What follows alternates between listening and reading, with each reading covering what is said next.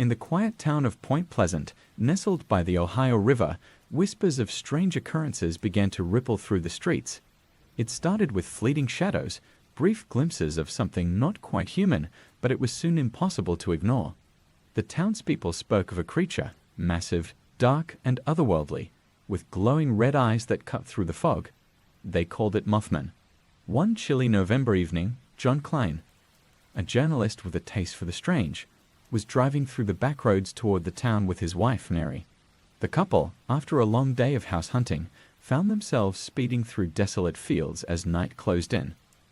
The headlights of their car illuminated the winding road ahead when suddenly something darted in front of them. John swerved, narrowly avoiding it, and the car skidded to a halt. Both shaken, they looked around but saw nothing. That is until Mary gasped. Across the field, perched on an abandoned silo, a figure stood motionless. It was tall, unnaturally tall, with enormous wings folded behind it. Its glowing red eyes burned in the distance, locking onto their car with an unblinking stare. John's heart raced as he turned to his wife, only to find her clutching her temples in pain. Without warning, Mary let out a sharp scream as if something unseen had invaded her mind. 2 days later, Mary fell mysteriously ill. Doctors were baffled, as there was no apparent cause. She passed away within the month, leaving John devastated and with no answers. But there was something else, something terrifying. In her final moments, Mary spoke of a man, or rather, a creature, that had visited her in her dreams. She described it in vivid detail. The same figure they had seen that night, with the piercing red eyes. Grief-stricken and haunted by his wife's final words, John couldn't let it go. He needed answers. As he delved deeper into Point Pleasant's history, he discovered that the creature had been seen by many, always before something terrible happened. It wasn't just an apparition, it was a warning. The sightings of Mothman became more frequent. Locals reported seeing the creature hovering above buildings, standing in the middle of roads, or even lurking in their backyards. But more disturbing were the dreams. People claimed that the Mothman spoke to them, not in words, but in visions of destruction, of bridges collapsing, of death. It wasn't long before John began having these dreams too, dreams of catastrophe. One night, John awoke in a cold sweat, the image of a crumbling bridge fresh in his mind. He knew the bridge. It was the silver bridge that connected Point Pleasant to the other side of the river. The vision was so vivid, the screams so real, that he felt compelled to act. Something was going to happen, and soon. Desperate, John tried to warn the authorities, but they brushed him off, calling him paranoid and grief-stricken. His warnings fell on deaf ears, even as more and more people reported seeing Mothman, its glowing eyes haunting the town like an omen. The creature seemed to be everywhere, a silent herald of doom. And then, on December 15th, 1967, it happened. The Silver Bridge, crowded with rush-hour traffic, collapsed into the icy waters below. 46 people lost their lives as cars and trucks plunged into the river. The town was thrown into chaos, and among the survivors, many spoke of having seen the Mothman on the bridge just before the collapse. John stood at the edge of the river, watching the rescue efforts, knowing that what had happened wasn't an accident. The visions, the sightings, it had all been leading to this. The Mothman wasn't just a creature of nightmares. It was a harbinger, a messenger of some unknown force, warning them of impending disaster. But why? And more importantly, why had no one listened? As the days passed, the sightings of the Mothman dwindled, and eventually it vanished altogether, leaving the town with its grief and unanswered questions. John, haunted by the tragedy, returned to his home, but his life would never be the same. The creature still appeared to him in dreams, not as a warning this time, but as a reminder. A reminder that some things are beyond human understanding, that there are forces at work in the world that defy explanation. Years later, John would write about the events in Point Pleasant, hoping to piece together the mystery that had consumed his life. But even as he put pen to paper, he knew that the truth would remain elusive. The Mothman had come and gone, leaving only destruction in its wake. And somewhere in the shadows it waits, watching, waiting, and perhaps, one day, returning. John Klein's life had become an echo of unanswered questions and sleepless nights. The collapse of the Silver Bridge was a scar not just on Point Pleasant, but on his very soul. Though years had passed since that terrible day, he couldn't shake the feeling that the Mothman was still watching him, lurking just out of sight in the corners of his mind. In his new home, far from the river that claimed so many lives, John thought he had left the nightmare behind. But the nightmares persisted. At first, they were fleeting. A glimpse of those glowing red eyes as he drifted off to sleep. Then they became more vivid. He would find himself standing on the edge of a cliff, or at the mouth of a tunnel, or in the middle of a crowded street, always staring at some looming disaster. Buildings would sway, roads would crumble, and the air would be filled with the deafening sound of rushing water, fire, or the screams of strangers. But it was always there, hovering on the edge of his vision, the Mothman, watching.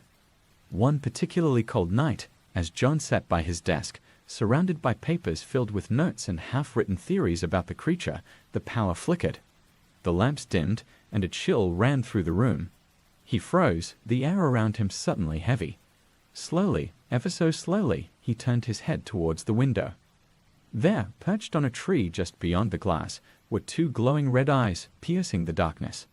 John's breath caught in his throat, but he couldn't move.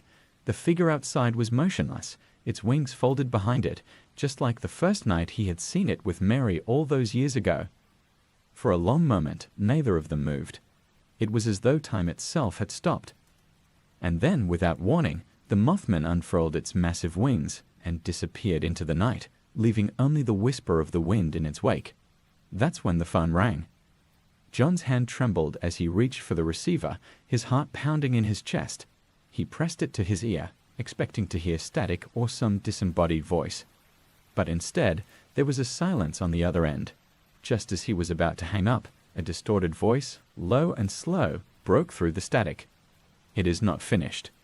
The words sent a chill down his spine, and before he could respond, the line went dead. The next few days were a blur of paranoia and mounting dread. Every creak in the house, every gust of wind outside, made John feel like he was being watched.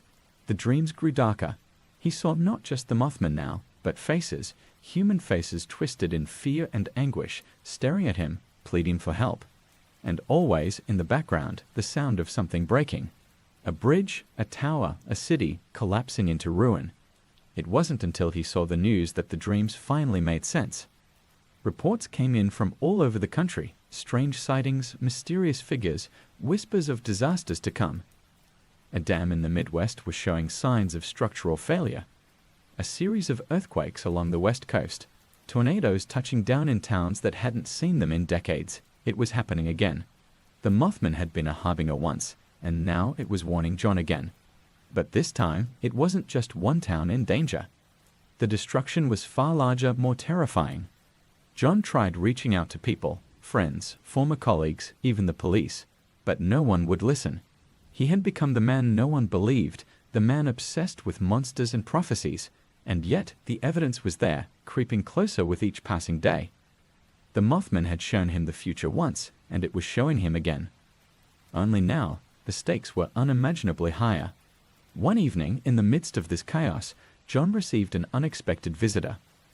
A woman, her face pale and eyes wide with fear, stood at his door.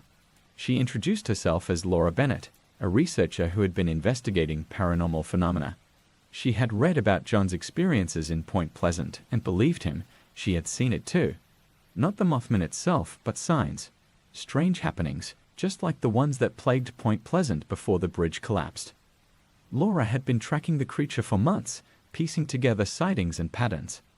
According to her research, the Mothman had been appearing in towns and cities all across the country, always before some kind of disaster.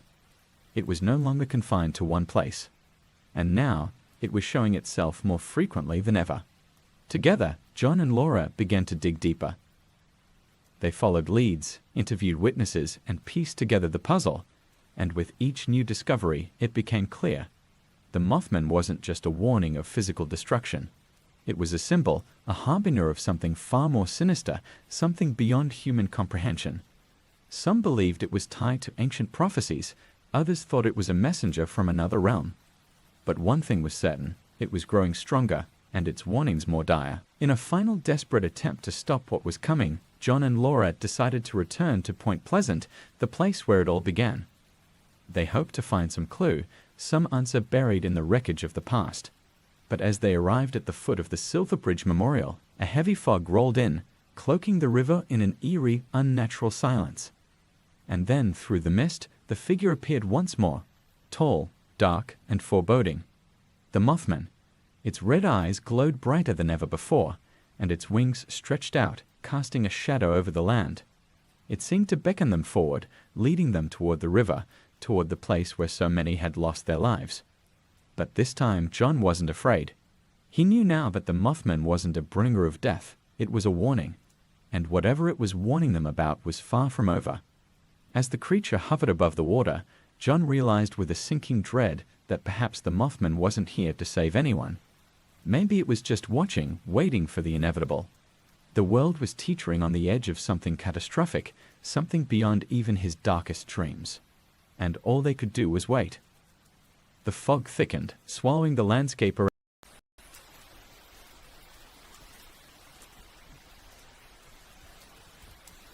In the quiet town of Point Pleasant, nestled by the Ohio River, whispers of strange occurrences began to ripple through the streets. It started with fleeting shadows, brief glimpses of something not quite human, but it was soon impossible to ignore. The townspeople spoke of a creature, massive, dark, and otherworldly, with glowing red eyes that cut through the fog. They called it Mothman. One chilly November evening, John Klein, a journalist with a taste for the strange, was driving through the back roads toward the town with his wife, Mary. The couple, after a long day of house hunting, found themselves speeding through desolate fields as night closed in. The headlights of their car illuminated the winding road ahead when suddenly something darted in front of them. John swerved, narrowly avoiding it, and the car skidded to a halt. Both shaken, they looked around but saw nothing. That is until Mary gasped. Across the field, perched on an abandoned silo, a figure stood motionless. It was tall, unnaturally tall, with enormous wings folded behind it. Its glowing red eyes burned in the distance, locking onto their car with an unblinking stare. John's heart raced as he turned to his wife, only to find her clutching her temples in pain. Without warning, Mary let out a sharp scream as if something unseen had invaded her mind. 2 days later, Mary fell mysteriously ill. Doctors were baffled, as there was no apparent cause. She passed away within the month, leaving John devastated and with no answers. But there was something else, something terrifying. In her final moments, Mary spoke of a man, or rather, a creature, that had visited her in her dreams. She described it in vivid detail. The same figure they had seen that night, with the piercing red eyes. Grief-stricken and haunted by his wife's final words, John couldn't let it go. He needed answers. As he delved deeper into Point Pleasant's history, he discovered that the creature had been seen by many, always before something terrible happened. It wasn't just an apparition, it was a warning. The sightings of Mothman became more frequent. Locals reported seeing the creature hovering above buildings, standing in the middle of roads, or even lurking in their backyards. But more disturbing were the dreams. People claimed that the Mothman spoke to them, not in words, but in visions of destruction, of bridges collapsing, of death. It wasn't long before John began having these dreams too, dreams of catastrophe. One night, John awoke in a cold sweat, the image of a crumbling bridge fresh in his mind. He knew the bridge. It was the silver bridge that connected Point Pleasant to the other side of the river. The vision was so vivid, the screams so real, that he felt compelled to act. Something was going to happen, and soon. Desperate, John tried to warn the authorities, but they brushed him off, calling him paranoid and grief-stricken. His warnings fell on deaf ears, even as more and more people reported seeing Mothman, its glowing eyes haunting the town like an omen. The creature seemed to be everywhere, a silent herald of doom. And then, on December 15th, 1967, it happened. The Silver Bridge, crowded with rush-hour traffic, collapsed into the icy waters below. 46 people lost their lives as cars and trucks plunged into the river. The town was thrown into chaos, and among the survivors, many spoke of having seen the Mothman on the bridge just before the collapse. John stood at the edge of the river, watching the rescue efforts, knowing that what had happened wasn't an accident. The visions, the sightings, it had all been leading to this. The Mothman wasn't just a creature of nightmares. It was a harbinger, a messenger of some unknown force, warning them of impending disaster. But why? And more importantly, why had no one listened? As the days passed, the sightings of the Mothman dwindled, and eventually it vanished altogether, leaving the town with its grief and unanswered questions. John, haunted by the tragedy, returned to his home, but his life would never be the same. The creature still appeared to him in dreams, not as a warning this time, but as a reminder. A reminder that some things are beyond human understanding, that there are forces at work in the world that defy explanation. Years later, John would write about the events in Point Pleasant, hoping to piece together the mystery that had consumed his life.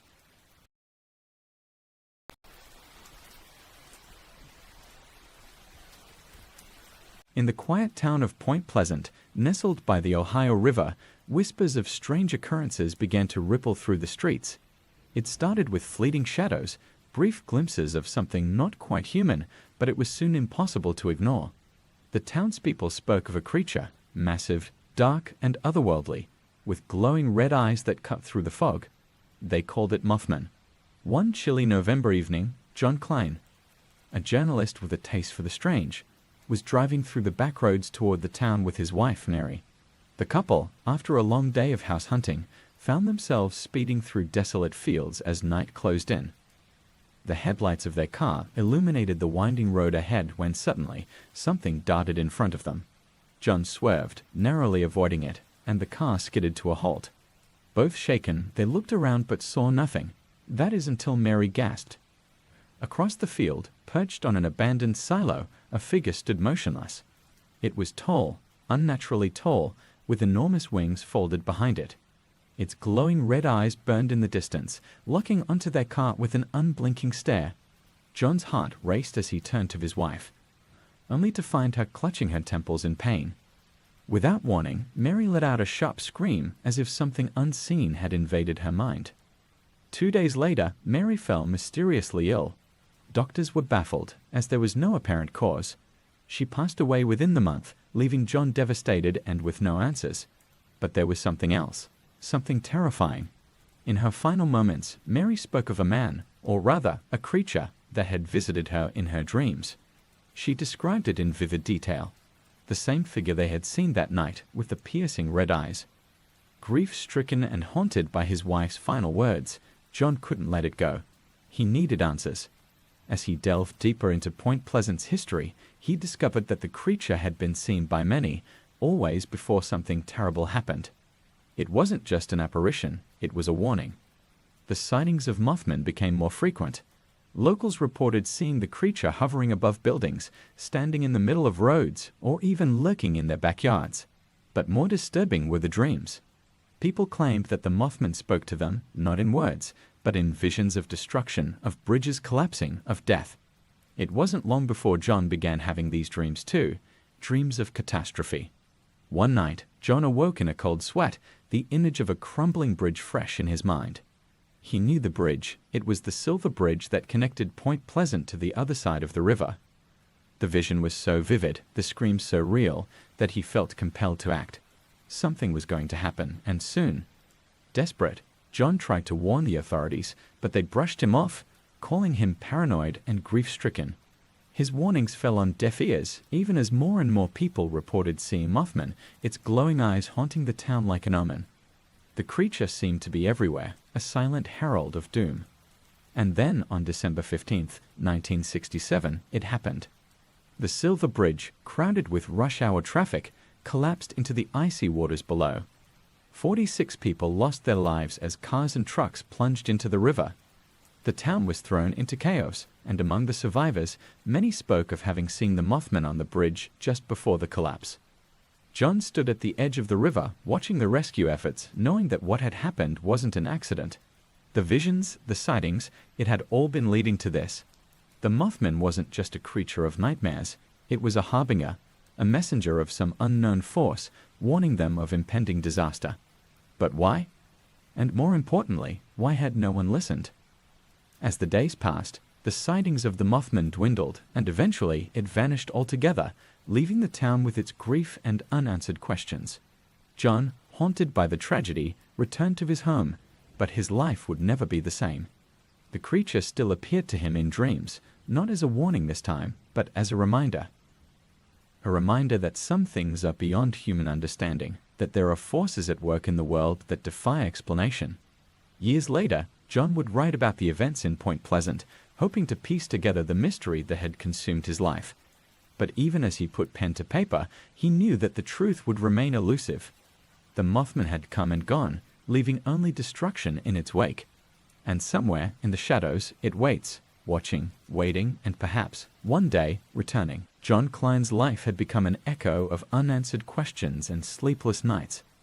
The collapse of the Silver Bridge was a scar not just on Point Pleasant, but on his very soul. Though years had passed since that terrible day, he couldn't shake the feeling that the Mothman was still watching him, lurking just out of sight in the corners of his mind. In his new home, far from the river that claimed so many lives, John thought he had left the nightmare behind. But the nightmares persisted. At first, they were fleeting. A glimpse of those glowing red eyes as he drifted off to sleep. Then they became more vivid. He would find himself standing on the edge of a cliff, or at the mouth of a tunnel, or in the middle of a crowded street, always staring at some looming disaster. Buildings would sway, roads would crumble, and the air would be filled with the deafening sound of rushing water, fire, or the screams of strangers. But it was always there, hovering on the edge of his vision, the Mothman, watching. One particularly cold night, as John sat by his desk, surrounded by papers filled with notes and half-written theories about the creature, the power flickered. The lamps dimmed, and a chill ran through the room. He froze, the air around him suddenly heavy. Slowly, ever so slowly, he turned his head towards the window. There, perched on a tree just beyond the glass, were two glowing red eyes, piercing the darkness. John's breath caught in his throat, but he couldn't move. The figure outside was motionless, its wings folded behind it, just like the first night he had seen it with Mary all those years ago. For a long moment, neither of them moved. It was as though time itself had stopped. And then, without warning, the Mothman unfurled its massive wings and disappeared into the night, leaving only the whisper of the wind in its wake. That's when the phone rang.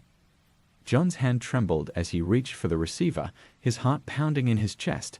He pressed it to his ear, expecting to hear static or some disembodied voice. But instead, there was a silence on the other end. Just as he was about to hang up, a distorted voice, low and slow, broke through the static. "It is not finished." The words sent a chill down his spine, and before he could respond, the line went dead. The next few days were a blur of paranoia and mounting dread.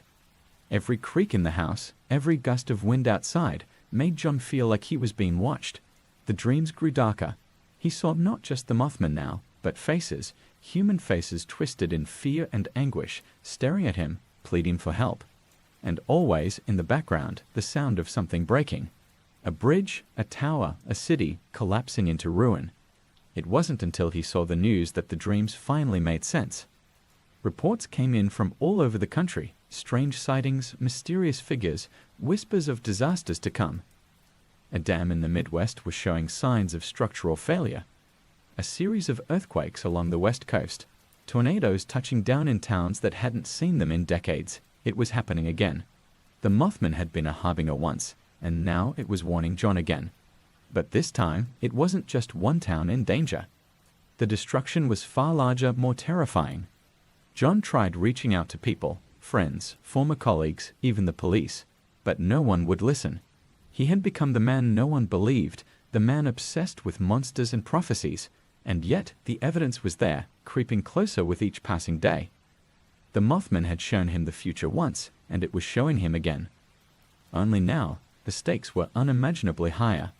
One evening, in the midst of this chaos, John received an unexpected visitor. A woman, her face pale and eyes wide with fear, stood at his door. She introduced herself as Laura Bennett, a researcher who had been investigating paranormal phenomena. She had read about John's experiences in Point Pleasant and believed him. She had seen it too. Not the Mothman itself, but signs. Strange happenings, just like the ones that plagued Point Pleasant before the bridge collapsed. Laura had been tracking the creature for months, piecing together sightings and patterns. According to her research, the Mothman had been appearing in towns and cities all across the country, always before some kind of disaster. It was no longer confined to one place. And now, it was showing itself more frequently than ever. Together, John and Laura began to dig deeper. They followed leads, interviewed witnesses, and pieced together the puzzle. And with each new discovery, it became clear. The Mothman wasn't just a warning of physical destruction. It was a symbol, a harbinger of something far more sinister, something beyond human comprehension. Some believed it was tied to ancient prophecies, others thought it was a messenger from another realm. But one thing was certain, it was growing stronger, and its warnings more dire. In a final desperate attempt to stop what was coming, John and Laura decided to return to Point Pleasant, the place where it all began. They hoped to find some clue, some answer buried in the wreckage of the past. But as they arrived at the foot of the Silver Bridge Memorial, a heavy fog rolled in, cloaking the river in an eerie, unnatural silence. And then, through the mist, the figure appeared once more, tall, dark, and foreboding. The Mothman. Its red eyes glowed brighter than ever before, and its wings stretched out, casting a shadow over the land. It seemed to beckon them forward, leading them toward the river, toward the place where so many had lost their lives. But this time John wasn't afraid. He knew now that the Mothman wasn't a bringer of death, it was a warning, and whatever it was warning them about was far from over. As the creature hovered above the water, John realized with a sinking dread that perhaps the Mothman wasn't here to save anyone. Maybe it was just watching, waiting for the inevitable. The world was teetering on the edge of something catastrophic, something beyond even his darkest dreams. And all they could do was wait. The fog thickened, swallowing the landscape around John and Laura until they could barely see each other. The air felt oppressive, charged with an energy that made their skin tingle. The figure of the Mothman loomed ahead, unmoving, its wings spreading out like the night itself. John's voice trembled as he turned to Laura.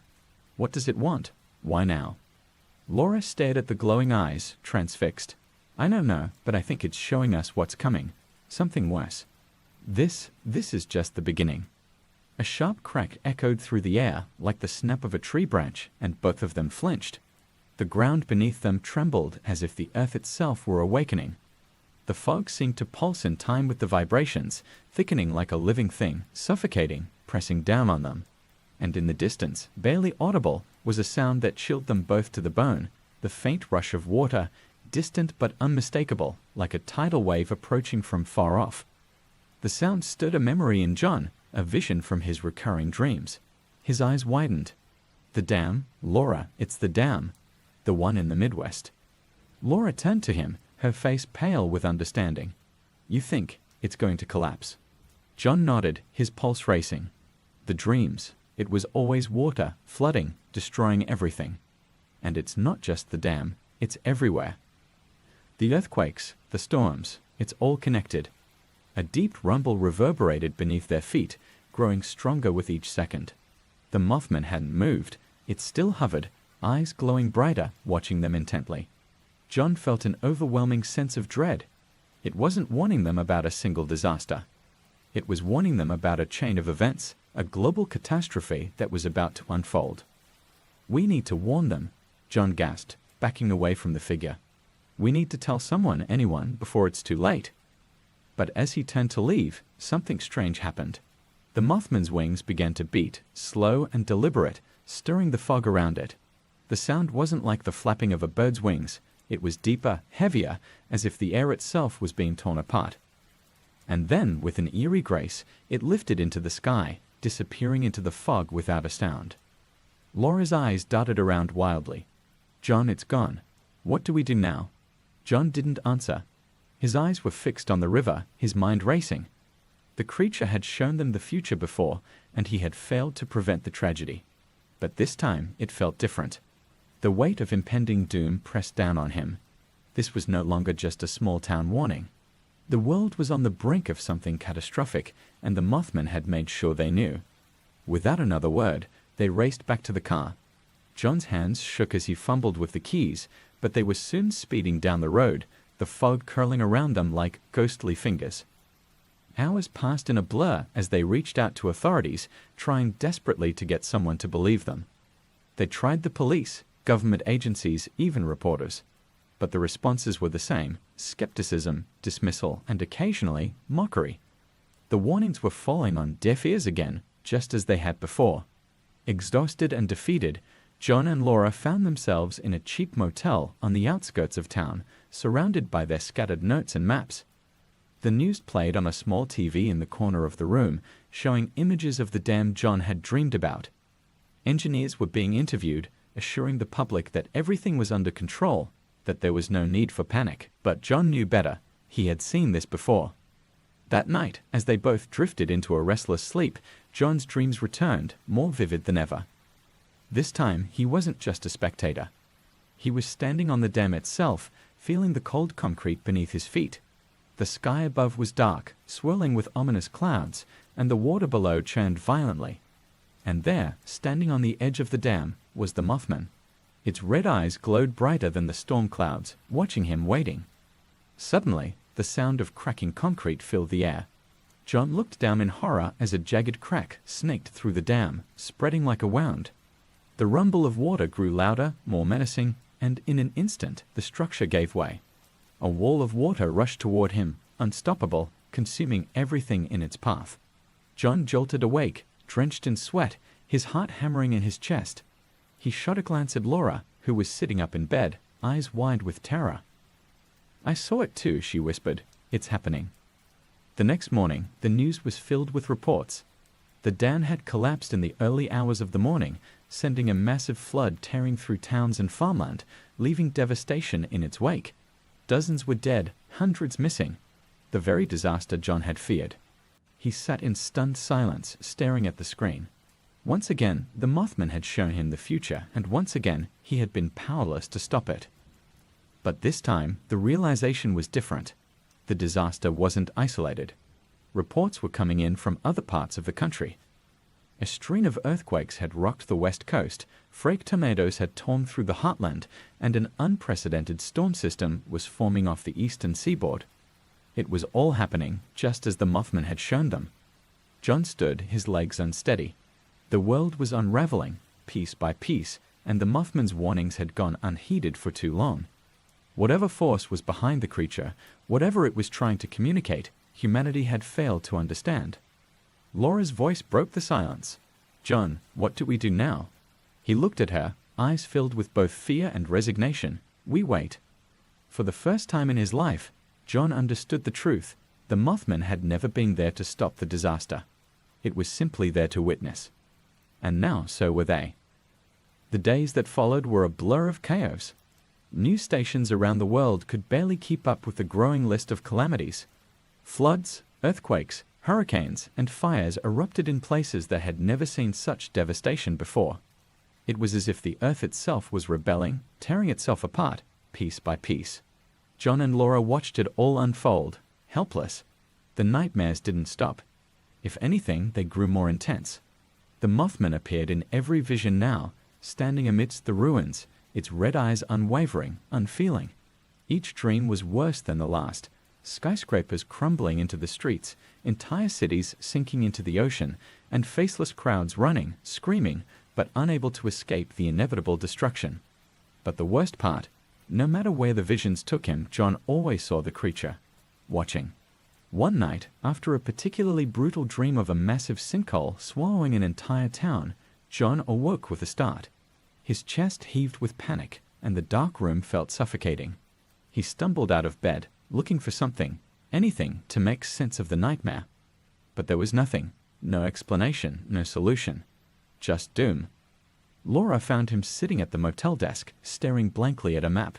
She could see the exhaustion in his eyes, the weight of everything they'd seen, and the crushing reality that they were powerless to stop it. "John," she said softly, placing a hand on his shoulder, "we can't just sit here. We need to do something." He didn't look up. "Do what, Laura?" "We've tried everything. No one will listen." "They never do." "We can warn people. Maybe not the authorities, but someone. We can go to the places you've seen in your dreams. Tell them what's coming." John's hand trembled as he traced a line across the map. "And what if it's too late? What if no matter how hard we try, the Mothman isn't showing us these things to stop them, but just to make us witness it all?" Laura's grip tightened. "I refuse to believe that. There has to be a reason we're seeing this. There has to be a way to save someone." John finally lifted his eyes to meet hers. They were filled with a hollow kind of acceptance, the kind that comes after years of fighting an invisible enemy. Maybe saving someone isn't the point, Laura. Maybe we were chosen just to know. Laura recoiled at the thought. No, there has to be more than that. We can't just be spectators to the end of the world. But deep down, John wasn't so sure anymore. He remembered Mary, her final words about the creature, her illness, her death. He thought about Point Pleasant, about the Silver Bridge, and the countless lives lost despite the warnings. The creature had never spoken, never directly intervened. It only observed, watched, and now it was showing them, him, what was coming next. 2 days later, the sinkhole from John's dream became a reality. A town in Pennsylvania vanished into the earth, just as he had seen it. The media scrambled for explanations, natural gas leaks, unstable bedrock, but John and Laura knew the truth. The visions had foretold it, and still the world refused to listen. The pattern continued. Each disaster played out just as John had dreamed, as if the future had already been written and there was no escaping it. People were dying, and the Mothman, silent and monstrous, hovered above the carnage, watching it all unfold. One night, after a particularly violent dream of a storm leveling the East Coast, John awoke to a new sensation. It wasn't fear, exactly, but a feeling of finality. He sat up in bed, staring out the window at the darkened sky, knowing deep in his bones that something had shifted. He knew what was coming. "Laura," he whispered, shaking her gently awake. "It's time." She blinked at him, confused and bleary-eyed. "What do you mean?" "I saw it. The final vision. The last one." Her heart skipped a beat. "What did you see?" John swallowed hard. It wasn't just a town or a city, it was everything. Everything was collapsing. The earth, the sky, the seas. It's the end, Laura. There's no stopping it." Laura stared at him in horror, the weight of his words sinking in. "How much time do we have?" John closed his eyes. The image of the Mothman's unblinking red eyes still burned into his mind. Not much. A few days, maybe. They spent the next morning in a haze of panic and desperation. There was no use trying to warn the world. At this point, it was far too late. Instead, they focused on preparing themselves, accepting the inevitable. It was a cruel fate, knowing the end was near and being powerless to stop it. That evening, as the sky turned a strange, unnatural shade of crimson, the air became heavy with a sense of finality. The birds had gone silent. The wind had stilled. The world itself seemed to be holding its breath. John and Laura stood on a hill overlooking the town, watching the horizon with a quiet sense of dread. They knew it wouldn't be long now. The visions had been clear. And sure enough, as the last light of day faded into darkness, the ground beneath them began to tremble. And there, silhouetted against the blood-red sky, the Mothman appeared. It hovered above them, its wings spread wide, its glowing eyes fixated on the horizon. The rumbling grew louder, the earth buckling and groaning beneath their feet. The creature didn't move, didn't react. It simply watched.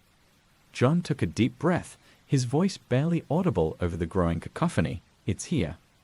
Laura's eyes were wide with terror, but she didn't scream. She simply grasped John's hand, squeezing it tightly, as the world around them began to fall apart. Buildings in the distance crumbled to dust, the earth split open in jagged lines, and the sky above twisted into a violent storm of fire and lightning. And still the Mothman remained. The end was inevitable now. John could feel it in his bones, in his very soul. He turned to Laura, his eyes filled with sorrow and resignation. "I'm sorry," he whispered. "I'm so sorry." But there was no time for apologies. The world was ending, and they had been chosen to bear witness. As the ground beneath them gave way and the sky above consumed them, John's final thought was of the Mothman and the terrible truth it had shown him. Some things cannot be stopped. Some things must simply be seen. And in that final, shattering moment, as the world crumbled into darkness, the Mothman's eyes remained, watching. Always watching. The darkness swallowed everything, a crushing silence following the destruction. Time seemed to stop as the world slipped away, and for a moment, John felt weightless, suspended in the void between life and death, between the end and whatever came after. But then, a flicker of something stood out in the blackness, faint at first, but growing brighter. Red. Pulsing. Unmistakable. The glowing eyes of the Mothman. John wasn't dead. Not yet. The world around him was gone, erased, obliterated, but somehow in this void he remained. He tried to move, to find some sense of where he was, but his body felt detached, like he was drifting in a vast, endless space. And then he heard it. A voice, soft at first, but clear. It wasn't Laura's voice or any human voice he had ever heard. It was cold, distant, yet undeniably real. You have seen. John's heart pounded in his chest, though he couldn't feel his body. The voice seemed to come from everywhere and nowhere all at once. He strained to locate the source, but there was only the darkness and those burning red eyes. "Who are you?" John's voice trembled, his question more a thought than spoken words. "I am what you have feared. I am what you have sought. The witness. The end." The Mothman's eyes glowed brighter, illuminating the void, revealing glimpses of a fractured reality around John. For fleeting moments he saw flashes, memories of the disasters, of the lives lost, of the moments leading up to this final cataclysm. And then he saw Laura. She was there, somewhere in the distance, though she too seemed suspended, frozen in the same in-between place. He reached out for her, but his hand passed through the void like smoke. "You are not meant to follow her. You are not meant to escape." John's mind raced. What does that mean? Why am I here? Why did you show me all of this? Why did you let this happen? The voice seemed to rumble with ancient knowledge, as if it had existed long before humanity, long before time itself. You misunderstand. The Mothman's presence seemed to grow, its wings spreading wide across the void. It was never a question of letting. It was always inevitable. You were not chosen to stop it. You were chosen to witness. Witness what? John's voice cracked with desperation. The end of everything. Why? Why me? The red eyes burned through him, penetrating his very soul. The silence stretched on, heavy and suffocating, before the voice returned, colder than before. Because someone must, and that someone is you. The truth hit John like a punch to the chest. He wasn't special. He wasn't destined to save the world or stop the disasters. He was a spectator, a passive observer of humanity's demise. The Mothman, whatever it was, wasn't a savior or a destroyer. It was something far worse. It was the eternal watcher, the one who bore witness to the collapse of worlds, over and over again. John's voice shook with rage and sorrow. There must have been a way. We could have stopped it if we had known sooner. The red eyes blinked once, and the void trembled. There was no stopping what was set in motion, long before you. Long before your kind. You were given visions, yes, but the visions were not gifts. They were not warnings. They were reminders. John's heart sank. Reminders of what? That nothing lasts. That all things end. The same way they have before. The same way they will again. John couldn't accept it. The enormity of it, the sheer, hopeless finality. He had spent so much time believing that the visions were a chance to prevent disaster, that the Mothman was a harbinger of warning, a chance to save what was left. But now he realized the truth. The creature didn't care about saving anyone. It didn't care about humanity at all. It was simply there to watch the inevitable destruction unfold. The void seemed to pulse around him, distorting and reshaping. John felt himself being pulled deeper into the darkness, further away from Laura, from the world he had known. The Mothman's glowing eyes began to fade, but its voice lingered, cold and final. You are part of the cycle now, John Klein. You have witnessed the end, and you will witness it again. And again. No, John whispered, though he knew it was useless. Please no. But the voice was merciless, unrelenting. All ends, and so it begins once more. With that, the darkness consumed him completely. John awoke with a start, gasping for air, his heart pounding in his chest. The world around him was familiar, too familiar. He was in his car, driving down a dark road. Next to him, Mary sat, smiling, flipping through a brochure for a new house. The soft hum of the engine, the radio playing faintly, the winding road illuminated by the headlights. It was the night it all began. John's hands clenched the steering wheel, trembling. His mind raced, trying to make sense of it. How was he here? Was it a dream? A nightmare? John, you okay? Mary's voice was soft, gentle, just as he remembered. But before he could respond, before he could make sense of it all, A shadow darted across the road. John's heart leaped into his throat, and he slammed on the brakes, the car skidding to a halt. Mary gasped, gripping the armrest. What was that? John's breath caught in his throat. He knew what it was. His eyes darted to the side of the road, where it stood just as before. Tall, dark, wings folded behind it, and those terrible, glowing red eyes. The Mothman. The cycle had begun again. The world was doomed to repeat its fate, over and over, with John trapped inside it, forever watching the end, unable to stop it. And as the creature stared back at him, John realized with a sinking horror that this was his eternity. To witness, to remember, to suffer. The Mothman spread its wings and vanished into the night, leaving John alone in the silence of the road, knowing all too well that the nightmare had only just begun. And somewhere, far beyond the reach of time, the Mothman watched, waiting for the world to fall apart once more. John sat in the car, gripping the steering wheel with white knuckles, staring into the empty darkness where the Mothman had vanished. The world outside was silent, but inside, his mind was a storm of disbelief and terror. He turned to Mary, his heart pounding, expecting to see her face, her confused, worried expression, as it had been that fateful night. But she was already gone. The seat beside him was empty, and the car's engine hummed softly in the still night. The road stretched ahead, the same endless stretch of asphalt he'd driven countless times in his memories. He glanced at his hands on the wheel, willing himself to wake up from this nightmare, but the reality pressed in around him, heavy and suffocating. He was trapped. The headlights flickered once, twice, then dimmed, plunging the road into near-total darkness.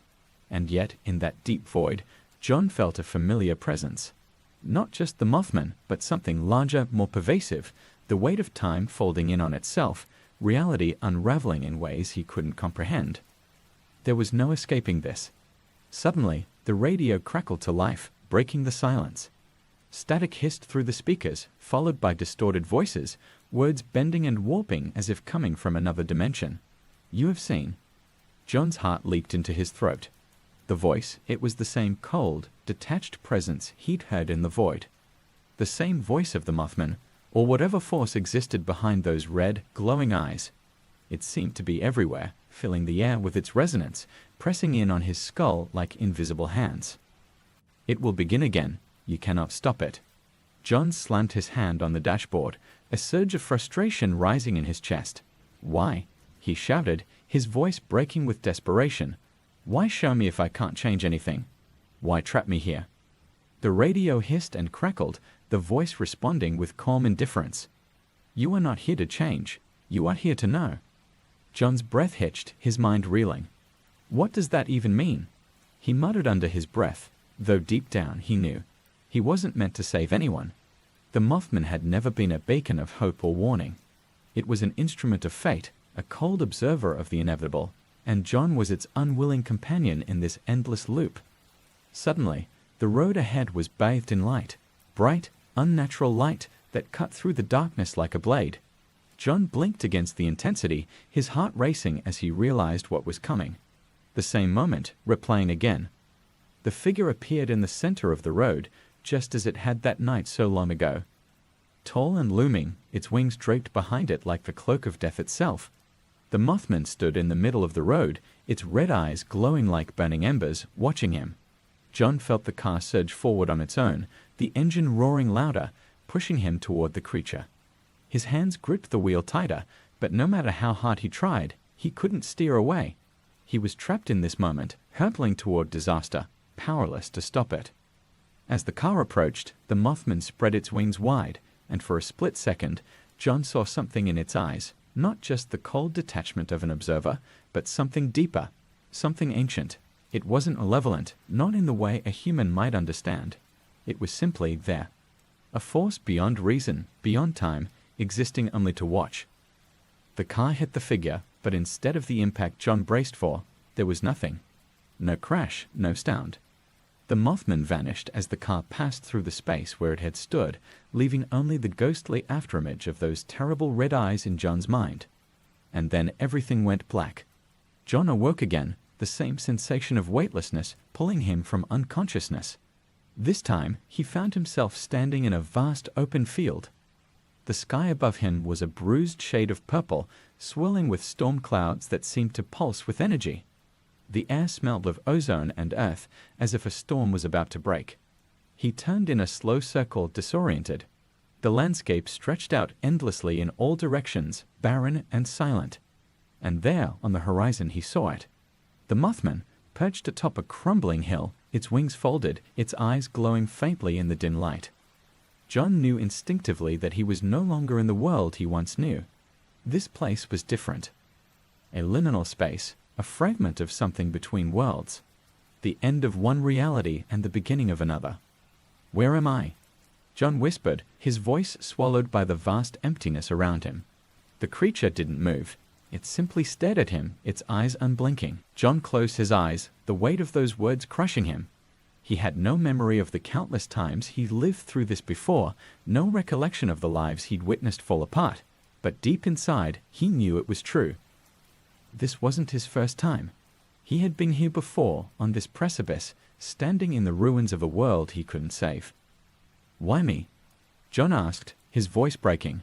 "Why choose me to witness all of this?" The air seemed to shift, and for the first time, the Mothman moved. It unfolded its wings and lifted into the air, gliding silently toward him. As it hovered above him, its eyes locked onto his, and John felt something pass between them, an understanding cold and infinite. Because someone must. And then, in an instant, the creature was gone, vanishing into the stormy sky, leaving John alone in the endless field, with only the knowledge of what was to come. The cycle had begun again. And John Klein, the eternal witness, would watch it all. Again and again. Forever. John remained on his knees in the barren field, the sky swirling with tempestuous clouds overhead. His body felt heavy, as if the knowledge of his fate was crushing him from the inside out. The Mothman was gone, its presence a fading echo in the air, but its words lingered, because someone must. The weight of those words settled deep into his bones.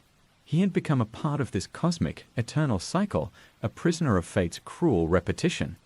There was no escape, no salvation, no purpose beyond witnessing the inevitable destruction over and over again. But as he sat there in the field, another thought began to creep into his mind. If this cycle was endless, if he had lived it countless times before, what if? What if there was something he hadn't yet realized? What if there was something he had overlooked in all these repetitions? With a surge of determination, John rose to his feet.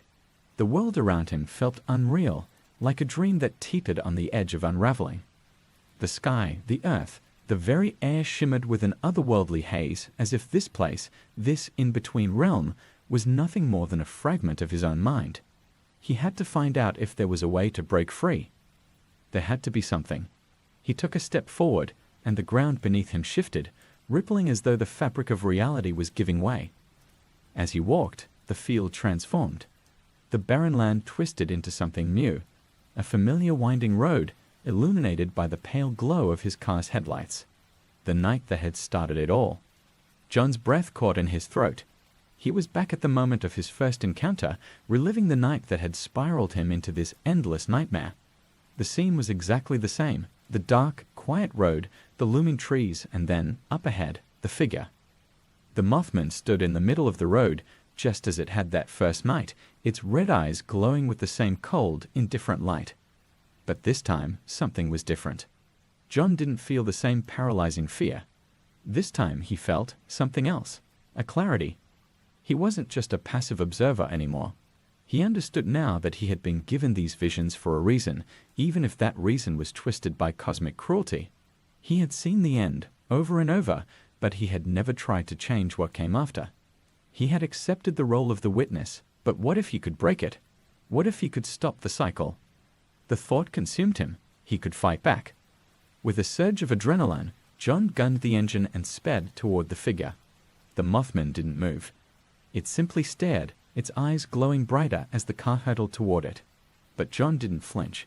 He kept his eyes locked on the creature, willing himself not to blink, not to hesitate. If this was the moment it all began, maybe, just maybe, this was where he could end it. The car slammed into the figure, but there was no impact, no collision, no sound. Just nothing. The car passed through the Mothman as if it were nothing more than a shadow. A trick of the light. John slammed on the brakes, skidding to a halt in the middle of the road, his breath coming in ragged gasps. He turned around, expecting to see the creature behind him. But the road was empty. The air was still, the night was quiet. And John was alone. For a long moment, he sat there in silence, his hands gripping the steering wheel, his mind racing. What had just happened? Had he missed his chance? Or was this all part of the loop, another step in the endless cycle? Then, out of the corner of his eye, he saw it, not the Mothman, but a figure, standing at the edge of the trees. He squinted, trying to make it out in the darkness. It was Mary. John's heart lurched in his chest. He threw open the car door and stumbled out, his legs trembling as he ran toward her. She was standing still, her face calm, her eyes filled with a soft, knowing sadness. The closer John got, the more the world around him seemed to blur, the edges of reality fraying like an old, worn fabric. "Mary," he called, his voice cracking with desperation. "Mary, is it really you?" She didn't answer, but her expression was enough. She looked at him the way she had in those final days before her death, the same look of resigned understanding that had haunted him for so long. John stopped in his tracks, just a few feet away from her, the weight of the moment pressing down on him. "Is this real?" he asked, his voice barely above a whisper. "Are you?" Mary tilted her head slightly, her lips parting as if to speak, but the words never came. Instead, she lifted her hand, gesturing towards something behind him. John turned, his pulse quickening. And there, standing at the far end of the road, was the Mothman, its red eyes glowing brighter than ever before. But this time, something was different. The creature was no longer just watching. It was moving, slowly but deliberately, toward him. John turned back to Mary, but she was already fading, her form dissolving into the night like mist. His heart clenched with a mixture of sorrow and frustration. He had been so close to, what? Understanding? Escape? The Mothman loomed closer, its wings unfolding, casting long, ominous shadows across the road. But John didn't move. He stood his ground, staring into the creature's eyes, refusing to look away. And then something shifted. The ground beneath him trembled, the air around him thickening with an unseen force. The red glow of the Mothman's eyes intensified, filling John's vision until it was all he could see. The creature was no longer just a silent observer. It was speaking to him, not in words, but in feelings, in raw, overwhelming sensations. Time was folding in on itself again. John could feel it, the weight of countless lives, countless worlds collapsing in on this one moment. He was reliving the cycle, but this time there was no illusion of control. The Mothman wasn't just showing him the end. It was pulling him into it. John felt the ground give way beneath him, his body tumbling through the void, through the fabric of reality itself. The world around him shattered like glass, the pieces scattering into the dark, endless expanse. And all the while, those red eyes followed him, watching, waiting, drawing him deeper into the cycle. As the darkness closed in around him, John realized the terrible truth. He was never meant to stop the cycle. He was never meant to break free. He was always meant to become a part of it. The Mothman wasn't just an observer. It was a force, a manifestation of something far older, far more powerful than he could ever comprehend. And now, John was bound to it, caught in the eternal loop of destruction and rebirth, of witnessing and knowing. Forever.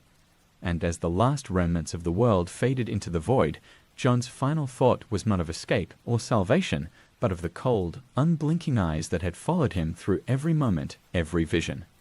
The Mothman watched. And now so would he. Forever. John's consciousness floated in the void, trapped in the endless darkness that stretched in every direction. Time ceased to have meaning. Seconds, minutes, hours, all were indistinguishable. He existed in the space between worlds, the void between cycles, a mere fragment of something larger, something unknowable. The Mothman's red eyes burned in the farthest corners of his awareness, always watching, always waiting. He could no longer feel his body, no longer sense the physical world, but he was still there, still aware. His mind twisted with the knowledge that this was it, the eternity that awaited him. There was no longer a question of escape, no illusion of breaking free from this nightmare. He was a part of it now, a piece of the cosmic mechanism that played out the end of worlds again and again. Then, without warning, the darkness rippled. John felt a sudden pull, like a great wave dragging him upward through the blackness. It wasn't gentle, but harsh, wrenching him from the void and thrusting him towards something new, or perhaps something old. The sensation of falling rushed back to him, his thoughts racing as he tried to brace himself for whatever came next. Light exploded around him, blinding, brilliant light. It burned at his senses, tearing through the black void, as if the fabric of existence itself was being torn apart. And then, with a jolt, he awoke. John was standing on the edge of a cliff, overlooking a city bathed in a twilight glow.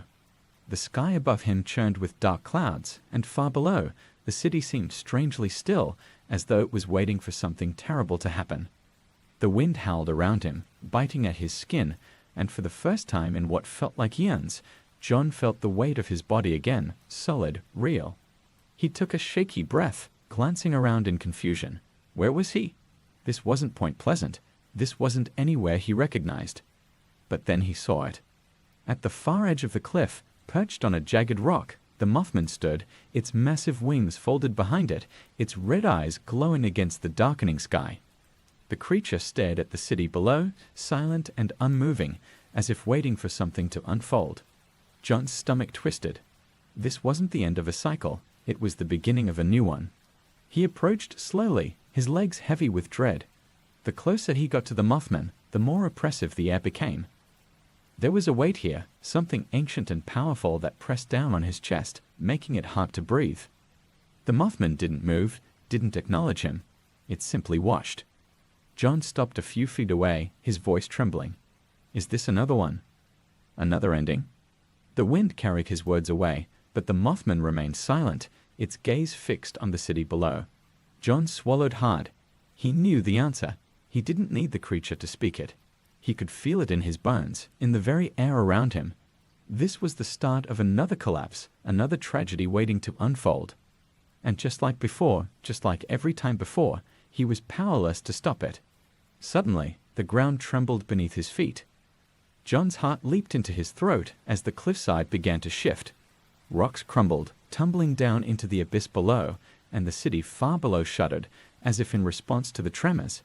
He stumbled backward, watching in horror as the earth itself seemed to convulse. A low rumble echoed through the air, growing louder, more violent. The sky darkened further, the clouds swirling with unnatural speed. The city below began to move, the buildings swaying, the streets cracking. John's breath came in ragged gasps. He knew what was coming. The disaster. Just as in every other cycle, the collapse was inevitable. John turned back to the Mothman, desperation clawing at him. Why? Why shown if I can't stop it? Why keep me here just to watch? The Mothman's wings twitched, a subtle shift that sent a ripple through the air. For the first time, its glowing red eyes turned toward him, locking onto his with an intensity that sent a chill down his spine. Because you are part of the story, the voice echoed in his mind, cold and unfeeling. You are not here to stop. You are here to witness, to understand. John recoiled, shaking his head. Understand what? That everything ends. That no matter what I do, people will die. That I can't save anyone. The rumbling grew louder, and below, the first building collapsed in on itself, crumbling like dust. Screams echoed up from the city, distant and hollow, but John couldn't tear his eyes away from the creature in front of him. The Mothman's voice filled his mind once more. You were not chosen to save. You were chosen to see. To know that in every ending there is a beginning. This is the cycle. The words echoed in John's head, but they brought no comfort, no revelation. It was the same twisted truth he had been forced to accept over and over again. He was condemned to this fate, doomed to watch the collapse of worlds, trapped in an endless loop of destruction and rebirth. As the city below continued to fall apart, John felt a bitter anger welling up inside him. He had been chosen for this, bound to it by forces he could never hope to understand. But why? Why him? Why couldn't he just be free? His fists clenched, and he took a step closer to the Mothman, his voice rising above the chaos. What if I refuse? What if I refuse to watch? The Mothman's eyes flickered, and the creature unfurled its wings, towering over him. You cannot refuse what is inevitable. You are bound to this as I am. You will witness, and you will remember. The sky cracked open with a deafening roar. and the city below was consumed by a wall of fire. John's heart pounded in his chest as the flames rose higher, engulfing everything in their path. The screams were unbearable now, filling the air with a chorus of agony. And yet, despite the horror, despite the chaos, John couldn't look away. He was part of this. He had been chosen to watch, to know, to bear witness to the end, again and again, no matter how much he wanted to fight it. The cycle would never break. The Mothman turned back to the destruction below, its wings spread wide as if embracing the inevitable. And John, despite his anger, despite his sorrow, did the only thing he could. He watched, and as the world crumbled around him, as the fires consumed everything, John understood the terrible truth. The Mothman wasn't just a harbinger of doom. It was a reflection of something far deeper, far older than the end of a single world. It was the eternal witness to the cycle of life and death, the end and the beginning. And now, so was he. Forever. The world burned.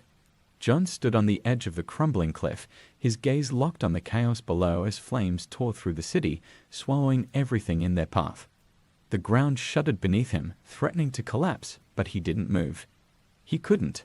The Mothman's presence weighed heavily on his mind, its dark wings stretched wide as it loomed over the destruction like an ancient sentinel. The screams, the smoke, the relentless roar of the world unraveling, it was all too familiar. But there was no fear in John now, only a deep, hollow acceptance. The Mothman had spoken the truth. He wasn't here to stop anything. He was here to witness, to be a part of the cycle, to watch everything fall apart only to be rebuilt again. This was his curse, his burden. But deep inside him, something still rebelled against it. There had to be more. There had to be something beyond this endless loop of endings. As the last of the city disappeared beneath a wave of flame and rubble, John's thoughts turned inward to the countless cycles he had endured, each one more terrible than the last. The faces of the people he had seen, the lives lost, the destruction he could never prevent. It all bled together like fragments of a forgotten dream. He had watched it all so many times that he had lost count, each world collapsing into another, each disaster leading to the next. But now, as he stood beside the Mothman on this cliff of oblivion, he couldn't shake the feeling that there was something more. Something the creature wasn't telling him. The cycle wasn't just about destruction. The Mothman had said there was a beginning in every end, but what was that beginning? What came after the collapse? What was he not seeing? John turned to the Mothman, its glowing red eyes fixed on the smoldering ruins below. He felt the same cold detachment radiating from it, the same indifferent power that had been with him since the first night he saw it. "Why me?" John asked, his voice a whisper carried away by the wind. "Why am I the one who has to watch all of this?" The Mothman didn't move, didn't respond at first. The air around them grew heavier, the sky darkening further as if the universe itself was holding its breath. And then, finally, the creature spoke, its voice echoing in John's mind like the tolling of a distant bell. "Because you are the witness, and the witness must always remember." John's frustration surged, and he stepped forward, closer to the creature, daring to meet its gaze. "Remember what? Every time it ends, it begins again. But what am I supposed to understand from this? What's the point of seeing it all fall apart if I can never change it?" The Mothman turned its eyes toward him, the glowing red orbs boring into his soul. "You misunderstand. It is not about change. It is about understanding the cycle." John's breath hitched. The cycle. He had heard those words before, over and over, but they had always sounded like a cruel joke, a meaningless trap designed to keep him locked in this nightmare. But now, standing in the ashes of yet another ruined world, the words took on a new meaning. "What happens after the end?" John asked, his voice shaking. "You've shown me the destruction, the collapse, the suffering. But what comes next? What's beyond this?" The Mothman's wings shifted, the massive dark appendages stretching out farther as the ground trembled beneath them. The creature tilted its head slightly, as if considering John's question for the first time.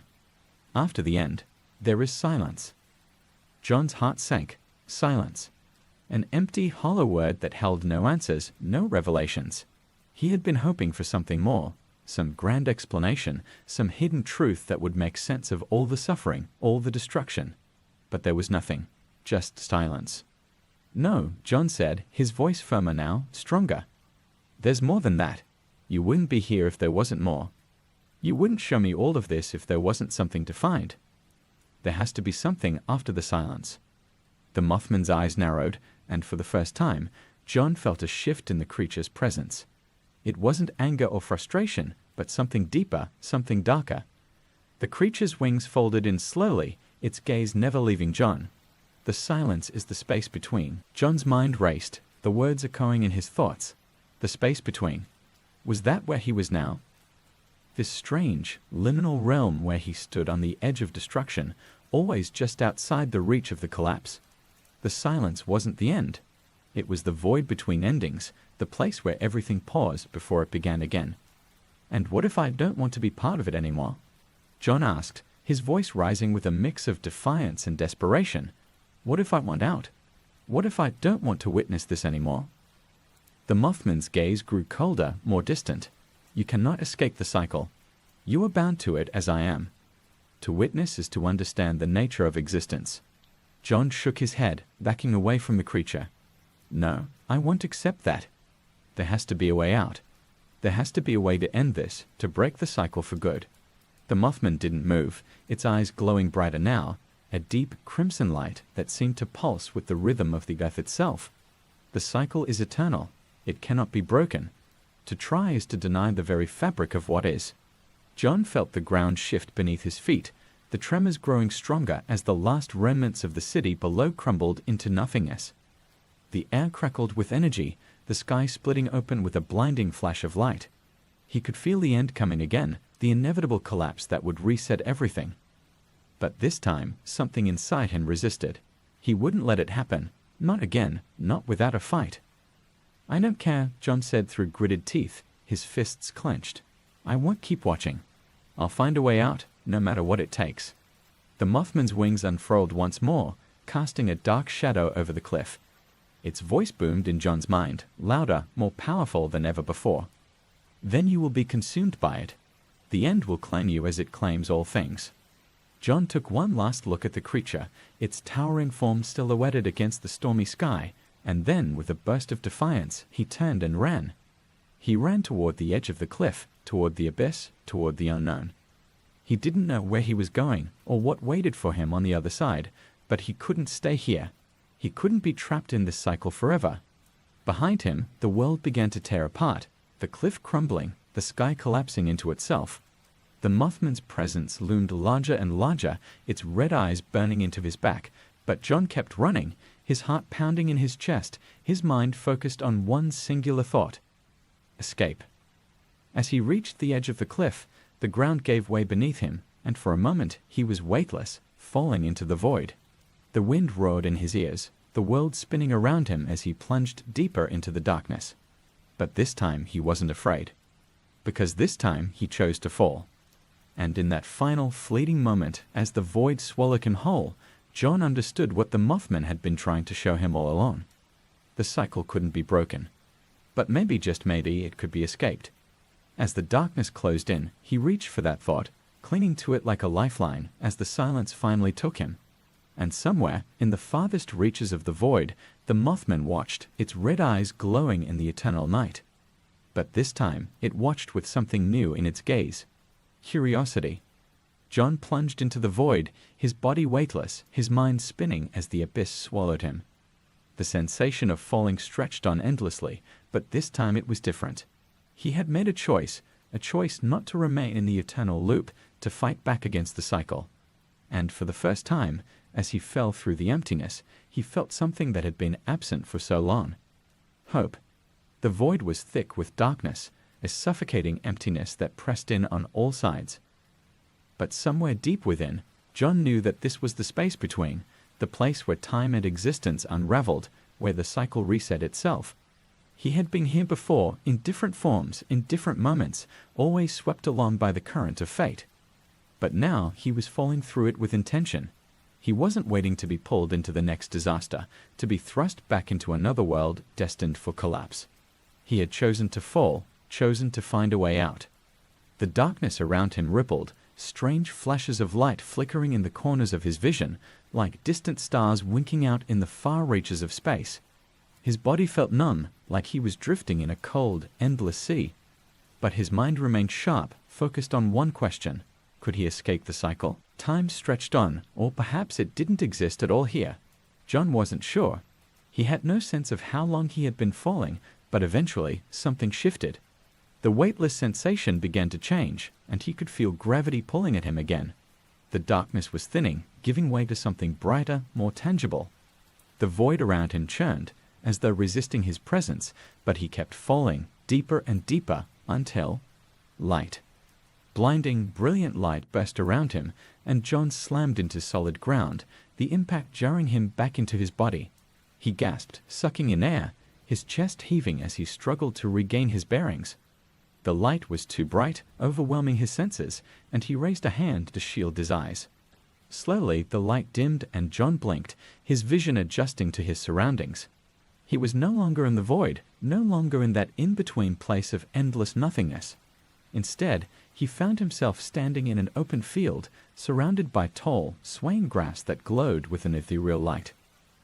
The sky above was a deep shade of blue, dotted with soft, shimmering stars. A gentle breeze brushed against his skin, and the air smelled sweet, like rain on fresh earth. John's heart pounded in his chest as he looked around, trying to make sense of what he was seeing.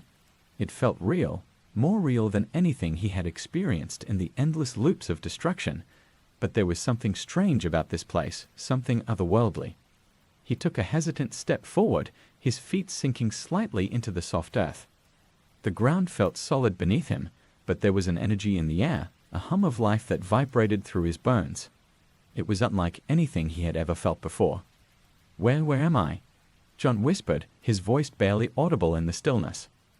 There was no answer, but the world around him seemed to pulse in response, as though it were alive, as though it were aware of his presence. He looked up at the sky, half expecting to see the Mothman's glowing red eyes staring down at him, but there was nothing, just the stars twinkling softly above. For a moment, John allowed himself to hope that he had escaped, that he had broken free from the cycle and found his way into something new, something untouched by the endless repetition of endings. But deep down, he knew it couldn't be that simple. And then, as if in answer to his thoughts, the air around him grew colder. John froze. The grass at his feet rustled as the wind picked up, and the once gentle breeze became sharp, biting. The sky darkened, the stars dimming, and a shadow passed over the land. His heart sank as he turned, knowing what he would see. On the horizon, silhouetted against the fading light, stood the Mothman. Its wings were spread wide, its towering form casting a long shadow across the field. The red glow of its eyes cut through the darkness, piercing and cold, locking onto John from a distance. John's breath hitched and his mind raced. How had it followed him? How was it here, in this place that felt so far removed from the cycles of destruction? He had fallen into the void, escaped the loop, so why was the Mothman still here? The creature remained still, its wings barely shifting in the wind, its gaze fixed on John as if waiting, as if watching to see what he would do next. A surge of anger rose in John's chest. He had fought so hard to break free, to escape the endless torment of witnessing the end over and over again. He had thrown himself into the abyss, risking everything to find a way out, and yet here it was, the same unfeeling, unmoving harbinger of doom. "No," John whispered, shaking his head. "Not again." The Mothman didn't move, didn't react. Its presence alone was enough to suffocate the hope that had briefly flared in John's chest. He could feel the weight of its gaze pressing down on him, the same oppressive force that had haunted him for what felt like lifetimes. But something inside him refused to surrender. John clenched his fists, his teeth grinding together.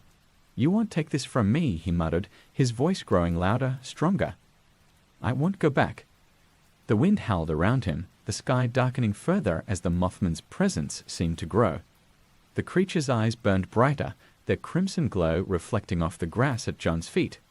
The field, once calm and serene, was now a battleground, the air charged with tension, with the unspoken knowledge that this was a pivotal moment. John took a step forward, his jaw set with determination. "I've seen enough. I've watched the end over and over. I'm done with it." For the first time, the Mothman moved. Its wings shifted, a slow, deliberate motion, and the ground beneath John trembled. The creature's eyes flickered, the light within them pulsing like a heartbeat. You cannot escape what you are. The voice echoed in John's mind, filling him with a cold certainty. The Mothman's gaze bore into him, its presence overwhelming, like the weight of the universe itself. But this time, John refused to back down. "No," he said, his voice steady. "I'm not just a witness. Not anymore." The Mothman's eyes flared, and the world around them seemed to shudder in response. The sky cracked with lightning, and the ground rippled beneath John's feet, but he stood firm, staring the creature down. "You showed me the end, over and over. But now I know the cycle only repeats because we let it." The Mothman tilted its head slightly, as if considering John's words. The wind howled louder, the darkness pressing in, but John didn't falter. He had made his choice. "I'm not letting it happen again," John said, his voice rising above the storm. "I'm not going to stand by and watch anymore. I'm going to change it." The Mothman's wings unfurled, a massive shadowy expanse that blotted out the sky. Its red eyes blazed with intensity, and the air crackled with power. John felt the ground tremble beneath him, the weight of the creature's presence almost unbearable. But in that moment, as the storm raged around them, John realized something. The Mothman wasn't just a harbinger of destruction. It was a test. It was the force that revealed the end, but it was also the force that offered the possibility of change for those who dared to defy it. With a final surge of resolve, John took another step forward, staring into the Mothman's burning eyes. "I'm not afraid anymore." And in that instant, something shifted. The world trembled, the sky split with blinding light, and John felt the ground give way beneath him once more. But this time, it wasn't a fall into darkness. It was a leap into the unknown. The cycle was breaking, and John was ready to face whatever came next.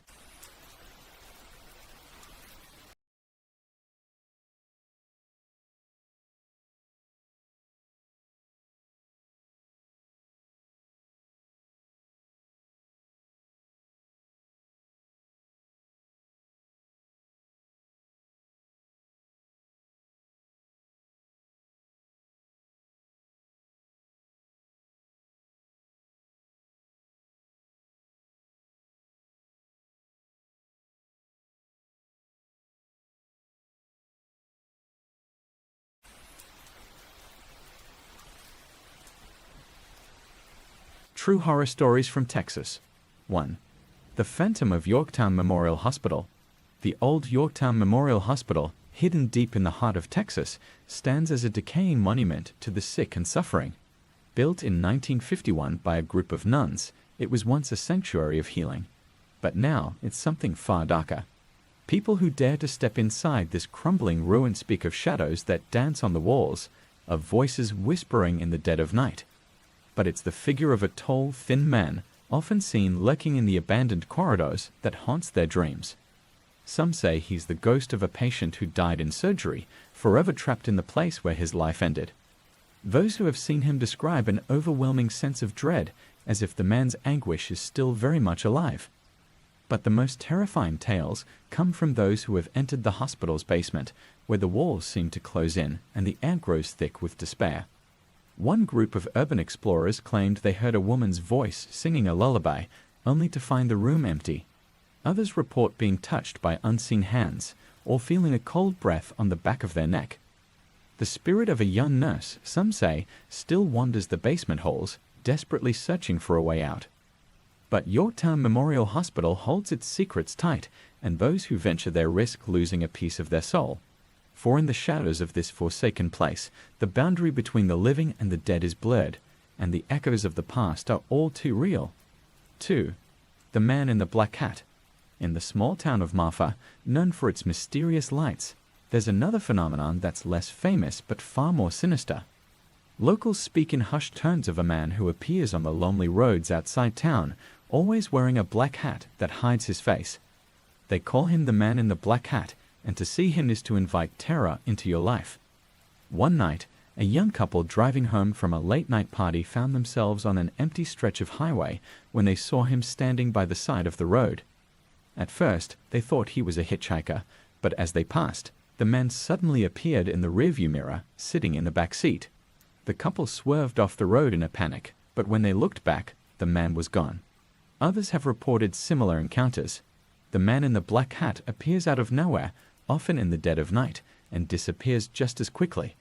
Some say he's a ghost, others believe he's something far worse, a harbinger of death, or perhaps even the devil himself. Those who've seen him are left with an unshakable feeling of dread, as if his gaze has marked them for something unspeakable. In Marfa, the locals warn visitors to stay off the roads after dark, for fear that they might encounter the man in the black hat.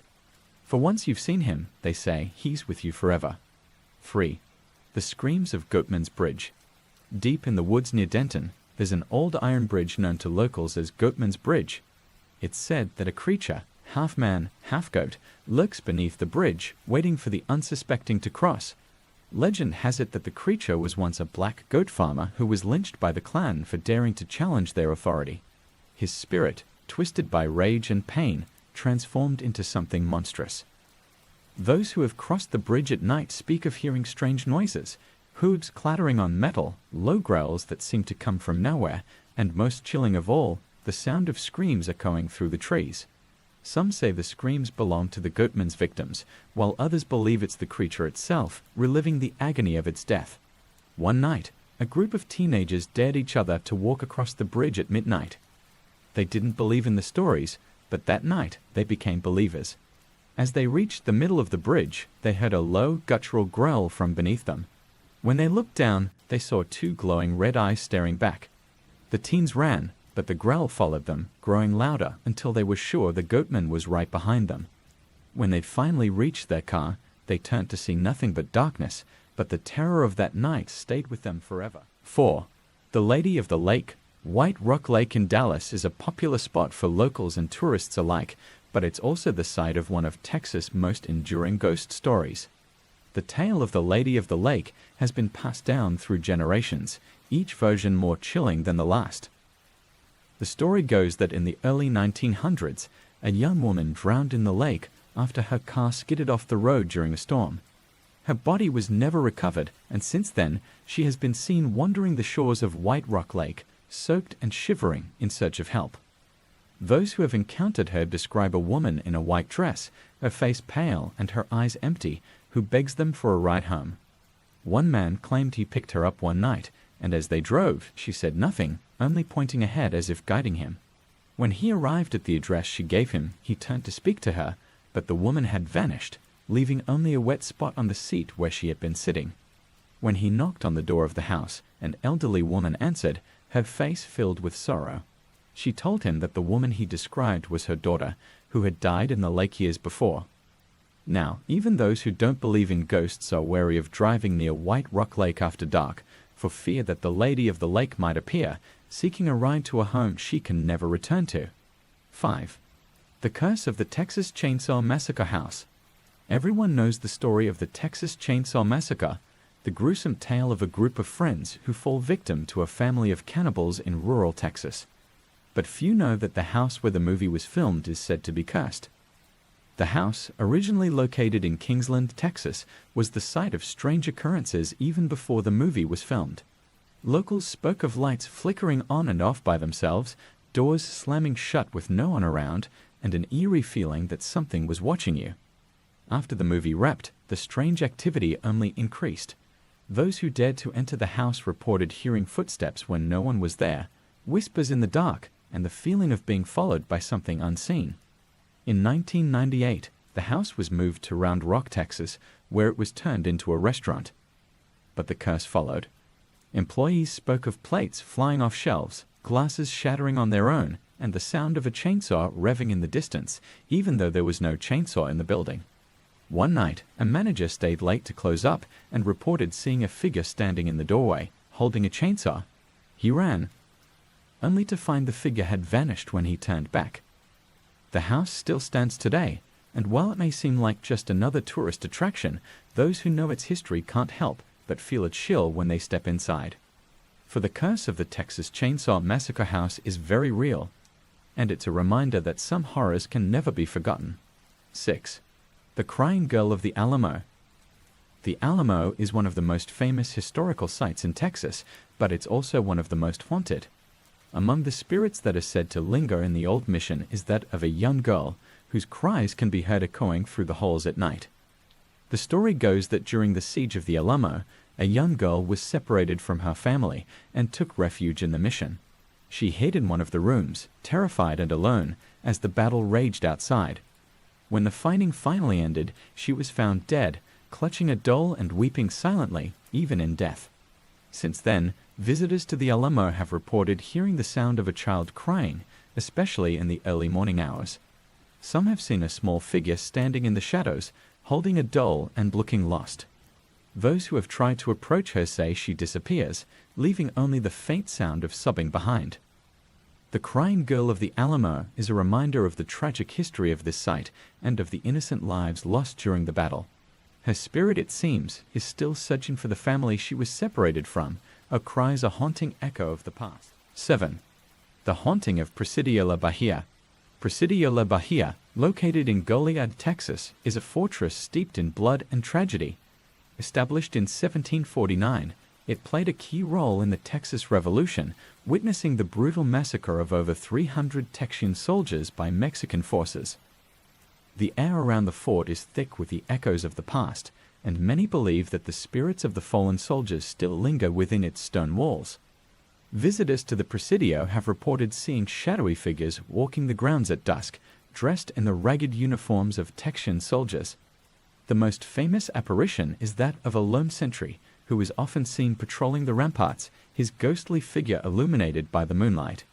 He is said to be the spirit of a soldier who was killed while on guard duty, forever bound to his post in death. The chapel within the Presidio is also known to be a hotbed of paranormal activity. Some have heard the faint sound of organ music playing when no one is inside, while others have witnessed candles lighting themselves during the night. The most unsettling reports come from those who have spent the night within the fort's walls. Many have woken to find themselves surrounded by ghostly figures, watching them with hollow, mournful eyes. The haunting of Presidio La Bahia is a reminder of the horrors of war, and of the souls who continue to suffer long after the battles have ended. Those who visit this historic site often leave with a sense of unease, as if the past is far closer than they'd like to believe. 8. The Ghost Riders of the Devil's Backbone. The Devil's Backbone, a rugged and remote ridge in the Texas Hill Country, is known for its breathtaking views and its chilling ghost stories. One of the most famous tales involves the Ghost Riders, spectral cowboys who are said to ride along the ridge, forever chasing something just out of reach. According to local legend, the Ghost Riders are the spirits of Confederate soldiers who were ambushed and killed by Union forces during the Civil War. Their bodies were left unburied, and their restless spirits now ride the Devil's Backbone, searching for a battle that ended long ago. Those who have encountered the Ghost Riders describe seeing a group of horsemen galloping along the ridge, their forms translucent and their faces obscured by wide-brimmed hats. The sound of hoofbeats echoes through the night, but when the riders reach a certain point, they vanish into thin air, leaving only silence behind. Some locals claim to have seen the Ghost Riders on stormy nights, when the wind howls through the hills and the sky is split by lightning. It's said that on these nights, the Ghost Riders are joined by the spirits of Native American warriors, who once roamed these lands and now seek to protect them from the intruders. The Devil's Backbone is a place of raw beauty and eerie mystery, where the line between the living and the dead is as thin as the mist that sometimes blankets the ridge. Those who dare to venture there after dark may find themselves face to face with the Ghost Riders, and may never be the same again. 9. The Black-Eyed Children of Abilene. In the quiet town of Abilene, Texas, there's a legend that has struck fear into the hearts of those who hear it. It's the story of the Black-Eyed Children, mysterious figures who appear at your door, asking to be let in. They look like ordinary children until you see their eyes, black as coal, empty of any emotion or soul. The first reported sighting of the Black-Eyed Children in Abilene came from a man named Brian Bethel, who described an encounter that left him shaken to his core. He was sitting in his car late one night, writing a check, when two boys approached and knocked on his window. They asked for a ride, claiming they needed to get home, but something about them felt off. As he looked closer, he realized their eyes were completely black, and an overwhelming sense of dread washed over him. He drove away as fast as he could, but the memory of their cold, emotionless stares haunted him. Since then, there have been numerous reports of similar encounters across Texas. The Black-Eyed Children are always described the same way, pale, expressionless, and insistently asking to be let in.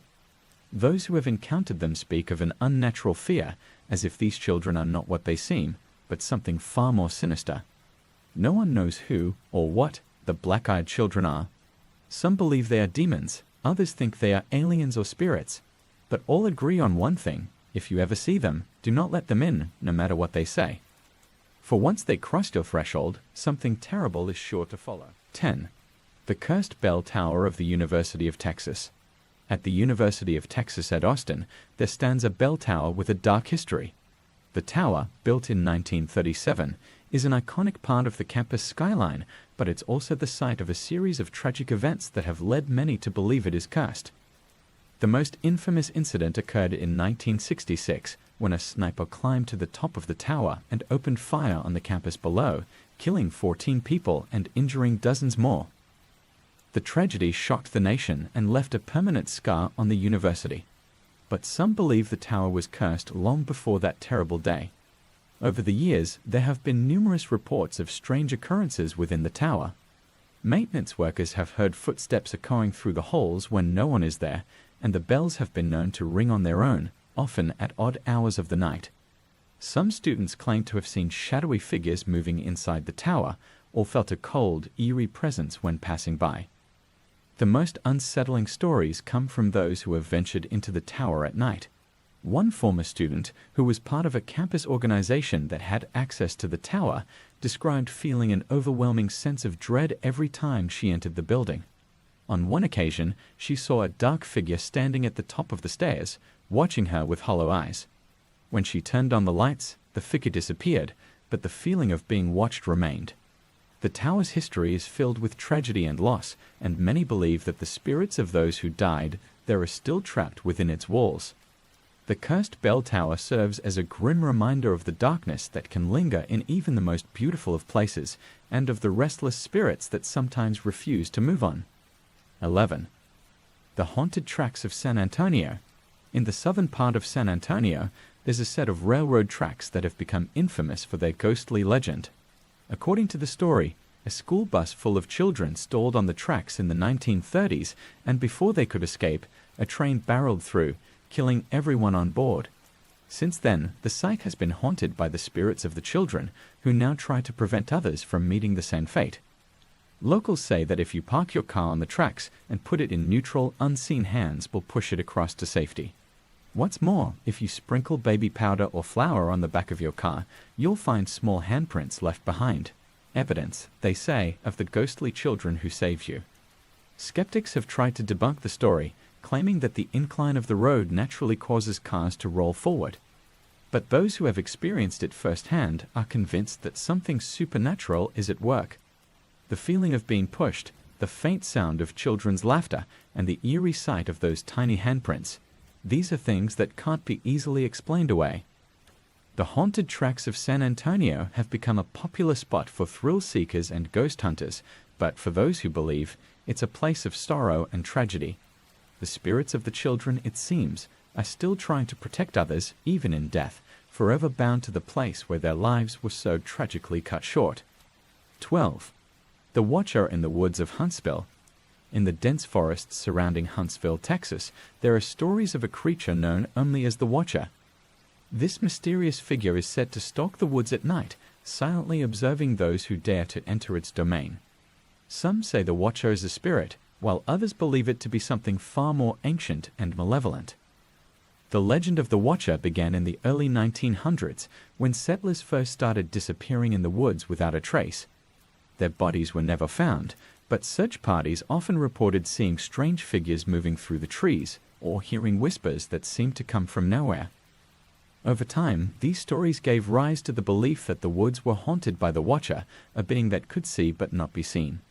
One of the most chilling encounters with the Watcher happened to a group of campers in the 1980s. They set up camp deep in the woods, unaware of the legend. As night fell, they noticed that the forest had gone eerily silent, no animals, no insects, just an oppressive stillness. Then, from the darkness, they saw a pair of glowing eyes watching them from the trees. The eyes moved closer, but no body was visible, only the glowing orbs. Terrified, the campers fled, but the feeling of being watched stayed with them long after they had left the woods. Locals in Huntsville avoid the forest after dark and warn visitors to do the same. The watcher, they say, is always there, waiting in the shadows, and those who cross its path may never return. The forests of Huntsville are beautiful, but they are also home to something far more dangerous than anyone could imagine. 1. The Legend of Goatman's Bridge. Location: Denton, Texas. Goatman's Bridge, officially known as the Old Alton Bridge, has earned a reputation as one of the most haunted locations in Texas. This historic iron truss bridge, built in 1884, connects the towns of Denton and Copper Canyon. The bridge gained its eerie nickname from a local legend that dates back to the 1930s, involving a successful African-American goat farmer named Oscar Washburn. Washburn was known for his thriving business, which earned him the nickname Goatman. His goats were prized for their quality, and the locals began to trust him for his expertise in goat farming. However, his success and the respect he garnered from the community made him a target of the local Ku Klux Klan. One night, filled with jealousy and hatred, the Klan members decided to take action. They stormed Washburn's home, dragging him out to the Old Alton Bridge. There, they tied a noose around his neck and threw him over the edge. But when they looked down to confirm his death, they were shocked to find that his body had vanished without a trace. In a panic, they searched the area, but no sign of him was ever found.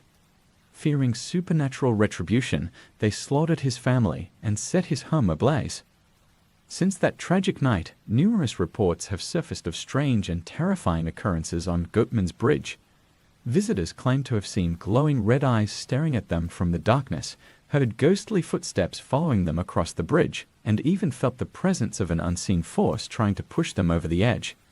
Some have reported encountering the Goatman himself, a towering, shadowy figure with the head of a goat, who is said to appear as a warning to those who dare cross the bridge at night.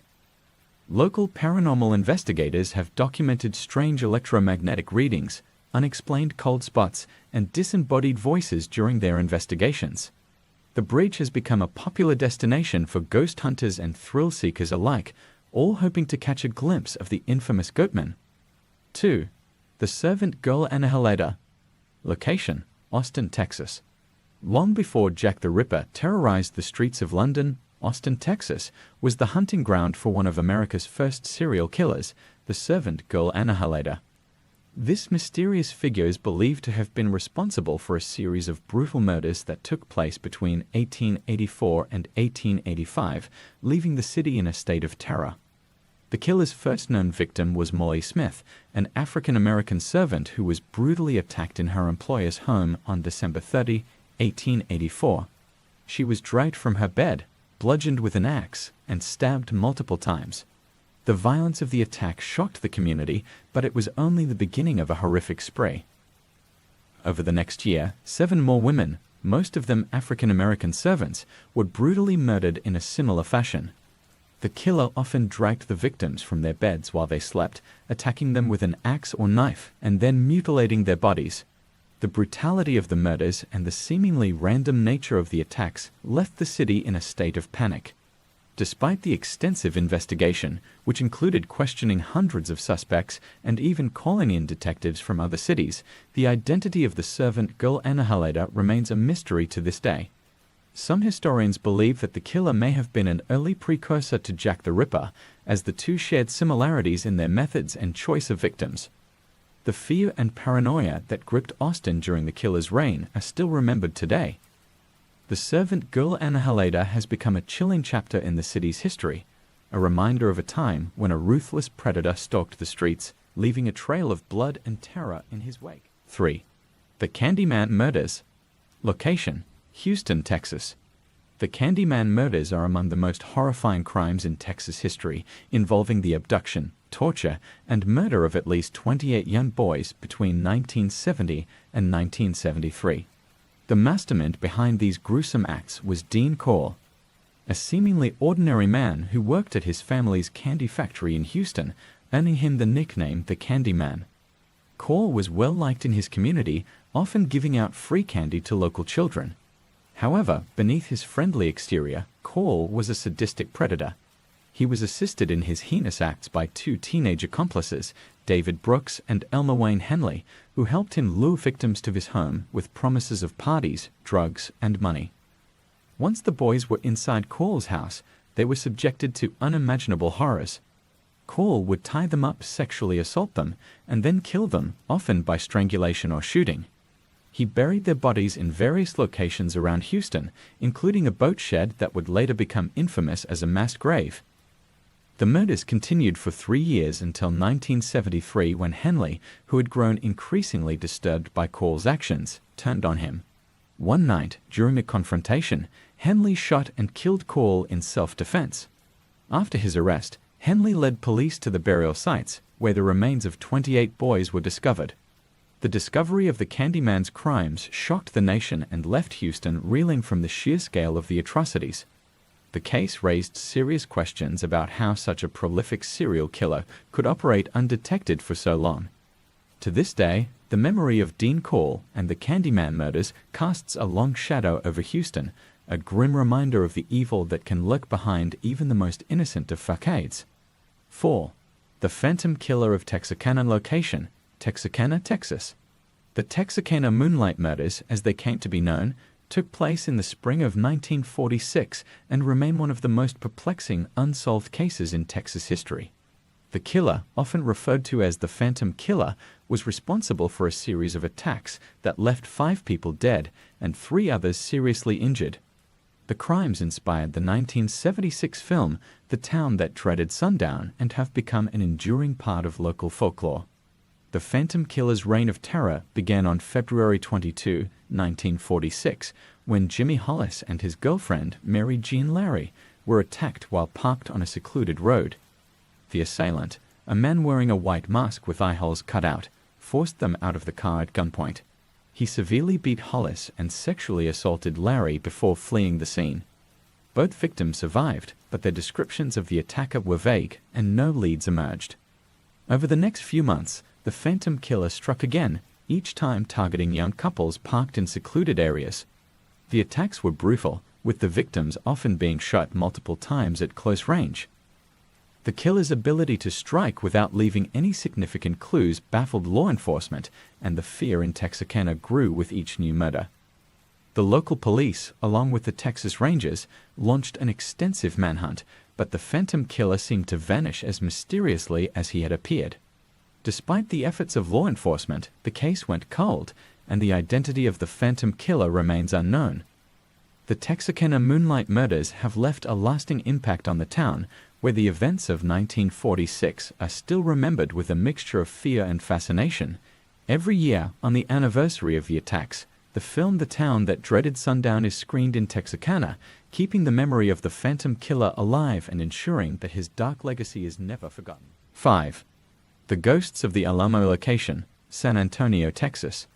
The Alamo is one of the most iconic historical sites in Texas, known for the pivotal battle that took place there in 1836 during the Texas Revolution.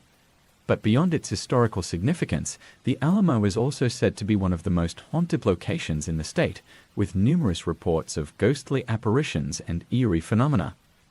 The Battle of the Alamo was a brutal and bloody conflict in which a small group of Texan defenders, including famous figures like James Bowie and Davy Crockett, fought to the death against a much larger Mexican force led by General Santa Anna.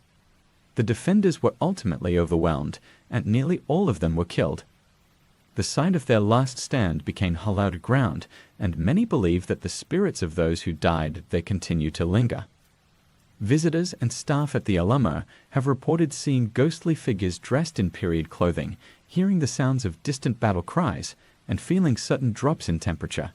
Some claim to have seen the ghost of a young boy running through the corridors, while others have encountered the apparition of a tall man believed to be the spirit of a Mexican soldier who was killed during the siege. One of the most famous ghost stories associated with the Alamo involves the spirit of a man dressed in black, often seen near the spot where Davy Crockett is believed to have fallen. Witnesses describe him as a tall, shadowy figure with piercing eyes who appears to be mourning the loss of his comrades. In addition to these sightings, there are reports of strange lights flickering in the windows at night, the sound of heavy footsteps echoing through the halls, and the faint smell of gunpowder lingering in the air. The paranormal activity at the Alamo has drawn the attention of ghost hunters and paranormal investigators from around the world, all eager to experience the haunted history of this legendary site. The Alamo stands as a symbol of courage and sacrifice, but it is also a place where the past refuses to rest. The ghosts of the Alamo serve as a reminder of the violent and tragic events that unfolded there, forever etched into the history of Texas. 6. The Hotel Galvez Hauntings. Location: Galveston, Texas. Hotel Galvez, an opulent hotel built in 1911, stands as a landmark on Galveston Island. But beyond its luxurious facade lies a history filled with tragic events, making it one of the most haunted hotels in Texas. One of the most famous spirits said to inhabit the hotel is that of the Lovelorn Lady. According to legend, this young woman checked into the hotel in the 1950s while waiting for her fiancé, a sailor, to return from sea. Each day, she would visit the hotel's upper floors to watch the horizon for any sign of his ship. Tragically, she received news that his ship had been lost at sea, and in her grief, she hanged herself from the rafters of the hotel's west turret. Guests and staff have reported seeing a woman in a white gown wandering the halls, her presence often accompanied by the scent of lavender. Elevators are known to travel to the 5th floor, where her room was located, without anyone pressing the buttons, and strange sounds echo through the halls at night. But the Lovelorn Lady is not the only spirit said to haunt Hotel Galvez. The hotel was built on the site of a Catholic orphanage, destroyed by the Great Storm of 1900, a devastating hurricane that claimed thousands of lives. It is believed that the spirits of the children who perished in the storm also linger in the hotel, with guests reporting the sound of children laughing and playing in the hallways even when no children are present. The hotel's basement, where the laundry facilities are located, is also notorious for paranormal activity. Workers have reported feeling an unseen presence watching them, lights flickering on and off, and objects mysteriously moving on their own. Hotel Galvez's haunted reputation has made it a popular destination for ghost hunters and those curious about the supernatural. Many guests book rooms specifically in hopes of encountering one of the hotel's many spirits, making it a unique blend of luxury and the paranormal. 7. The Marfa Lights. Location: Marfa, Texas. The Marfa Lights are one of Texas's most enduring and mysterious phenomena. These strange, glowing orbs of light have been reported near the town of Marfa in the remote West Texas desert since the late 19th century. The lights, which appear to float and dance in the air, have puzzled scientists, locals, and visitors for generations. The first recorded sighting of the Marfa Lights was in 1883 by a cowboy named Robert Reed Ellison, who was driving cattle through the area. He noticed the strange lights in the distance and assumed they were Apache campfires. However, when he approached the location the next day, there were no signs of campfires or people, just the desolate desert landscape. Since then, countless people have witnessed the Marfa Lights. They usually appear as glowing orbs of various colors, most commonly white, yellow, orange, or red. The lights seem to move erratically, sometimes merging, splitting apart, or darting rapidly across the horizon. Despite numerous studies, there is no definitive explanation for what causes the Marfa Lights. Theories range from reflections of car headlights on distant highways to gases escaping from underground, but none have been conclusively proven. The mystery of the Marfa Lights has made them a popular attraction, drawing visitors from around the world to see the strange phenomenon for themselves. A viewing area has been established just outside of Marfa, where people gather at night, hoping to catch a glimpse of the elusive lights. Whether they are a natural phenomenon or something more otherworldly, the Marfa Lights continue to captivate and confound those who witness them. 8. The Black Hope Curse. Location: Crosby, Texas. The Black Hope Curse is a chilling tale of a suburban neighborhood built on cursed land in Crosby, Texas. In the 1980s, residents of Newport, a quiet suburban development, began experiencing a series of inexplicable and terrifying events. It all started when Sam and Judith Haney, who had recently moved into the neighborhood, decided to dig a swimming pool in their backyard. As they dug, they uncovered 2 wooden coffins containing the remains of an African-American couple who had been buried there in the 1930s. Disturbed by the discovery, the Haneys reburied the bodies but soon found themselves plagued by a series of misfortunes. They began experiencing strange noises, flickering lights, and appliances turning on and off by themselves. They even claimed to see ghostly apparitions in their home. The Haneys weren't the only ones affected. Other residents in the neighborhood reported similar disturbances, objects moving on their own cold spots, and a pervasive sense of unease. As the strange occurrences continued, the Haneys and their neighbors began to suspect that their homes were built on an unmarked graveyard and that disturbing the graves had unleashed a curse. Their fears were confirmed when they discovered that the land had once been a cemetery for freed slaves, known as Black Hope Cemetery. In their quest to find answers, the Haneys learned that the graves had never been properly moved when the land was developed, and that many more bodies were likely still buried beneath the neighborhood. The Haneys eventually filed a lawsuit against the developer, but they lost the case, and their situation only grew worse. Judith Haney's health deteriorated, and she passed away, which some attributed to the curse. Unable to cope with the constant disturbances, the Haneys eventually abandoned their home. The Black Hope curse has since become a part of local legend, a cautionary tale about the consequences of disturbing the dead. To this day, stories of paranormal activity in the Newport neighborhood persist, with residents claiming that the curse still lingers over the land. 9. Yorktown Memorial Hospital. Location: Yorktown, Texas. Yorktown Memorial Hospital, located in the small town of Yorktown, Texas, is known as one of the most haunted places in the state. The hospital was built in 1951 and operated as a Catholic hospital run by the Felician Sisters until it closed its doors in 1988. During its years of operation, it served as a hospital, a drug rehabilitation center, and later a nursing home. The building has a dark history, filled with stories of suffering, death, and tragedy. Since its closure, the hospital has gained a reputation for being a hotspot for paranormal activity. Visitors and paranormal investigators who have explored the abandoned building report encountering a wide range of ghostly phenomena. The spirits of former patients, nuns, and doctors are said to haunt the hospital's decaying halls.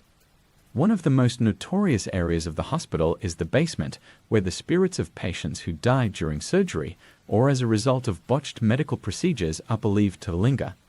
People have reported hearing disembodied voices, seeing shadowy figures, and feeling an overwhelming sense of dread in this part of the building.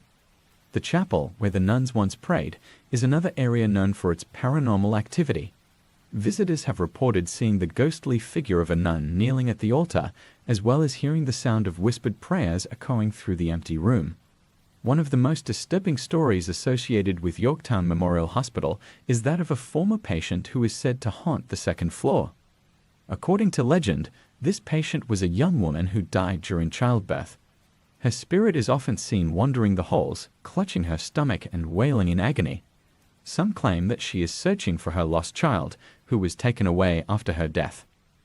The hospital's eerie atmosphere and reputation for paranormal activity have made it a popular destination for ghost hunters and thrill seekers.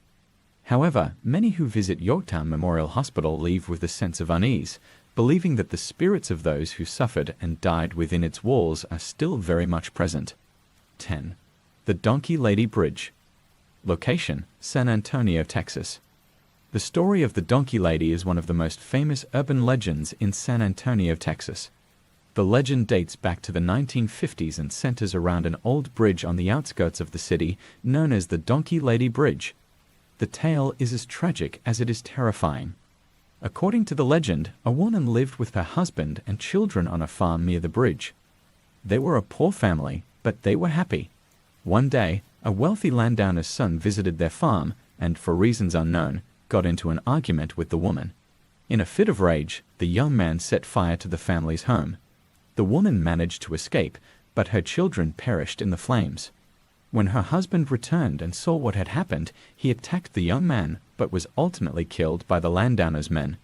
The woman, disfigured by the fire and driven mad by grief, fled into the woods. The fire had burned her so severely that her face became grotesquely deformed, with her skin hardened and stretched, giving her the appearance of a donkey. Her hands, too, were said to be so badly burned that they fused into hoof-like appendages. From that day forward, she was known as the Donkey Lady. The legend says that she haunts the area around the bridge, seeking revenge on anyone who dares to cross it.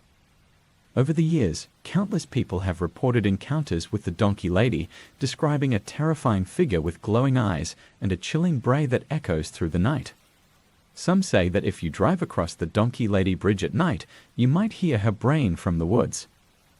Others claim that she will attack your car, leaving scratches and dents as she tries to pull you from your vehicle. The bridge has become a popular spot for those seeking a thrill, but many leave with a deep sense of unease, convinced that the Donkey Lady is more than just a legend. 11. The Ghost Tracks of San Antonio. Location: San Antonio, Texas. The Ghost Tracks of San Antonio is one of the most famous urban legends in Texas. The story revolves around a tragic accident that allegedly occurred in the 1930s or 1940s at a railroad crossing near the intersection of Villamain Road and Shane Road in San Antonio. According to legend, a school bus full of children stalled on the tracks, and despite the driver's frantic attempts to start the bus, it was struck by an oncoming train, killing everyone on board. Soon after the accident, strange occurrences began to be reported at the site. It's said that if you stop your car on the tracks and put it in neutral, unseen hands will push your vehicle off the tracks to safety. What's more, people who have tried this say they've found tiny handprints on their car's rear bumper, believed to belong to the ghostly children who perished in the accident. Some skeptics claim that the phenomenon is simply an optical illusion caused by the slightly sloping road, but many locals and visitors swear by their experiences. The legend of the Ghost Tracks has become a popular ghost hunting attraction in San Antonio, with countless people visiting the site each year to test the legend for themselves. 12. The Screaming Bridge of Arlington. Location: Arlington, Texas. The Screaming Bridge is a haunted site in Arlington, Texas, with a dark and tragic history. The story begins in the 1960s when a group of teenage girls from Arlington High School decided to take a late-night drive. They ended up on what was then called the Arlington High Bridge, a narrow, one-lane bridge with a steep drop on either side. As they crossed the bridge, they lost control of their car and plunged off the side, landing in the creek below. The car caught fire, and all the girls inside were killed. After the accident, the bridge earned the nickname Screaming Bridge, as locals began to report hearing the terrifying screams of the girls at night, especially on the anniversary of the accident. Some people also claim to see ghostly apparitions near the bridge, and others have experienced unexplained car troubles when driving in the area. In the years following the accident, the original bridge was torn down and replaced, but the hauntings persisted. Even with the new bridge in place, the screams of the lost girls are still said to echo through the night, leaving an eerie reminder of the tragedy that occurred there. 13. The Driscoll Hotel. Location: Austin, Texas. The Driscoll Hotel in Austin, Texas is one of the oldest and most luxurious hotels in the state. Built in 1886 by cattle baron Jess Driscoll, the hotel has a rich history and is known as one of the most haunted places in Texas. One of the most famous ghosts at the Driscoll is that of a little girl who is said to haunt the grand staircase. The story goes that in the late 1800s, the daughter of a U.S. senator was staying at the hotel with her family. While playing on the staircase, she tragically fell to her death. Guests and staff have reported seeing her ghostly figure playing with a ball or skipping down the stairs. Her presence is often accompanied by the sound of a bouncing ball or the giggling of a child. Another well-known spirit is that of Jess Driscoll himself. It is said that he haunts the hotel he built, unable to leave it behind. Guests have reported smelling his cigar smoke in the lobby, even though smoking is no longer allowed inside. Some have even claimed to see his apparition wandering the halls, ensuring his beloved hotel is still running smoothly. The hotel is also known for a pair of suicide brides. In two separate incidents, both occurring 20 years apart, two young brides took their own lives in the same room, room 525. Guests who stay in the room report feeling an overwhelming sense of sadness and despair. Some have seen ghostly figures or heard the faint sounds of crying, leading to the belief that the spirits of the two brides remain trapped in the room. The Driscoll's long history and its many ghostly inhabitants have made it a popular destination for those interested in the paranormal. Whether you're a guest staying in one of the haunted rooms or simply passing through the lobby, the Driskill Hotel offers an experience that is both luxurious and otherworldly. 14. The Haunted Hill House location, Mineral Wells, Texas. Mineral Wells, Texas, is home to one of the most haunted houses in the state, the Haunted Hill House. Built in the late 1800s, the house has a dark and mysterious history, with a reputation for being a hotbed of paranormal activity. The house was once a brothel and a speakeasy during Prohibition, and it's said that many of the spirits that haunt the house today are the victims of violence and tragedy that occurred there. Over the years, there have been numerous reports of ghostly apparitions, disembodied voices, and even physical attacks on those who dare to enter. One of the most notorious spirits is that of a little boy named Joshua, who is believed to have died in the house. Guests and paranormal investigators have reported seeing his ghostly figure, hearing his laughter, and even feeling his presence tugging at their clothes. Joshua is known to be mischievous but generally harmless, although his presence adds to the eerie atmosphere of the house. Other spirits are not so friendly. There have been reports of dark, shadowy figures that stalk the halls, and many people have experienced an overwhelming sense of dread when entering certain rooms. Some believe that these spirits are the restless souls of those who were murdered or met untimely deaths within the house. The Haunted Hill House has been featured on numerous paranormal investigation shows and has attracted ghost hunters from all over the world. Despite the terrifying experiences reported by many who have visited, the house remains a popular destination for those brave enough to explore its haunted halls. 15. The Face on the Tombstone. Location, El Paso, Texas. The story of the face on the tombstone is one of El Paso's most enduring mysteries. The tale centers around the grave of a woman named Margarita Cabrera, who died in 1904. Her tombstone, located in the Concordia Cemetery, features an eerie and unexplained phenomenon, a face that appears to be etched into the stone. According to local legend, Margarita was a beautiful young woman who was tragically killed in a horse-riding accident. Her grieving family erected a tombstone in her memory, but shortly after, a strange image began to appear on the stone. The face, which resembles that of a woman in agony, seems to be etched into the stone itself. No one can explain how it got there, and efforts to remove it have been unsuccessful. Over the years, the face has become a source of fascination and fear. Visitors to the cemetery report feeling uneasy when approaching the tombstone, and some claim that the face changes expression or even moves. Others have reported strange occurrences, such as their cameras malfunctioning or strange noises emanating from the grave.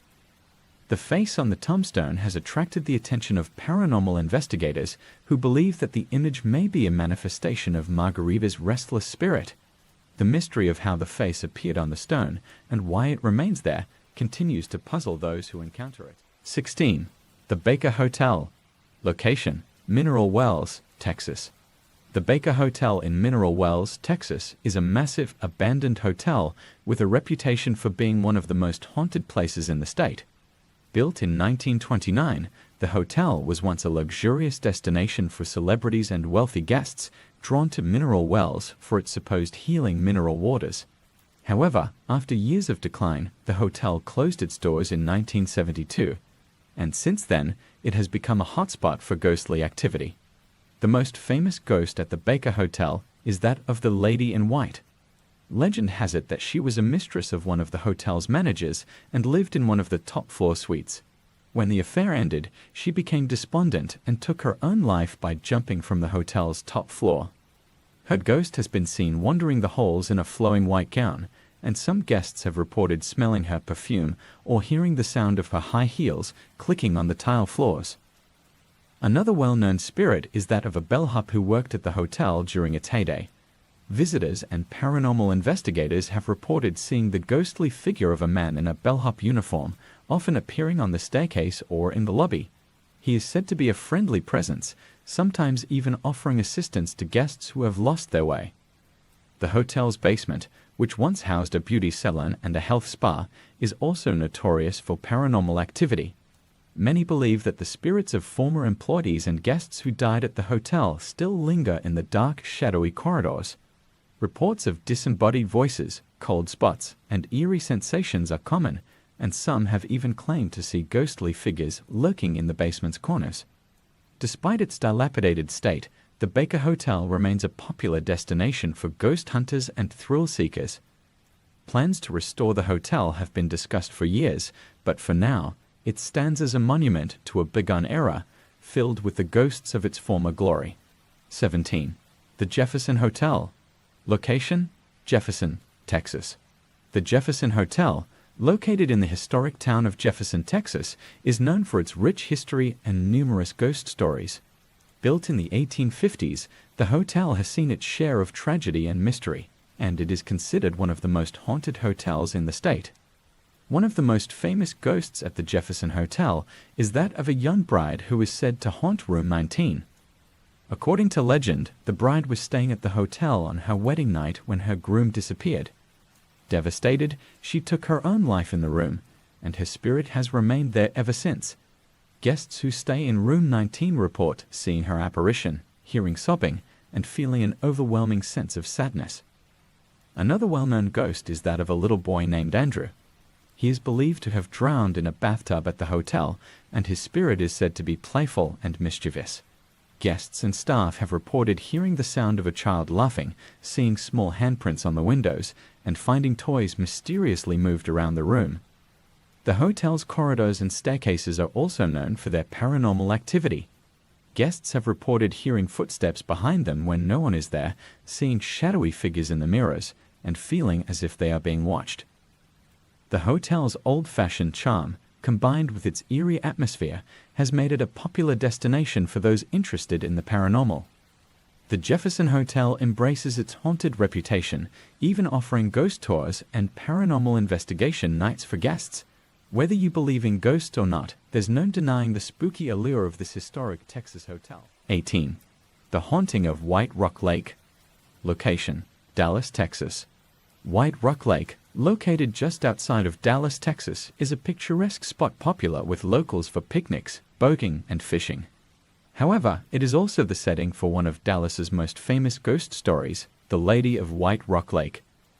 The story dates back to the 1930s and tells of a young woman dressed in a white evening gown who appears on the side of the road near the lake.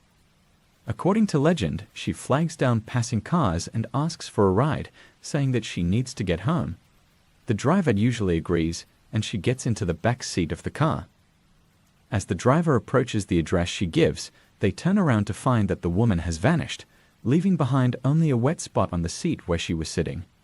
The address she provides is typically found to belong to a family who lost a daughter in a drowning accident at White Rock Lake years earlier. The ghostly figure is believed to be the spirit of that young woman, doomed to eternally search for a way home. Many Dallas residents have claimed to have encountered the Lady of White Rock Lake, making it one of the most enduring urban legends in the area. The story has inspired numerous retellings and remains a favorite among those who enjoy local ghost stories. 19. The Bragg Road Ghost Lights. Location: Saratoga, Texas.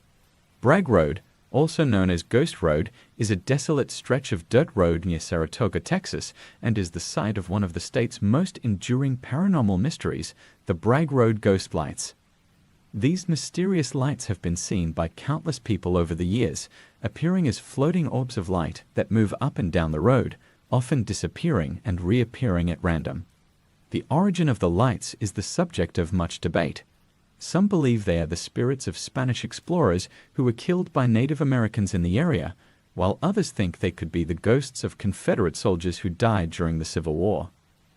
Another popular theory is that the lights are the result of a railroad worker who was decapitated in a train accident, with his ghost eternally searching for his lost head.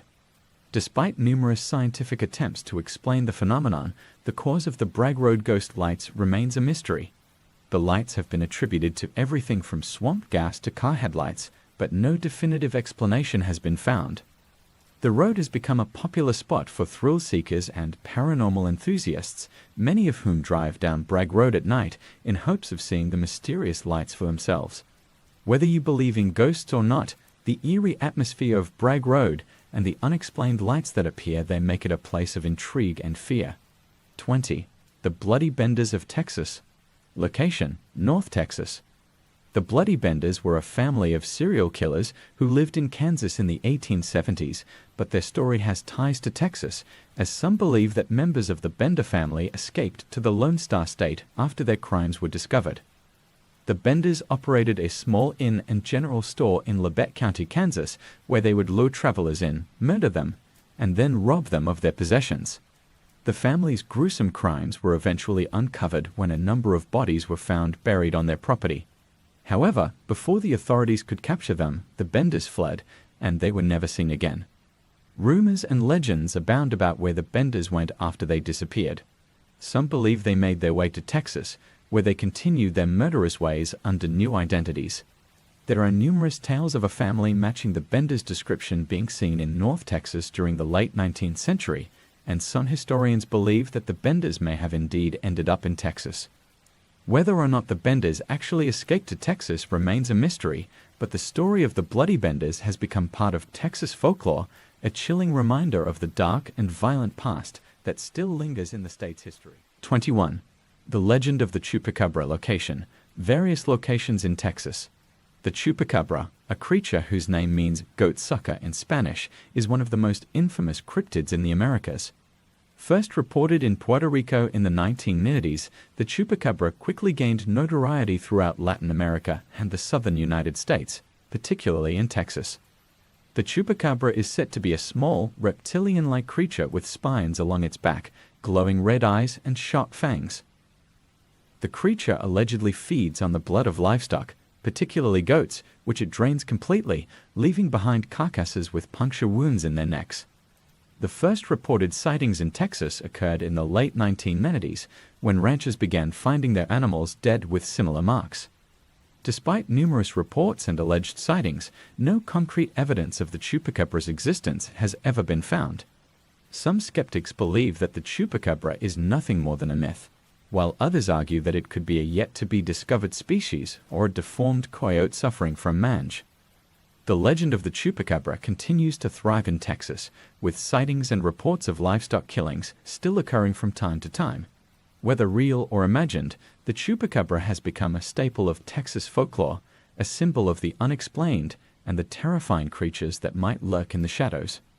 22. The Curse of La Llorona Location, Rio Grande Valley, Texas. The legend of La Llorona, or the Weeping Woman, is a well-known tale throughout the southwestern United States and Mexico, and Texas is no exception.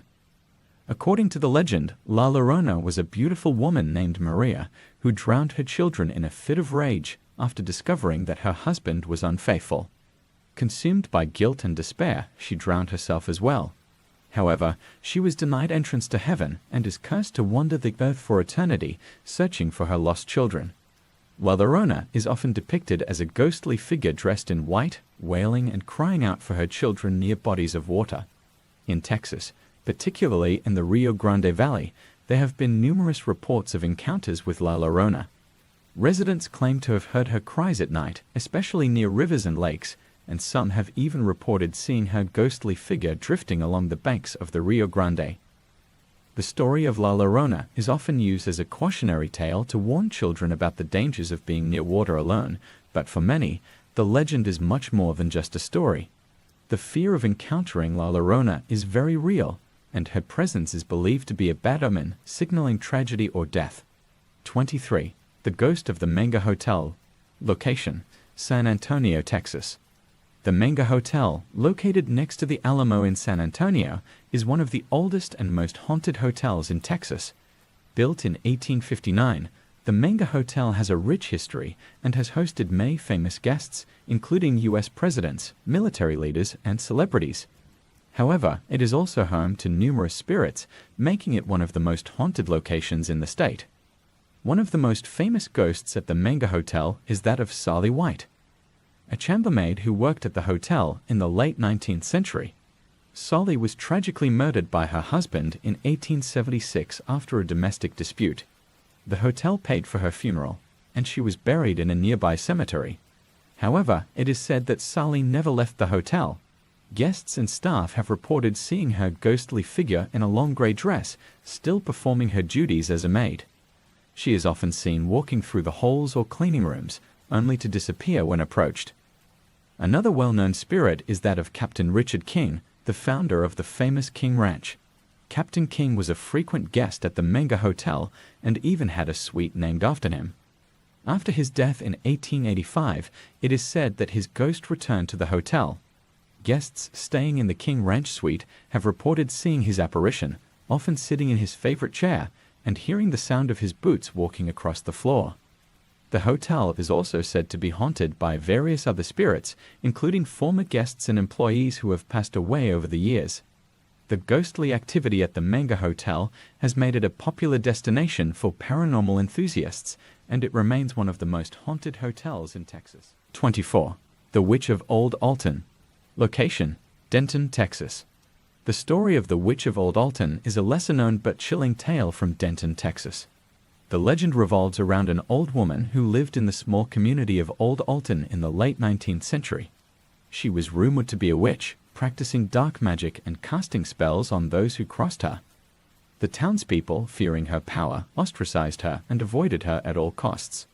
One day, a group of local men decided to confront the old woman, accusing her of witchcraft.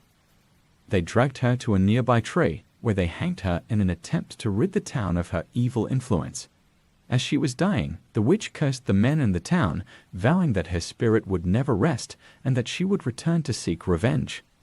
Soon after her death, strange occurrences began to plague the town.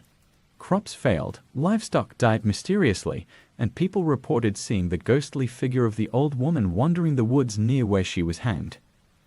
The tree where she was executed became known as the Witch's Tree, and locals claimed that it was cursed. Anyone who dared to cut it down or disturb the area would meet with a tragic fate.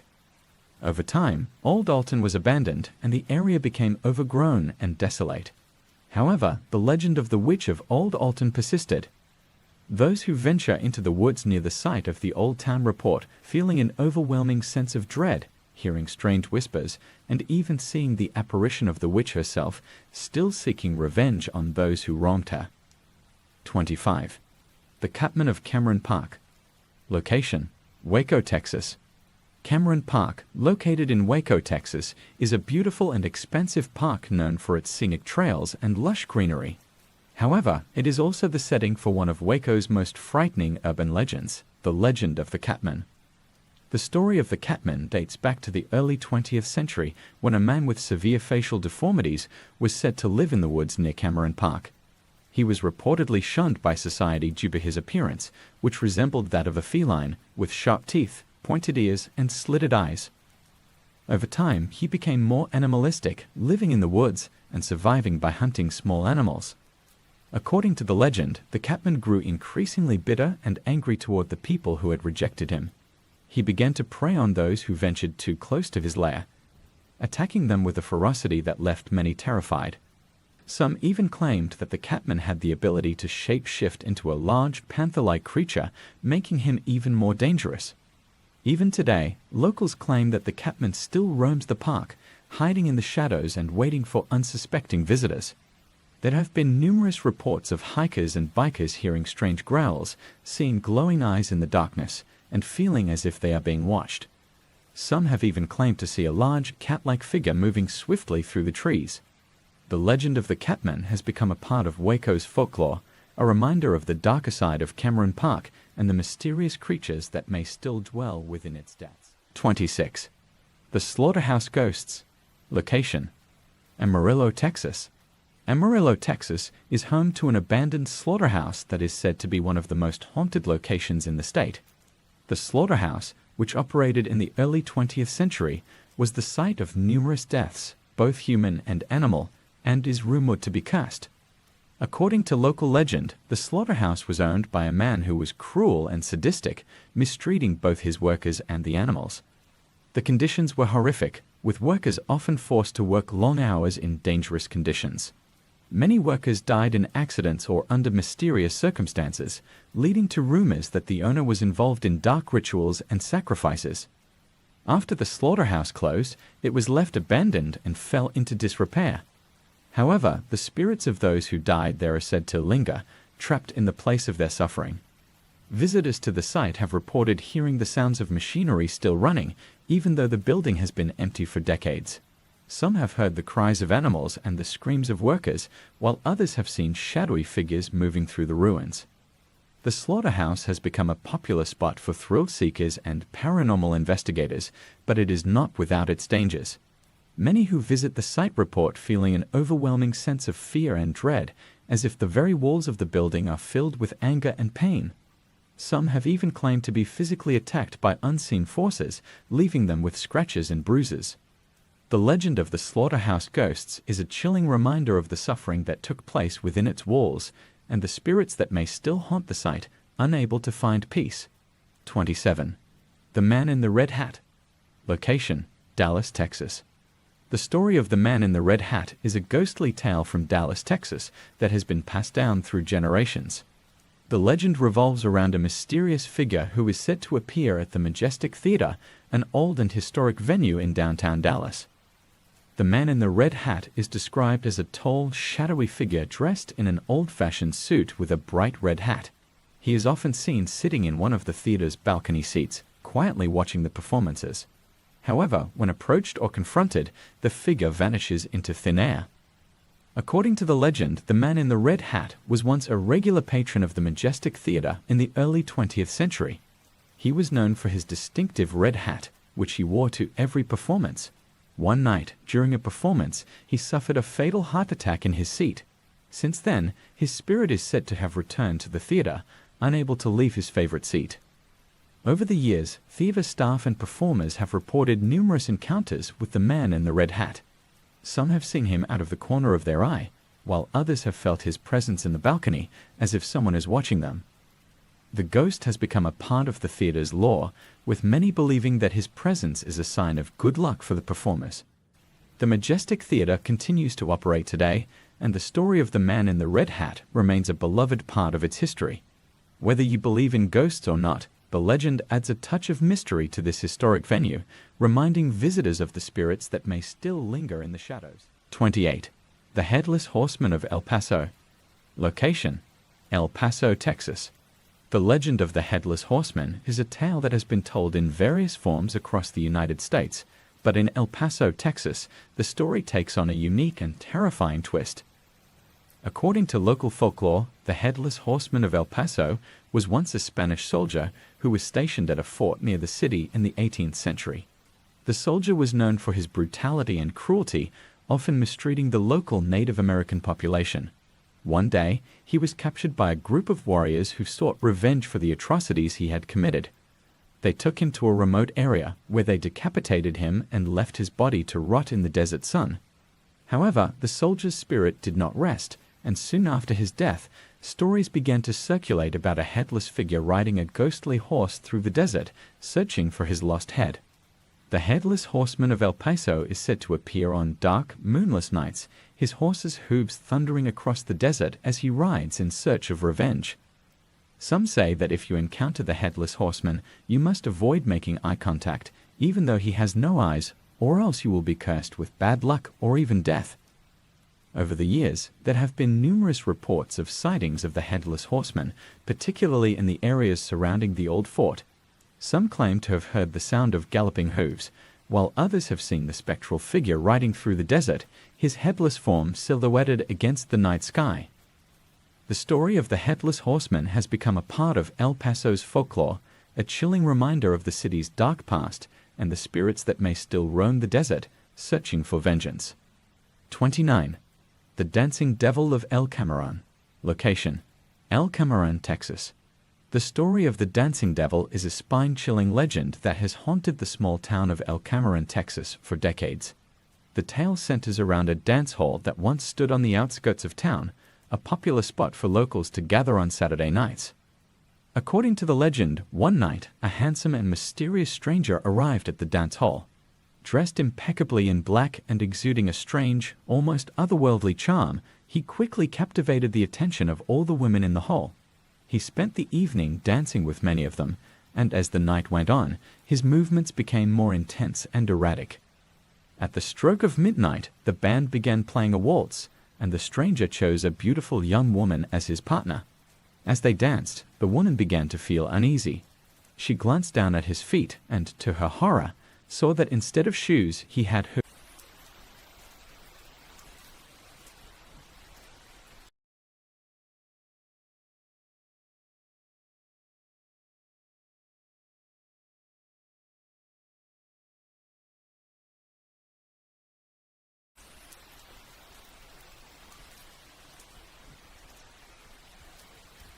True stories of the Appalachian Mountains, mysteries and legends that haunt the hills.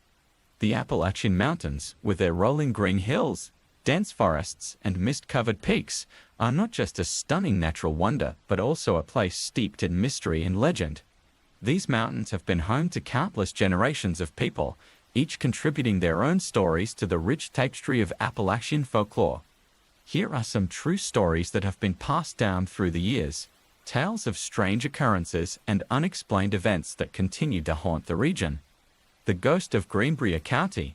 In the late 19th century, the quiet town of Greenbrier County, West Virginia, was shaken by a chilling event that would forever be etched into local legend. Zona Heaster Shue, a young woman who had recently married, was found dead in her home. Her death was initially ruled as natural, but her mother, Mary Jane Heaster, believed otherwise. She claimed that Zona's ghost visited her in the night, revealing that she had been murdered by her husband, Edward Shue. The ghostly visitations were so vivid and detailed that Mary Jane convinced local authorities to reopen the case. An exhumation and autopsy revealed that Zona's neck had been broken. Edward Shue was arrested, tried, and convicted of her murder. To this day, locals speak of Zona's ghost, who continues to wander the hills, seeking justice for wronged souls. The Brown Mountain Lights. The Brown Mountain Lights of North Carolina are one of the most enduring mysteries of the Appalachian Mountains. These eerie, glowing orbs have been spotted floating above the Brown Mountain for centuries, with no definitive explanation. The lights have been seen in various colors, from white to red to blue, and appear in different shapes and sizes. Local Cherokee legends tell of spirits of Native American warriors who died in a great battle long ago, their souls still lingering on the mountain. Scientists have attempted to explain the phenomenon as swamp gas, reflections of car headlights, or even ball lightning, but no theory has ever fully explained the lights. Despite modern efforts to uncover the truth, the Brown Mountain Lights remain an unsolved mystery, captivating the imagination of all who witness them. The Bell Witch of Tennessee. Though technically outside the Appalachian region, the story of the Bell Witch has become a part of the folklore that permeates the entire Appalachian area. In the early 19th century, the Bell family of Adams, Tennessee, was plagued by a malevolent spirit that became known as the Bell Witch. The witch terrorized the family for years, manifesting as a disembodied voice, poltergeist activity, and even physical attacks. The spirit's focus was on John Bell, the family patriarch, whom it claimed it would kill. True to its word, John Bell died under mysterious circumstances, with the spirit taking credit for his demise. The Bell Witch story has been retold countless times, becoming one of America's most famous ghost stories and a chilling reminder of the supernatural forces that some believe still roam the Appalachian Hills. The Lost Colony of Roanoke. One of the most enduring mysteries of American history is the disappearance of the Roanoke colony, the first English settlement in the New World. While the colony itself was located on the coast of present-day North Carolina, many believe that the survivors of the lost colony fled inland to the Appalachian Mountains. According to local legend, the colonists intermingled with the Native American tribes, leaving behind clues in the form of strange carvings and eerie tales of pale-skinned people living in the woods. Some historians have speculated that the lost colonists became part of the Lumbee tribe, whose members still live in North Carolina today. The mystery of what happened to the Roanoke settlers remains unsolved, but the idea that they found refuge in the Appalachian Mountains continues to intrigue and inspire stories of hidden settlements and lost civilizations within the region's dense forests. The Mothman of Point Pleasant. Though not within the Appalachian Mountains proper, the story of the Mothman has become an integral part of Appalachian folklore. In the late 1960s, the small town of Point Pleasant, West Virginia, was thrust into the spotlight when residents began reporting sightings of a strange, winged creature with glowing red eyes. Dubbed the Mothman, this entity was seen by dozens of people over the course of a year, often appearing near the Silver Bridge, which spanned the Ohio River. In December 1967, the Silver Bridge collapsed, killing 46 people. Many believe the Mothman was a harbinger of the disaster, a supernatural being warning of impending doom. The legend of the Mothman has since been immortalized in books, movies, and even a museum in Point Pleasant, but the true nature of the creature remains a mystery. The Witch of Ridge Hollow. In the remote town of Ridge Hollow, Virginia, lived a woman named Elizabeth Lowe, who was reputed to be a witch. According to legend, Elizabeth could control the weather, curse crops, and even bring misfortune to those who crossed her. When she mysteriously vanished one winter, the townsfolk believed she had cast one final spell. Her cabin was found empty, yet the ground around it remained warm, even in the dead of winter. To this day, people avoid the hollow, believing that Elizabeth's spirit still lingers, waiting to exact revenge on those who disturbed her. The Phantom Train of Clinch Mountain. Railroad workers and locals alike have reported seeing a ghostly train running along the old tracks on Clinch Mountain in Tennessee. This train, with its bright headlight and echoing whistle, appears out of nowhere and vanishes just as suddenly. Legend has it that the train is the spirit of an engine that derailed during a storm, killing everyone on board. The Phantom Train is said to be searching for its final destination, doomed to travel the tracks for eternity. The legend of Swift's silver mine. The tale of Swift's silver mine is one of the most famous legends in the Appalachian Mountains. John Swift, an 18th-century explorer, claimed to have discovered a rich silver mine in the mountains, but he kept its location secret. He recorded the details in a journal and minted silver coins as proof, but he was never able to retrieve the silver before he died. Treasure hunters have searched for the mine for over 2 centuries, but it remains undiscovered. The legend persists, with some believing that Swift's ghost guards the treasure, ensuring it is never found. The haunting of the Greenbrier Ghost House. In Greenbrier County, West Virginia, a house known as the Greenbrier Ghost House is said to be haunted by multiple spirits. The house, abandoned for decades, was the site of numerous deaths, including that of a young bride who was murdered on her wedding day. Visitors have reported hearing screams, footsteps, and even seeing the ghostly figure of the bride wandering the halls. The house has become a local legend, with many claiming it is one of the most haunted places in the Appalachian region. The Banshee of the Blue Ridge. The Banshee of the Blue Ridge is a terrifying figure in Appalachian folklore. According to legend, this ghostly woman, dressed in white, appears before the death of a family member. Her mournful wails can be heard echoing through the Blue Ridge Mountains, and those who hear her cry know that tragedy is near. The Banshee is believed to be the spirit of a woman who died tragically in the mountains, forever doomed to warn others of impending doom. The Melungeons of the Appalachians. The Melungeons are a mysterious group of people living in the Appalachian region, particularly in Tennessee and Virginia. Their origins are shrouded in mystery, with theories ranging from them being descendants of lost Spanish explorers to being remnants of the lost colony of Roanoke. The Melungeons have their own distinct culture and physical characteristics, often described as having darker skin and European features. Despite centuries of speculation, the true origins of the Melungeons remain one of the great unsolved mysteries of the Appalachian Mountains. The Devil's Stomping Ground.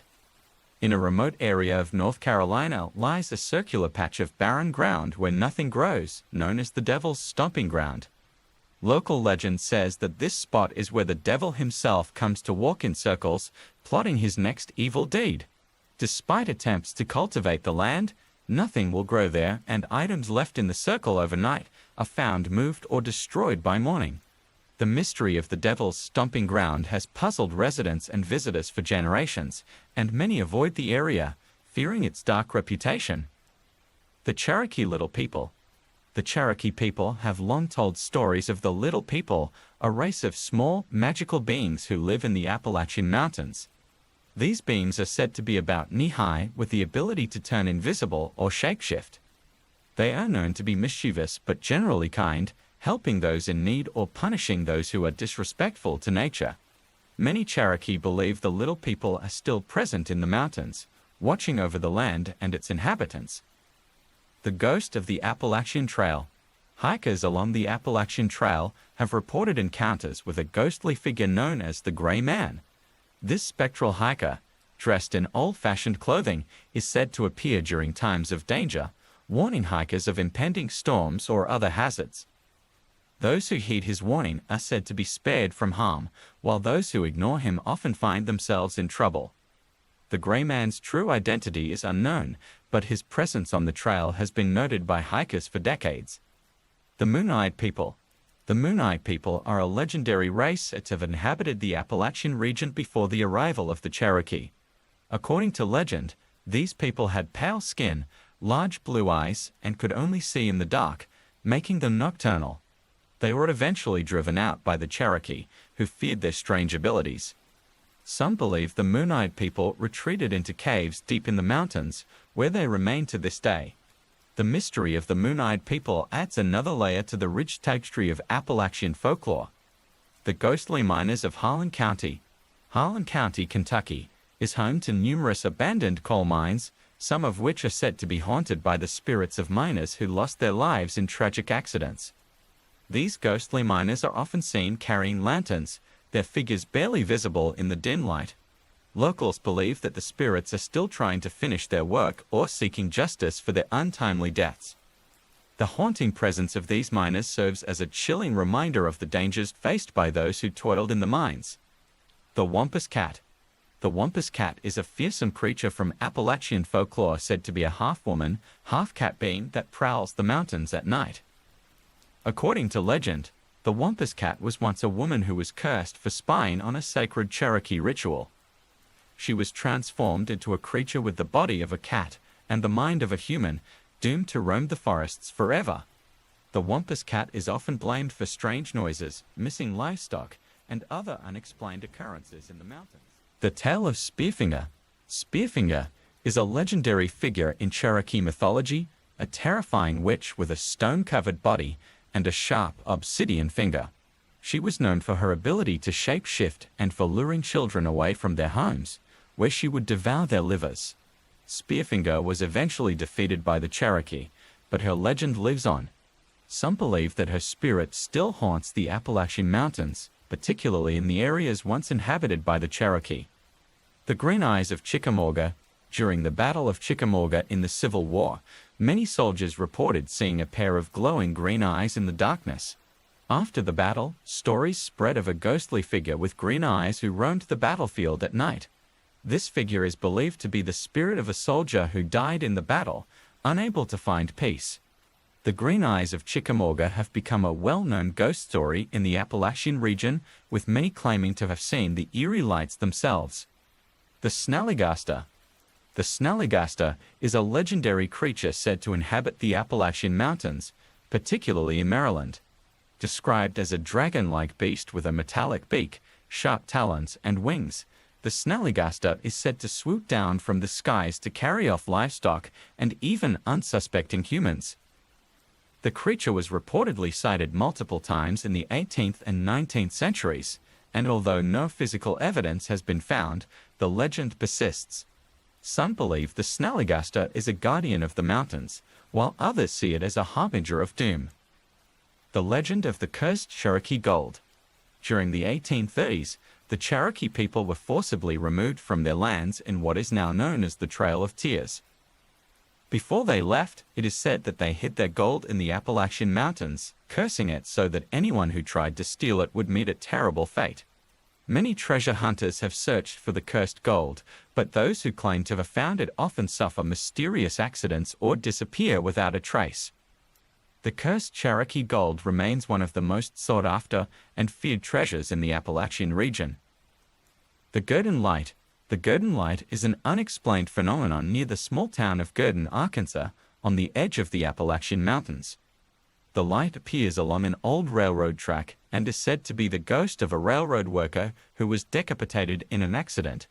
The light is often seen floating in the air, moving along the tracks as if searching for something. Despite scientific investigations, the source of the Gurdon Light remains a mystery, and it continues to draw curious visitors to the area. The haunted hills of the Catawba River. The Catawba River, which runs through the Appalachian Mountains in North Carolina, is surrounded by hills that are said to be haunted by the spirits of those who died in the river. Fishermen and hikers have reported seeing ghostly figures along the riverbanks, hearing cries for help, and feeling sudden drops in temperature. The river has a dark history with numerous drownings and accidents, leading many to believe that the hills are cursed. The haunted hills of the Catawba River remain a place of mystery and fear for those who venture too close. The story of the Silver Run Tunnel. In West Virginia, the Silver Run Tunnel is known for its eerie and ghostly occurrences. The tunnel, once part of a bustling railroad, is now abandoned, but it is said to be haunted by the spirit of a young woman. According to legend, she was a bride-to-be who was murdered in the tunnel, and her ghost has been seen wandering the area in a white dress. Train conductors and workers have reported seeing her apparition, leading to the belief that the tunnel is cursed. The Silver Run Tunnel remains a popular spot for ghost hunters and thrill seekers. The Curse of the Bell Witch Cave. The Bell Witch Cave, located in Adams, Tennessee, is part of the infamous Bell Witch legend. The cave is said to be the home of the witch's spirit, and those who enter it are often met with strange occurrences. Visitors have reported feeling an unseen force pushing them, hearing whispers, and even seeing shadowy figures. The cave is considered one of the most haunted places in the Appalachian region, and the Curse of the Bell Witch continues to draw curious visitors from all over the world. The Phantom Lights of Brown Mountain. Nestled deep within the Blue Ridge Mountains, Brown Mountain is known for a mystery that has baffled locals and scientists alike for centuries. The ghostly lights that flicker in the night sky. These unexplained orbs of light, known as the Brown Mountain Lights, have been reported since the early 1900s, with some accounts dating back to the Cherokee and Catawba tribes. Witnesses describe the lights as glowing orbs, varying in size and color, that move erratically across the ridge, disappearing and reappearing without warning. Many have speculated about the origins of these lights. Some believe they are the spirits of Native American maidens searching for their lost warriors. Others think they are the ghosts of slaves who perished in the mountains while attempting to escape to freedom. Skeptics have offered more grounded explanations, such as swamp gas or reflections of car headlights, but none of these theories have been able to fully explain the phenomenon. One particularly eerie encounter occurred in the fall of 1969 when a group of hikers camped near the mountain to observe the lights. As night fell, they watched in awe as the lights appeared, dancing across the ridge. But their wonder quickly turned to terror when one of the lights broke away from the others and began to drift toward their campsite.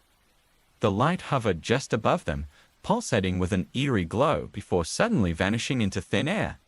The hikers, shaken by the experience, packed up and left the mountain that very night, vowing never to return. The Wraith of Roan Mountain. Roan Mountain, straddling the border between North Carolina and Tennessee, is renowned for its breathtaking views and the expansive rhododendron gardens that bloom each spring. However, this serene beauty hides a darker legend, the tale of the Wraith of Roan Mountain. In the 1800s, a young woman named Eleanor was said to have lived in a small cabin on the mountain with her father. They were reclusive, keeping to themselves and rarely interacting with the other mountain folk. Eleanor was known for her striking beauty, but she was also rumored to possess a strange power. She could predict the deaths of those around her. The legend tells that one bitter winter, Eleanor fell in love with a young man from a nearby village. Their love was doomed from the start, as Eleanor had foreseen his death in her dreams. Despite her warnings, the man insisted on marrying her, dismissing her visions as mere superstition. On the night before their wedding, a blizzard swept through the mountains, and Eleanor's fiancé set out to visit her one last time before the ceremony. He never arrived. The next morning, his frozen body was found at the foot of the mountain. Heartbroken and filled with guilt, Eleanor retreated further into isolation, her mind unraveling with each passing day. She died alone in her cabin, and her body was found months later, surrounded by eerie symbols carved into the walls. Since then, hikers and campers have reported seeing a ghostly figure wandering the mountain, her face pale and her eyes filled with sorrow.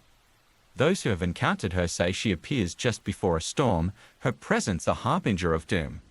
Locals believe that Eleanor's spirit still roams Roan Mountain, forever searching for the lover she lost to the icy grip of death. The lost Confederate gold of Lake Fontana. Lake Fontana, with its deep, clear waters and lush surrounding forests, is a popular spot for fishing and boating in the Appalachian Mountains. But beneath its calm surface lies a tale of greed, betrayal, and a fortune in gold that has never been found. The story begins at the end of the Civil War, as the Confederacy was collapsing. Legend has it that a group of Confederate soldiers, desperate to prevent their treasury from falling into Union hands, loaded several crates of gold onto wagons and fled into the mountains. Their plan was to bury the gold in a remote location and return for it once the war was over. The soldiers made it to the area now covered by Lake Fontana, but the journey was treacherous and tensions ran high. The men argued over what to do with the gold, with some wanting to keep it for themselves rather than return it to the Confederate government. The disagreement turned violent, and a deadly skirmish ensued. In the end, only one soldier survived, badly wounded but determined to hide the gold before he succumbed to his injuries. He buried the treasure somewhere in the forest, marking the spot with a cryptic symbol carved into a nearby tree. The soldier died shortly after, taking the exact location of the gold to his grave. When the lake was created in the 1940s, the area where the treasure was believed to be buried was submerged underwater, adding another layer of difficulty to its discovery. To this day, treasure hunters scour the area around Lake Fontana, hoping to decipher the clues and uncover the lost Confederate gold. Some have reported finding strange markings on trees or hearing whispers in the wind as they search, but the treasure remains elusive, its location hidden by time and the ever-changing landscape of the mountains. The haunting of the Greenbrier ghost. The Greenbrier ghost, a well-known tale from the Appalachian region, is a story of love, betrayal, and justice from beyond the grave. It takes place in the small town of Greenbrier, West Virginia, in the late 19th century. Zona Hester Shue, a young woman with a bright future, married a blacksmith named Edward Shue. The marriage, however, was far from happy. Zona's mother, Mary Jane Hester, distrusted Edward from the start, feeling that something was not right about him. Tragically, Zona was found dead in her home under mysterious circumstances just a few months after the wedding.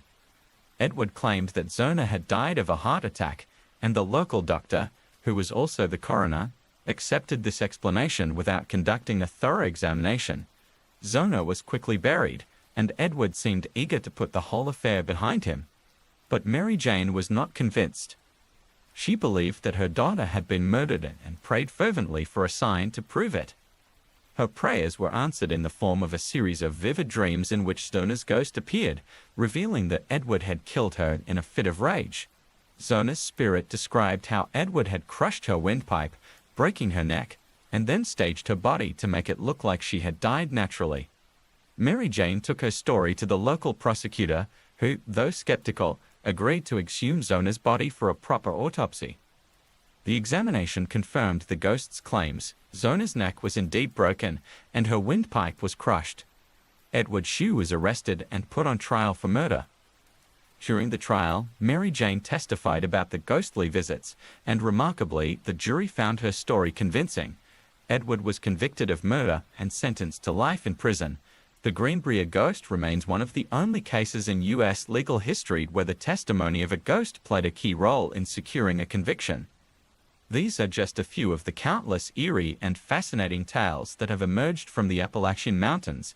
The region's dense forests, winding trails, and remote settlements provide the perfect backdrop for stories of the supernatural, many of which continue to be passed down through generations, adding to the rich tapestry of Appalachian folklore. The mysterious disappearance of Dennis Martin. In 1969, a summer family outing turned into one of the most baffling mysteries of the Appalachian Mountains. The Martin family, from Knoxville, Tennessee, was spending Father's Day weekend in the Great Smoky Mountains National Park. They chose to camp at Spence Field, a popular area on the Appalachian Trail near the Tennessee-North Carolina border. 6-year-old Dennis Martin was playing with his brother and other children near the campsite when he decided to play a prank. He planned to hide in the bushes and jump out to surprise the adults. However, when his family called for him, Dennis didn't respond. Thinking he had wandered off, the family began searching for him, but there was no sign of the boy. Panic set in, and a massive search operation was launched, involving park rangers, the National Guard, and even the FBI. Despite the extensive efforts, which included combing through miles of rugged terrain, no trace of Dennis was ever found. Theories about his disappearance range from a tragic accident, where he could have fallen into a ravine, to more sinister explanations, including abduction by an unknown person or even wild animals. One of the most chilling aspects of the case is that on the same afternoon, Dennis disappeared. A family hiking several miles away reported hearing a child scream and seeing a figure darting through the woods. They described the figure as a rough-looking man carrying something on his shoulder, but the connection to Dennis was never confirmed. The disappearance of Dennis Martin remains unsolved, leaving behind a haunting legacy that still lingers in the minds of those who venture into the Smoky Mountains. The Ghost Dog of the Appalachian Trail. The Appalachian Trail, a legendary hiking route that stretches over 2,000 miles from Georgia to Maine, is filled with stories of strange encounters and unexplained phenomena. Among these tales is the legend of the Ghost Dog, a spectral canine that is said to appear to hikers in need of help. According to the story, the Ghost Dog was once a loyal companion to a solitary hiker who had dedicated his life to exploring the Appalachian Trail. The two were inseparable, sharing every moment of the long journey together. But one winter, the hiker fell ill, and despite his dog's attempts to keep him warm and alert other hikers, he died alone on the trail. Heartbroken, the dog is said to have refused to leave his master's side, remaining by his body until it too succumbed to the cold. But the bond between the hiker and his dog was so strong that it transcended death. Hikers have reported seeing the Ghost Dog on foggy mornings or during storms, usually when they are lost or in danger. The dog is described as a large, white shepherd with glowing eyes and an ethereal glow surrounding it. It never makes a sound, but those who have encountered it say they felt a sense of calm and reassurance in its presence. The dog is known to lead lost hikers back to the trail or to a place of safety before disappearing into the mist. Though skeptics dismiss the Ghost Dog as a myth or a trick of the light, many hikers believe in the tale, finding comfort in the idea that a guardian spirit watches over those who traverse the treacherous paths of the Appalachian Trail. The Curse of the Bell Witch Cave. While the Bell Witch is most famously associated with Adams, Tennessee, her legend has crept into the Appalachian Mountains, particularly around the Bell Witch Cave, a limestone cave on the former Bell family property. The Bell Witch is said to be the spirit of a woman named Kate Batts, who was wronged by John Bell, a farmer who lived near the Red River. The legend states that after John Bell and his family tormented Kate Batts in life, she returned in death to haunt them. The Bell Witch's spirit tormented the Bell family for years, causing physical harm, strange noises, and inexplicable events that ultimately led to John Bell's death. The spirit, however, did not rest after John's demise. Instead, it found a new home in the cave on the Bell property. Visitors to the Bell Witch Cave have reported a range of paranormal activities, from eerie voices and cold spots to the feeling of being watched by an unseen presence. Some have even claimed to see shadowy figures or ghostly apparitions lurking in the cave's depths. The cave is now a popular tourist attraction, but it comes with a warning. Many who enter the cave report experiencing misfortune afterward. The curse of the Bell Witch is said to extend to those who disturb her resting place, with some visitors reporting accidents, illnesses, and other misfortunes after their visit. Despite the risks, the legend of the Bell Witch continues to draw curious souls to the Appalachian Mountains, each hoping to catch a glimpse of the spirit that has haunted the region for over 2 centuries. The vanishing town of Elkmont, Tennessee, once a thriving logging town in the heart of the Great Smoky Mountains, is now a ghost town with a mysterious past. Established in the early 1900s, Elkmont was home to a bustling community of loggers and their families. As the timber industry flourished, so did the town, which eventually became a popular resort destination for the wealthy. But by the 1930s, the town's fortunes began to decline as the Great Smoky Mountains National Park was established, and the land was purchased by the government. The logging operations ceased, and the residents were forced to leave. The once vibrant community was abandoned, and the town slowly fell into decay. Over the years, Elkmont has become known as one of the most haunted places in the Appalachian Mountains. Visitors to the area report seeing ghostly figures wandering among the dilapidated buildings and hearing the sounds of laughter, music, and conversation as if the town was still alive. Some even claim to have seen the apparition of a train conductor guiding an invisible locomotive through the abandoned tracks. One of the most enduring legends is that of the Appalachian Lady, a ghostly woman dressed in early 20th century clothing who is said to appear on foggy mornings, walking the old roads of Elkmont. Those who have seen her describe her as a sad, lonely figure who seems to be searching for something, or someone lost to time. Despite efforts to restore some of the old buildings, the town of Elkmont remains a shadow of its former self, its eerie atmosphere a testament to the lives and stories that once thrived in this now vanished community. The strange case of the Moon-Eyed People. The Appalachian Mountains are rich with Native American legends, one of the most intriguing being the tale of the Moon-Eyed People. According to Cherokee folklore, the Moon-Eyed People were a race of small, pale-skinned beings who lived in the mountains long before the arrival of the Cherokee. They were called moon-eyed because they were said to be so sensitive to light that they could only see at night. These mysterious beings were described as having blue eyes, fair skin, and a small stature. They lived in underground dwellings and were skilled builders, constructing intricate stone structures that still stand today in some parts of the Appalachian Mountains. The Cherokee believed that the Moon-Eyed People were eventually driven out of the region by the more dominant tribes, retreating deep into the mountains where they vanished from history. Archaeologists and historians have debated the origins of the Moon-Eyed People for years, with some suggesting that they might have been an ancient, pre-Columbian race or even early European explorers who arrived long before Columbus. Others believe the story is purely mythical, a reflection of the Cherokees' encounters with other indigenous groups. One of the most famous sites associated with the Moon-Eyed People is the Judicola Rock in North Carolina, a massive boulder covered in ancient petroglyphs that some believe were created by these enigmatic beings. Whether the Moon-Eyed People were real or a product of legend, their story adds another layer of mystery to the already rich folklore of the Appalachian Mountains. The specter of the Red Widows cabin. Deep in the wilderness of the Appalachian Mountains, near the border of North Carolina and Virginia, lies the ruins of an old cabin known as the Red Widows cabin. The story behind this eerie place dates back to the late 1800s when a woman named Sarah Jane Whittaker lived there with her husband. Sarah Jane was known in the area as the Red Widow because of her striking red hair and the tragic fate of her husbands. She had been married 3 times, and each of her husbands had met a mysterious and untimely death, leading to rumors that she was cursed, or worse, that she was responsible for their deaths. The locals began to avoid Sarah Jane, and she became increasingly isolated in her cabin. One night, a terrible fire broke out, engulfing the cabin in flames. When the townspeople arrived, it was too late. Sarah Jane was found dead inside, her body charred beyond recognition. The fire was ruled an accident, but some whispered that it was the work of angry spirits seeking revenge for the deaths of her husbands. After the fire, strange things began to happen at the side of the cabin.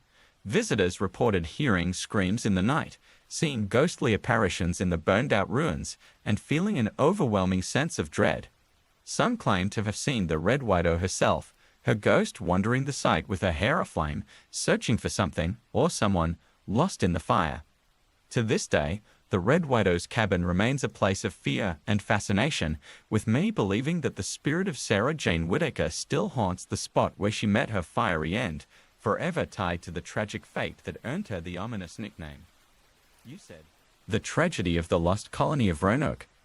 While the story of the lost colony of Roanoke is often associated with the coast of North Carolina, its mystery has crept into the folklore of the Appalachian Mountains as well. In 1587, over 100 English settlers established a colony on Roanoke Island, only to vanish without a trace by 1590. When the governor, John White, returned to the island after a supply run to England, he found the settlement deserted, with only the word Croaton carved into a post as a clue. The fate of these settlers remains one of the greatest unsolved mysteries of American history, with theories ranging from assimilation with local tribes to massacres by hostile forces. However, one of the lesser-known legends suggests that some survivors fled inland, seeking refuge in the Appalachian Mountains. According to this version of the story, a small group of colonists made their way west, hoping to find a safer haven away from the dangers of the coast. They are said to have settled in a remote area of the mountains, where they attempted to build a new life. But the harsh conditions, coupled with their dwindling supplies, led to tragedy. Local Cherokee legends speak of a white tribe that appeared in the mountains around this time. These mysterious strangers were described as pale-skinned with fair hair, unlike any people the Cherokee had seen before. The tribe's presence was brief, and they eventually vanished from the area, leaving behind only a few artifacts and ghostly stories. Some Appalachian locals believe that the spirits of these lost colonists still wander the mountains, their souls trapped in a land that was never meant to be their home. Hikers have reported hearing faint voices in the wind, speaking in an old dialect of English, and seeing spectral figures in colonial clothing moving silently through the trees. Whether these tales are true or simply the product of a region rich in history and legend, the story of the lost colony continues to captivate the imagination of those who call the Appalachian Mountains home. The ghostly miners of the Appalachian coalfields. The coal mines of the Appalachian Mountains have long been the lifeblood of the region, providing work and sustenance for countless families. But these mines have also been the site of countless tragedies, with cave-ins, explosions, and toxic gases claiming the lives of many miners over the years. The harsh conditions and frequent accidents have given rise to numerous ghost stories, none more famous than the tale of the ghostly miners. In the early 1900s, a massive explosion rocked a coal mine in West Virginia, trapping dozens of men underground.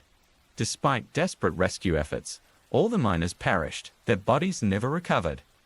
The mine was sealed, becoming a tomb for those who had died within its dark tunnels. Not long after the disaster, strange things began happening around the old mine. Workers reported hearing the sounds of pickaxes and shovels echoing through the hills, even though the mine had been abandoned. Some claimed to see the figures of miners, covered in soot and grime, emerging from the shadows only to vanish into thin air. One of the most chilling stories involves a foreman who had ordered the miners into the unsafe tunnel on the day of the explosion. Haunted by guilt, the foreman would often visit the mine, seeking some form of atonement. On one such visit, he encountered a group of ghostly miners standing silently at the entrance to the mine. They stared at him with hollow eyes, their faces twisted in expressions of pain and anger. The foreman fled in terror and was found the next morning, dead of a heart attack. Today, the site of the mine is a memorial to the men who lost their lives in the disaster. Visitors still report eerie occurrences, ghostly figures, disembodied voices, and the smell of burning coal wafting through the air. The ghostly miners of the Appalachian coalfields serve as a reminder of the dangerous and often deadly work that has shaped the history of the region. The Witch of Pilot Mountain. Pilot Mountain, a distinctive peak in North Carolina, is a well-known landmark in the Appalachian region, often described as a mountain with a hat, due to its unique shape. But beyond its striking appearance, the mountain is steeped in folklore, particularly the tale of the Witch of Pilot Mountain. According to local legend, a woman named Hester, who lived near the mountain in the early 1800s, was accused of witchcraft by her neighbors. Hester was known for her herbal remedies and unusual knowledge of the natural world, which led some to believe that she had made a pact with the devil. When several unexplained deaths and misfortunes struck the community, suspicion quickly turned to Hester. The townspeople, consumed by fear and anger, decided to take matters into their own hands. They captured Hester and dragged her to the summit of Pilot Mountain, where they tied her to a tree and left her to die. Before she was abandoned, Hester cursed the town, vowing that her spirit would haunt the mountain forever and bring misfortune to those who had wronged her. In the years that followed, the town was plagued by strange occurrences. Crops failed, livestock died mysteriously, and many of those involved in Hester's death met tragic ends.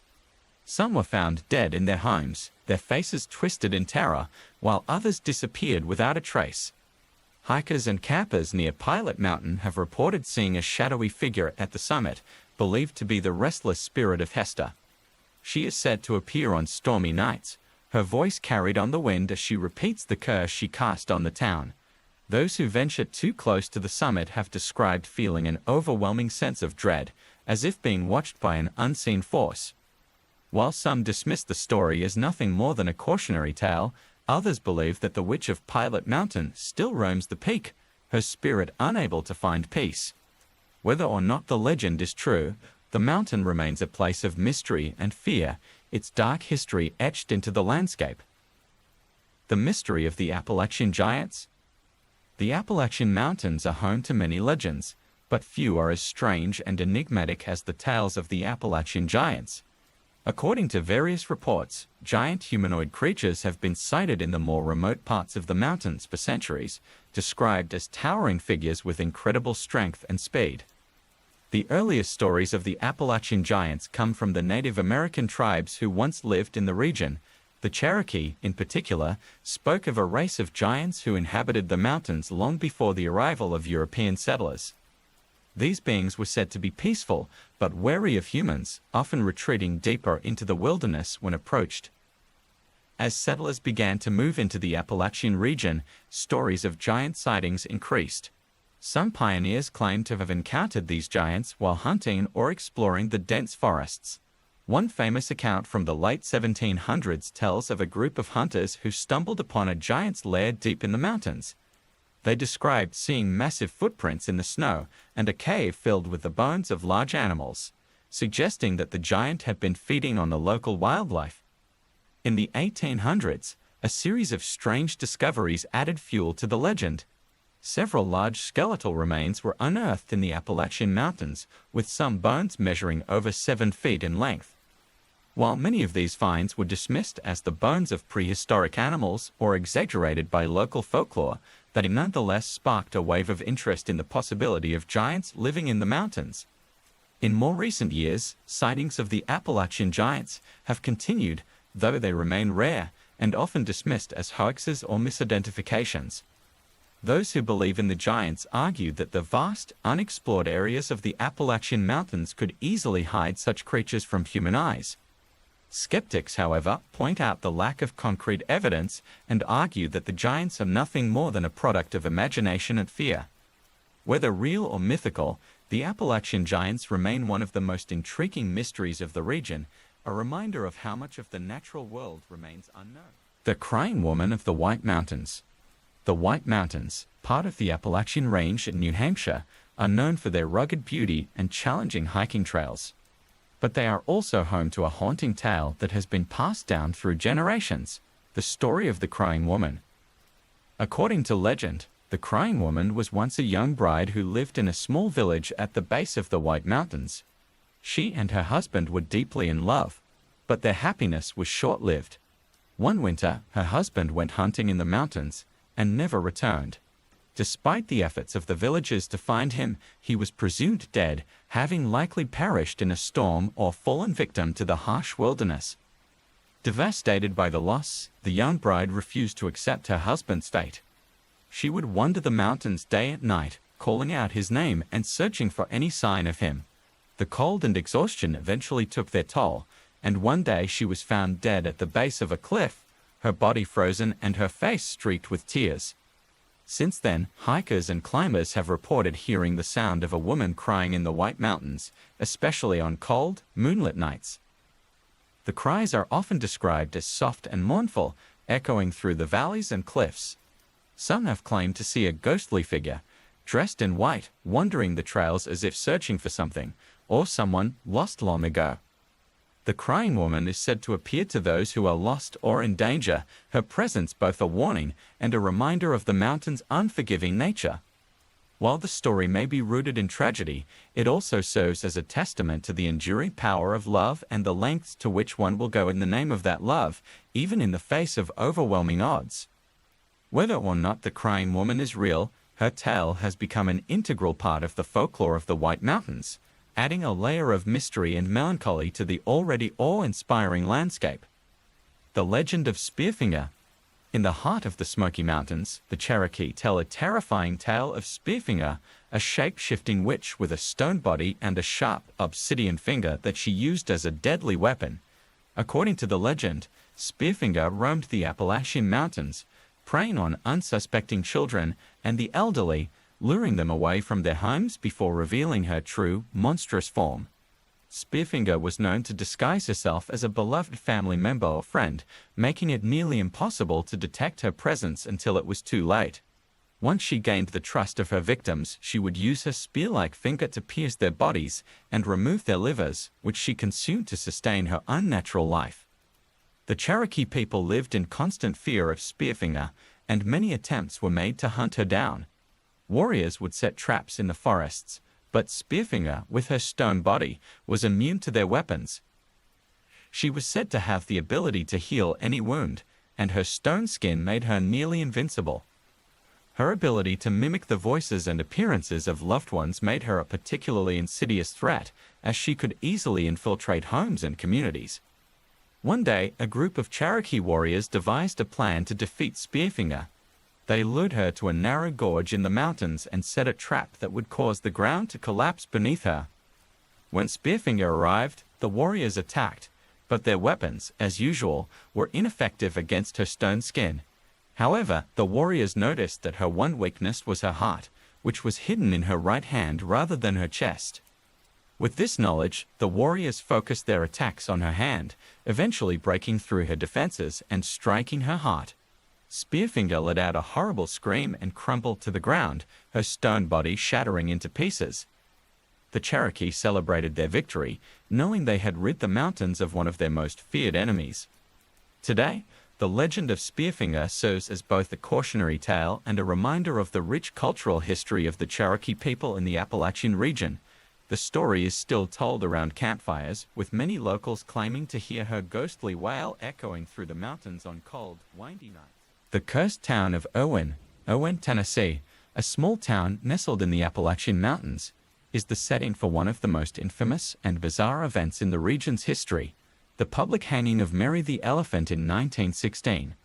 The incident has left an indelible mark on the town, with many believing that Owen has been cursed ever since. Mary was a 5-ton circus elephant who had been performing in the Sparks world-famous shows. During a parade through Kingsport, Tennessee, Mary killed her inexperienced handler, Red Eldridge, in a moment of apparent agitation. Eldridge had only been on the job for a day and reportedly prodded Mary behind the ear with a hook, causing her to react violently.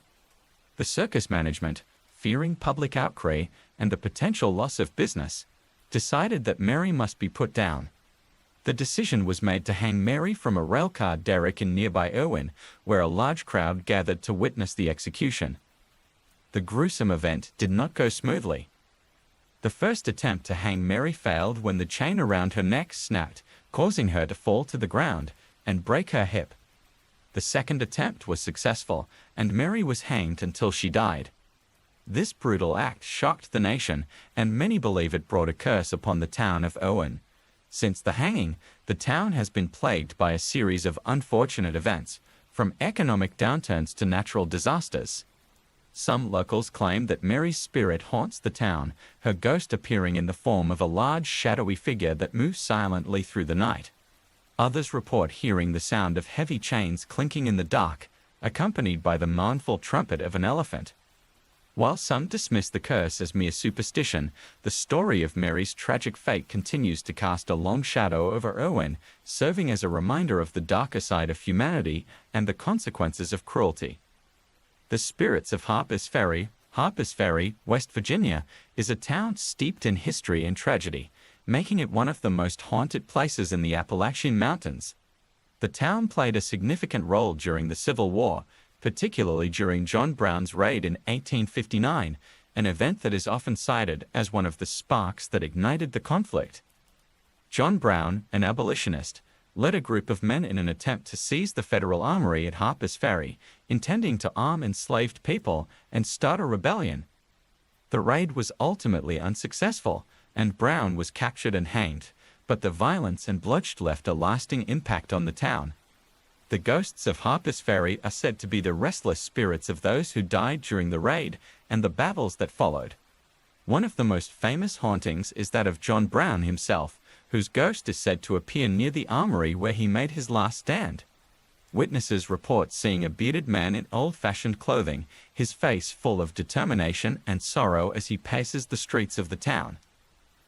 Another well-known ghost is that of a young soldier who died during the Battle of Harper's Ferry in 1862. His spirit is often seen wandering the old battlegrounds, his uniform torn and bloodied, as he searches for his comrades who also perished in the fight. Some visitors to Harper's Ferry have reported hearing the distant sounds of gunfire and cannon blasts, as if the battle is still raging in some spectral dimension. The historic buildings in Harper's Ferry are also said to be haunted. The Harper's Ferry Inn, built in the 1700s, is home to a ghostly woman in white who has been seen gliding through the halls late at night. Guests have reported feeling cold spots, hearing unexplained footsteps, and seeing doors open and close on their own. These hauntings have made Harper's Ferry a popular destination for ghost hunters and paranormal enthusiasts. The spirits of the past seem to linger in the town, a reminder of the turbulent history that shaped the region and the many lives lost in the pursuit of freedom. The Mothman of Point Pleasant. While the legend of the Mothman is often associated with the town of Point Pleasant, West Virginia, its influence reaches deep into the Appalachian Mountains. The Mothman is described as a large, humanoid creature with glowing red eyes and large, bat-like wings. It was first sighted in 1966 by two couples who were driving near an old World War II munitions plant known as the TNT area. Over the next year, numerous sightings of the Mothman were reported in and around Point Pleasant, often accompanied by strange occurrences such as electrical disturbances, unexplained lights in the sky, and a feeling of impending doom. The creature was said to be able to fly at incredible speeds and had an otherworldly presence that left witnesses terrified. The Mothman legend reached its peak with the collapse of the Silver Bridge in December 1967, a tragedy that resulted in the deaths of 46 people.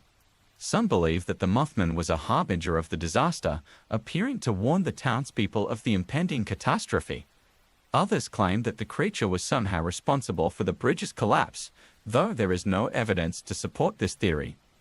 Since then, the Mothman has become a fixture of Appalachian folklore, with reports of sightings continuing to this day. Those who have encountered the creature describe a sense of overwhelming fear and dread, as if the Mothman is a being from another realm, drawn to places of death and destruction. Point Pleasant now hosts an annual Mothman Festival, celebrating the legend with guest speakers, live music, and a Mothman statue in the center of town. The story has inspired books, movies, and TV shows, cementing the Mothman's place in American pop culture. But for those who have seen the creature with their own eyes, the legend is all too real, a chilling reminder that the Appalachian Mountains hold many secrets and unexplained phenomena. The ghost train of the Clinchfield Railroad. The Clinchfield Railroad, which winds through the Appalachian Mountains of Virginia and North Carolina, has its own ghostly legend. The story of the ghost train.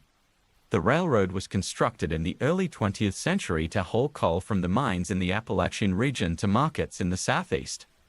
The route was known for its treacherous curves and steep grades, making it a dangerous journey for the train crews. One of the most famous tales of the Clinchfield Railroad is that of the ghost train, a spectral locomotive that is said to appear on foggy nights, chugging silently along the old tracks. The train is often described as a vintage steam engine, complete with glowing headlights and the sound of a distant whistle that echoes through the valleys. The legend began after a tragic accident in the 1920s, when a passenger train derailed on a sharp curve, plunging into a ravine below. Dozens of people were killed, and the wreckage was so mangled that it took days to recover the bodies. Ever since, there have been reports of a ghostly train running along the tracks, as if replaying the fatal journey over and over again. Some who have encountered the ghost train claim that it is an omen of impending disaster. Railroad workers have reported seeing the train just before a derailment or accident, and many believe that the spirits of those who died in the crash are still aboard, forever trapped in a spectral loop. Others have a different explanation, suggesting that the ghost train is a residual haunting, a kind of time loop that replays a tragic event. The idea is that the intense emotional energy of the accident was imprinted on the environment, causing the event to repeat itself in the form of a ghostly train. Whether a true ghost or a product of the imagination, the ghost train of the Clinchfield Railroad remains a haunting reminder of the dangers faced by those who worked and traveled on the railroads of the Appalachian Mountains. The sight of the train, moving silently through the mist, is enough to send shivers down the spine of even the most seasoned railroad worker. The Headless Horseman of Sleepy Hollow Road. Sleepy Hollow Road, located near Louisville, Kentucky, on the fringes of the Appalachian Mountains, is the setting for one of the region's most enduring ghost stories, the tale of the Headless Horseman. Not to be confused with Washington Irving's famous character, this Headless Horseman is a uniquely Appalachian legend. According to local folklore, the Headless Horseman was once a Confederate soldier during the Civil War who met a gruesome end when he was captured by Union forces. The soldier was decapitated during an ambush, and his body was left to rot in the woods. His head was never found, and his soul was said to be unable to rest. Since then, the ghost of the Headless Horseman has been seen riding along Sleepy Hollow Road on foggy nights, searching for his lost head. Witnesses describe seeing a spectral figure atop a black horse, galloping silently along the road, his severed neck emitting an eerie glow. The horseman is said to chase after cars and passers-by, disappearing into the woods just before reaching them. One of the most famous encounters with the Headless Horseman occurred in the 1950s when a group of teenagers dared each other to drive down Sleepy Hollow Road late at night. As they reached the darkest part of the road, they saw a figure on horseback in the distance. The figure began to gallop toward them, faster and faster, until it was almost upon them. The terrified teens sped away, only to look back and see the horseman vanish into thin air. Over the years, many have tried to debunk the legend, suggesting that the sightings are merely tricks of the light or overactive imaginations. However, those who have experienced the Headless Horseman firsthand swear by what they saw, insisting that the road is haunted by the restless spirit of a soldier who will never find peace. Sleepy Hollow Road remains a popular destination for ghost hunters and thrill seekers, all hoping to catch a glimpse of the Headless Horseman and prove that the legend is more than just a story. The eerie atmosphere of the road, with its dense trees and narrow path, only adds to the sense of unease, making it easy to believe that something supernatural might be lurking in the shadows. These true stories of the Appalachian Mountains offer a glimpse into the rich tapestry of folklore that has shaped the region for centuries. Each tale reflects the unique history, culture, and natural beauty of the Appalachians, where the line between the real and the supernatural is often blurred, and where the past continues to influence the present in mysterious and unexpected ways. The Haunted Tunnel of the Blue Ridge Parkway. The Blue Ridge Parkway, one of the most scenic drives in the United States, winds its way through the Appalachian Mountains, offering breathtaking views and a connection to nature. However, along this picturesque route lies a tunnel that is said to be haunted by the spirits of those who died during its construction. The story begins in the 1930s when the Blue Ridge Parkway was being built as part of a New Deal project to provide jobs during the Great Depression. One of the most challenging aspects of the construction was the digging of the tunnels that would allow the parkway to pass through the mountains. These tunnels were blasted out of solid rock using dynamite, a dangerous task that required precision and skill. One day, while working on a tunnel near Asheville, North Carolina, a tragic accident occurred. A group of workers was inside the tunnel when a premature dynamite explosion caused the tunnel to collapse, trapping the men inside. Despite frantic efforts to rescue them, the workers perished and their bodies were never recovered. Not long after the tunnel was completed, reports of strange occurrences began to surface. Travelers driving through the tunnel at night would hear the faint sounds of pickaxes striking rock, as if the ghostly workers were still toiling away. Some reported seeing shadowy figures moving along the walls of the tunnel, only to disappear when approached.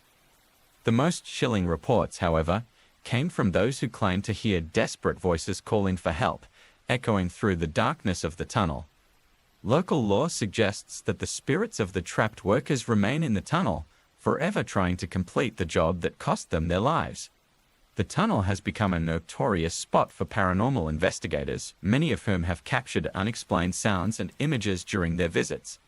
Some visitors leave offerings at the entrance to the tunnel, hoping to appease the restless spirits and bring them peace.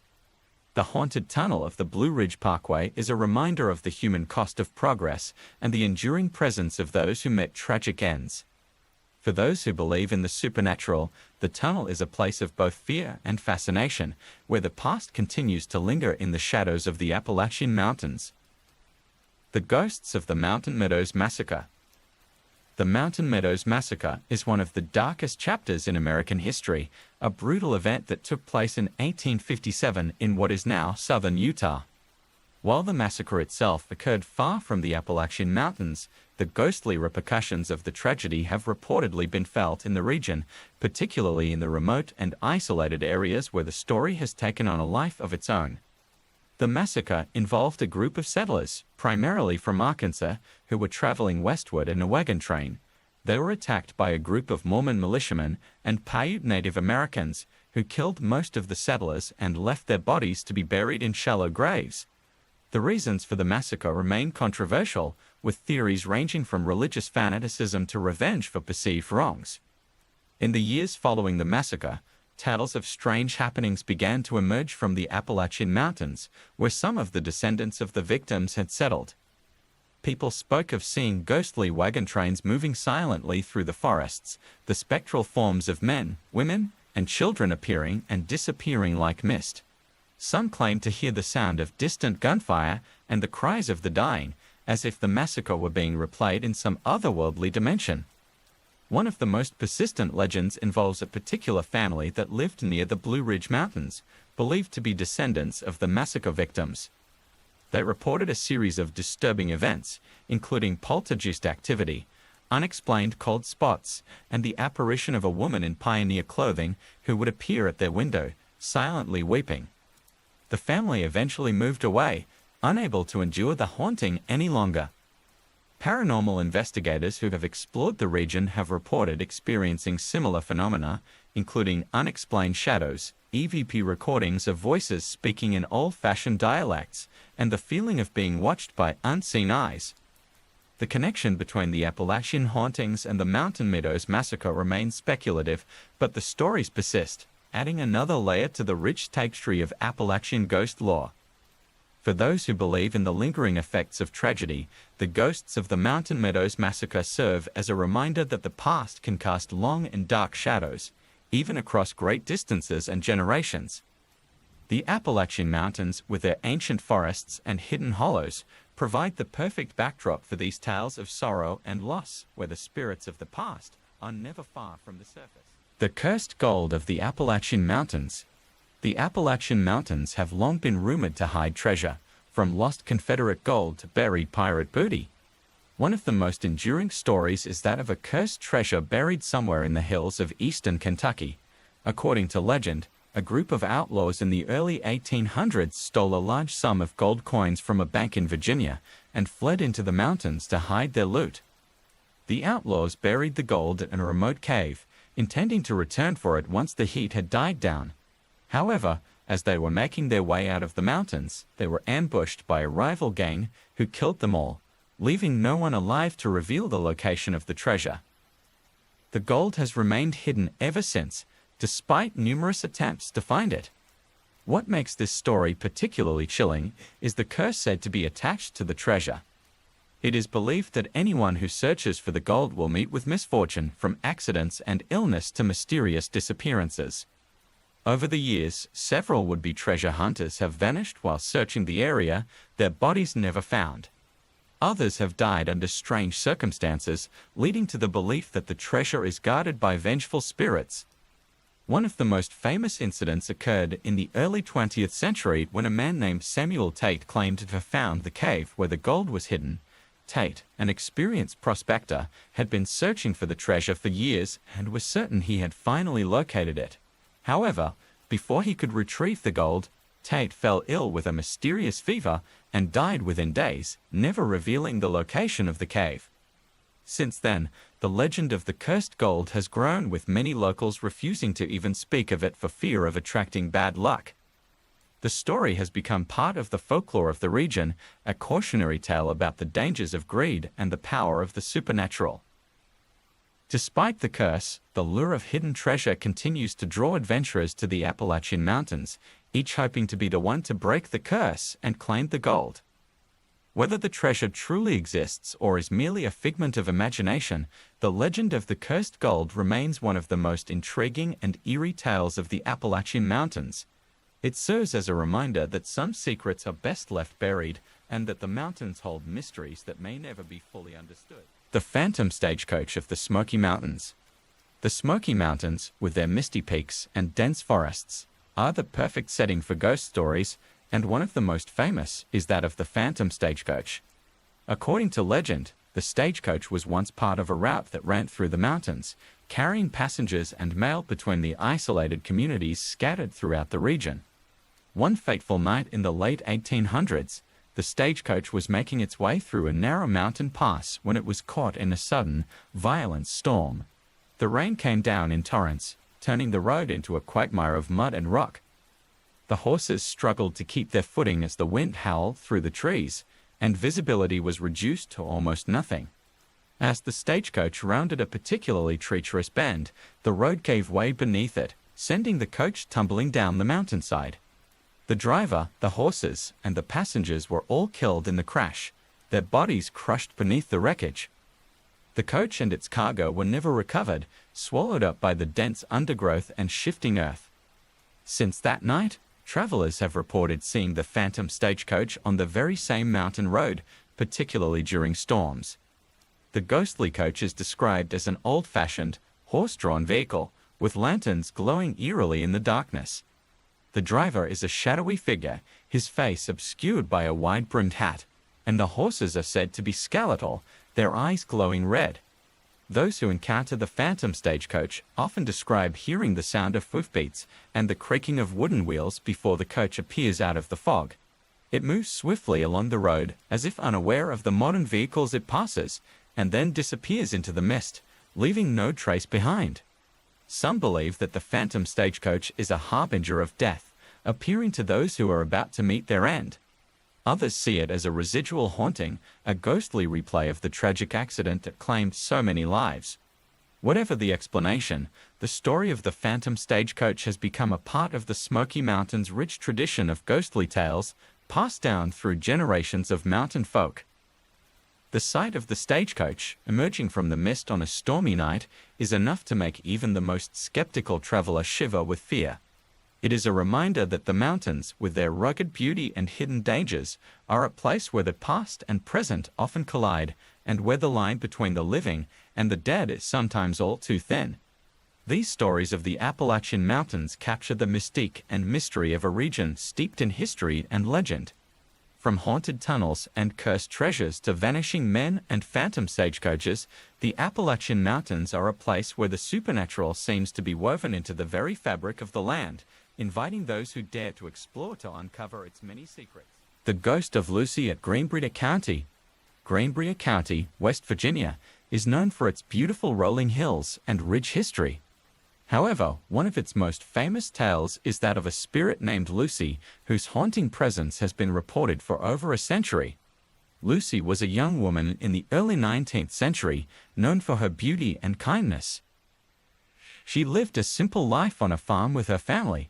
She was engaged to a local man, and everything seemed perfect until tragedy struck. Just weeks before her wedding, Lucy fell gravely ill with a mysterious illness that left her bedridden.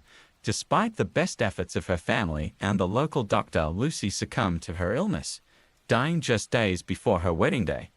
Heartbroken, her fiancé never recovered from the loss. He visited her grave daily, often leaving flowers and speaking to her as if she was still alive. Local townsfolk began to notice strange occurrences near Lucy's grave. At night, some claimed to see a woman in a white dress, similar to the one Lucy had been buried in, wandering near the cemetery. Others reported hearing faint sobs and whispers in the wind when passing by the graveyard after dark. The story of Lucy's ghost spread quickly through Greenbrier County, and soon, people from neighboring towns came to witness the phenomenon for themselves. Some claimed that Lucy's ghost was searching for her lost love, unable to rest until she could be reunited with him in the afterlife. Others believed that Lucy's spirit was trying to communicate with the living, perhaps to reveal something about her untimely death. Over the years, sightings of Lucy have continued, with many claiming to see her ethereal figure near the cemetery, especially on cold, misty nights. Some have even reported feeling a cold breeze pass by them, accompanied by the scent of fresh flowers, an eerie reminder of the flowers her fiancé once left at her grave. While skeptics dismiss the story as nothing more than local folklore, the residents of Greenbrier County remain convinced that Lucy's spirit lingers among them. Her tale is a poignant reminder of lost love and the power of grief, echoing through the hills and valleys of the Appalachian Mountains. The Devil Dog of Val Crucis. Val Crucis, a small community in the mountains of North Carolina, is known for its picturesque scenery and historic buildings. However, it is also home to one of the most terrifying legends in the Appalachian Mountains, the tale of the Devil Dog.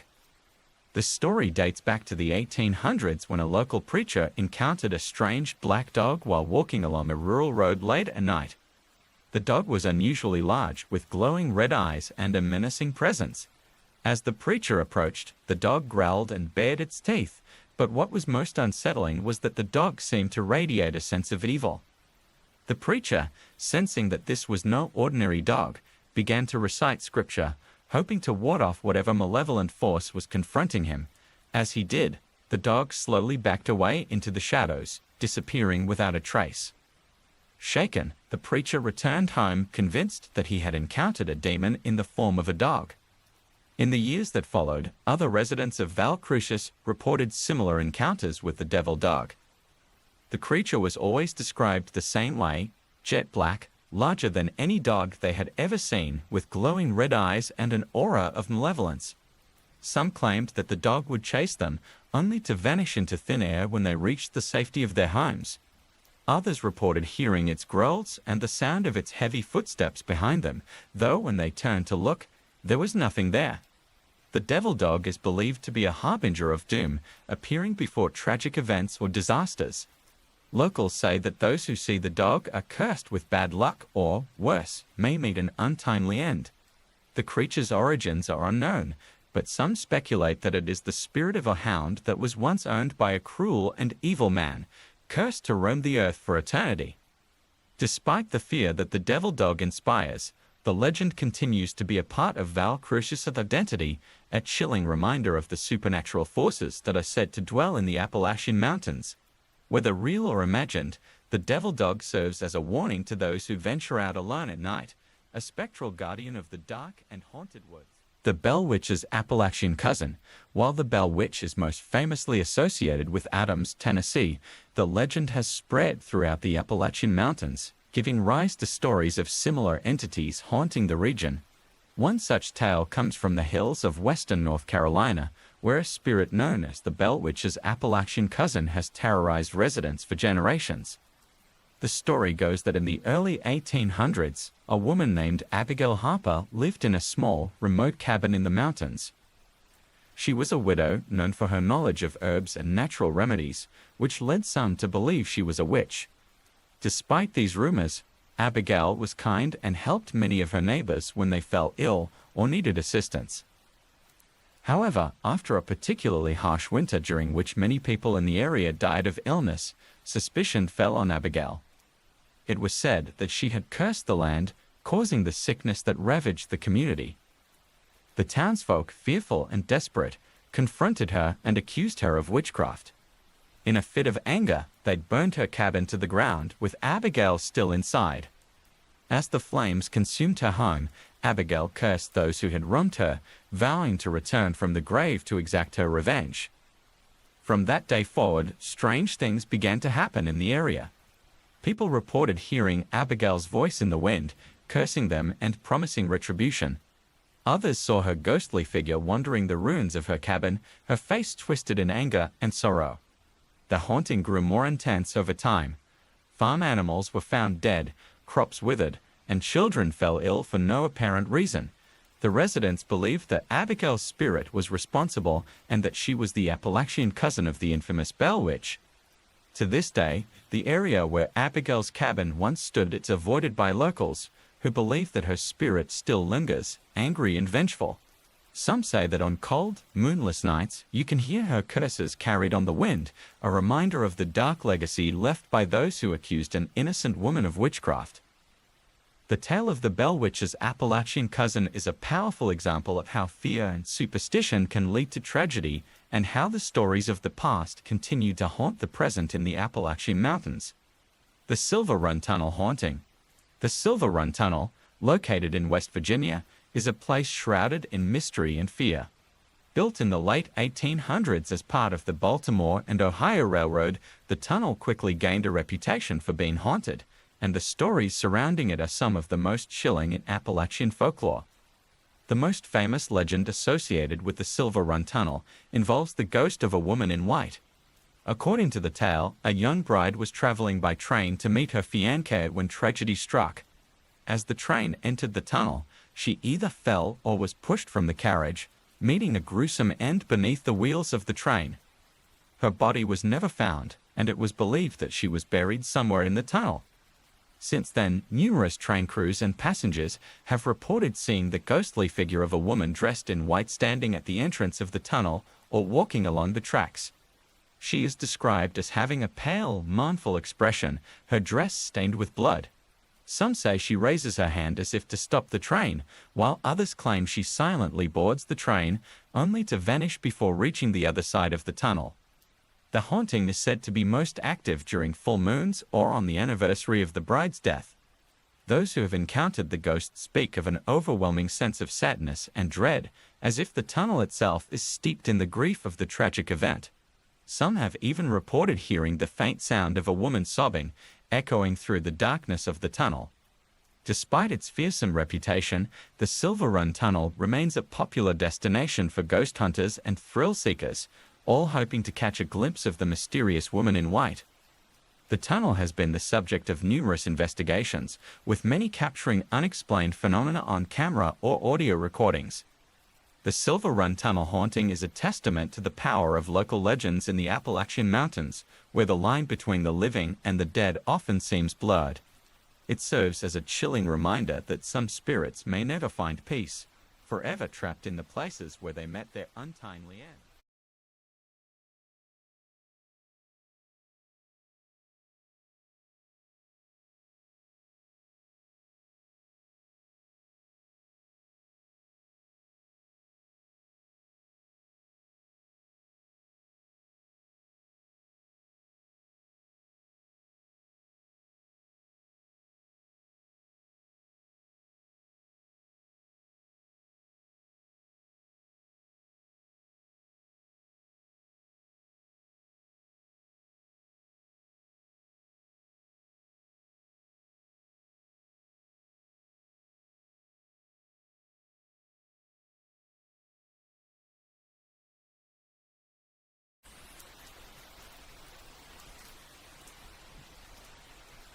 True Scary Stories from Texas. Story 1. The Phantom Hitchhiker of Bragg Road. Deep within the mysterious Big Thicket of East Texas lies a desolate stretch known as Bragg Road. This 8-mile stretch, shrouded in dense woods and often enveloped in fog, has long been the subject of local folklore. For decades, travelers have reported seeing strange, glowing orbs floating above the road, eerily bobbing and weaving through the trees. But the most chilling legend is that of the Phantom Hitchhiker, a ghostly figure who appears on the side of the road, desperately seeking a ride. Bill, a seasoned truck driver with years of experience navigating Texas rural routes, was familiar with the tales. He had always dismissed them as mere stories, a way for locals to scare newcomers. But one autumn night, as he was driving down Bragg Road on his way to Beaumont, his skepticism was put to the test. The night was unusually quiet, the only sound the hum of his truck's engine as it cut through the thick darkness. As he rounded a bend, his headlights caught a figure standing by the side of the road. It was a man, tall and gaunt, with his thumb extended in the universal gesture for a ride. Bill, though cautious, couldn't leave a stranded traveler alone in the middle of nowhere. He slowed down and stopped the truck. The man approached, and as he got closer, Bill noticed something unsettling. His clothes were outdated, torn, and dirty, as if he had been wandering the woods for years. But it was the man's eyes that truly unnerved him, hollow, lifeless, yet filled with a deep, unspoken sorrow. The hitchhiker climbed into the passenger seat without a word. As soon as the door closed, the temperature in the cab dropped drastically, and the truck's radio began to emit a low, static-filled hum. Bill tried to engage the man in conversation, asking where he was headed, but the hitchhiker remained silent, staring straight ahead. The air grew thick with tension, and an overwhelming sense of dread settled over Bill. A few miles down the road, just as suddenly as he had appeared, the hitchhiker vanished. Bill glanced over to find the passenger seat empty, the door still locked from the inside.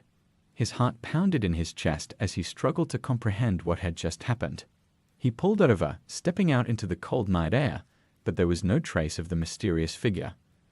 Only the echo of a haunting, blood-chilling laugh lingered in the air, fading into the night as quickly as it had come. Bill never drove down Bragg Road again. Story 2.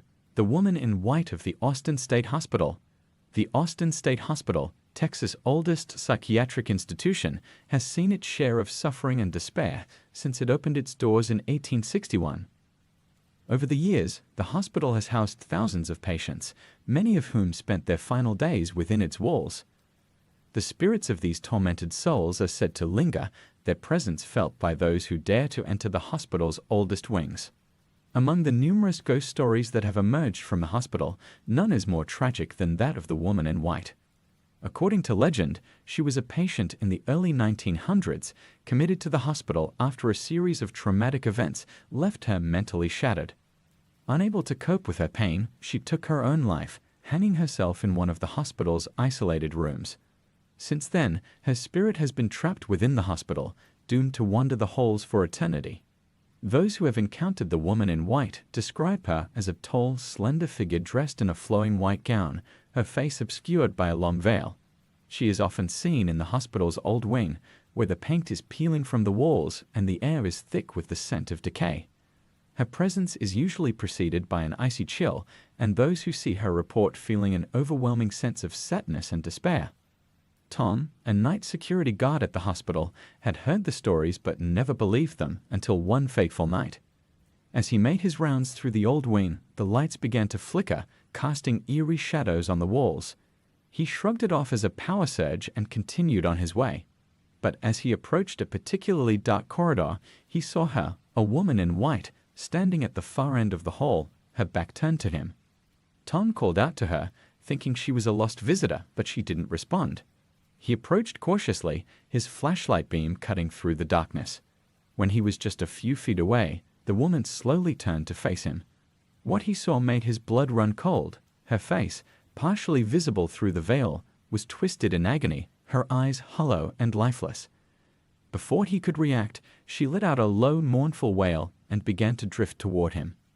Paralyzed with fear, Tom could only watch as the woman in white floated past him, her icy breath brushing against his skin. As she moved farther down the corridor, she slowly faded away, leaving only the cold, oppressive air in her wake.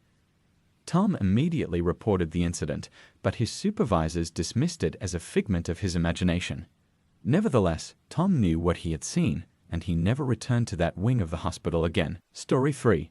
The Screaming Bridge of Arlington.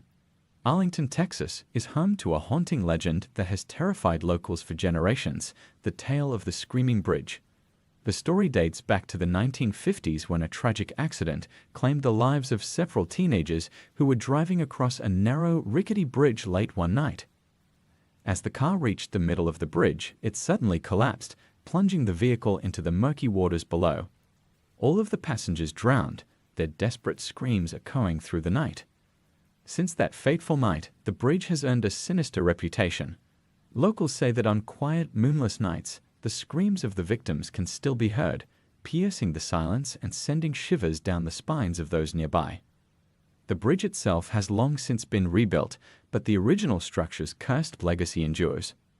A group of college students, skeptical of the legend, decided to visit the bridge one Halloween night. They arrived just after midnight, armed with flashlights and cameras, ready to debunk the myth.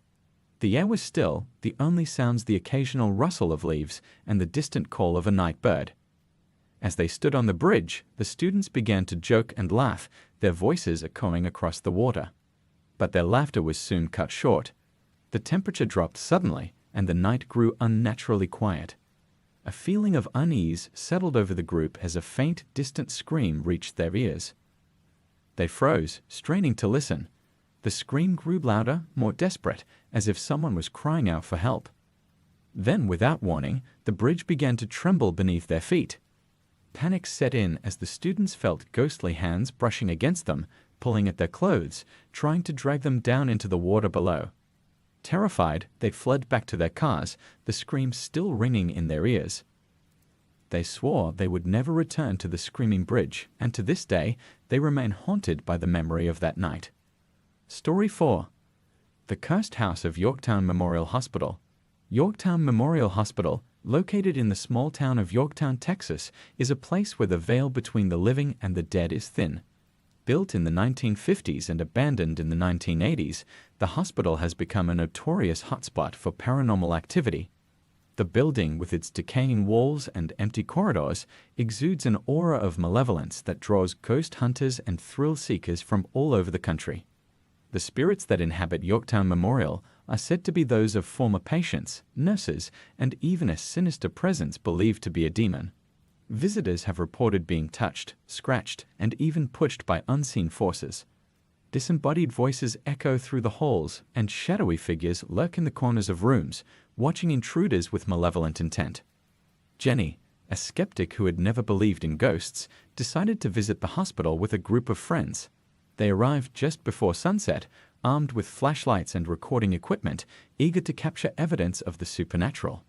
As they explored the hospital, they experienced the usual unsettling phenomena: cold spots, flickering lights, and faint whispers, but nothing could have prepared Jenny for what she encountered in the basement. While her friends were upstairs, Jenny ventured into the basement alone, curious to see if she could experience anything truly terrifying. The basement was dark and damp, the air heavy with the smell of mold and decay. As she walked through the narrow, crumbling corridors, she felt a growing sense of unease, as if she were being watched. Suddenly, she heard a low growl coming from the darkness ahead. She stopped, her heart pounding in her chest, and shone her flashlight in the direction of the sound. At first, she saw nothing, just the decaying remnants of the old hospital. But as she took a step forward, something caught her eye, a dark figure crawling out of the shadows on all fours, its eyes glowing with an unnatural light. Jenny's blood ran cold as the figure rose to its full height, towering over her. It was a man, or what had once been a man, with a twisted, grotesque face and long, sharp claws. The creature let out a guttural snarl, and Jenny turned and ran, her screams echoing through the basement as she fled back upstairs. When she reached her friends, she was pale and trembling, barely able to speak. They quickly left the hospital, vowing never to return. Jenny, once a skeptic, was now a firm believer in the paranormal.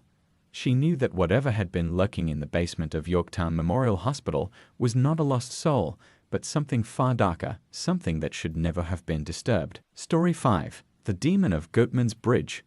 Old Alton Bridge, more commonly known as Goatman's Bridge, is a historic iron truss bridge that spans Hickory Creek in Denton County, Texas. The bridge, once used by travelers to cross the creek, is now a site of urban legend and paranormal activity.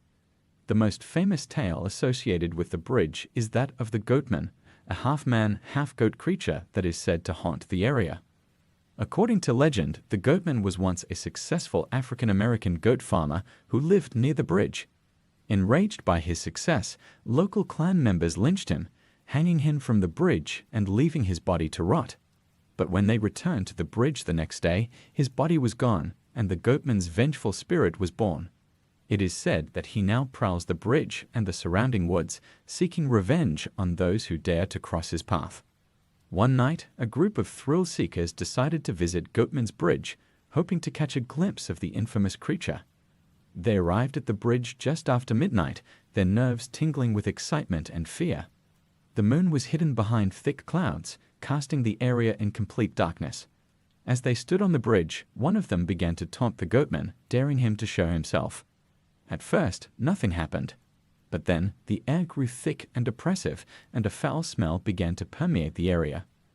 The group heard a low, guttural growl coming from beneath the bridge. As they peered over the edge, their flashlights flickering, they saw something moving in the darkness, a pair of glowing red eyes staring up at them. Panic set in as the growling grew louder, and the group realized that whatever was under the bridge was coming for them. They fled, racing back to their car, but the sense of being chased never left them. As they drove away, they saw the creature, a massive, shadowy figure with the body of a man and the head of a goat, standing in the middle of the road, its eyes burning with an unholy fire. The group never returned to Goatman's Bridge, and they warn others to stay away, lest they too encounter the vengeful spirit of the Goatman. Story 6. The Curse of the Donkey Lady. San Antonio, Texas, is home to a terrifying legend that has haunted locals for generations, the tale of the Donkey Lady. The story varies, but most versions agree that she was once a woman who lived on a farm with her husband and children. One night, a wealthy man from the city came to their home, demanding that they sell their land to him. When the family refused, the man set fire to their house, trapping the woman and her children inside. The woman survived, but her face was horribly disfigured, her features twisted into something that resembled a donkey. Consumed by rage and grief, she fled to the woods near Elm Creek, where she is said to have become a vengeful spirit, luring unsuspecting travelers to their doom.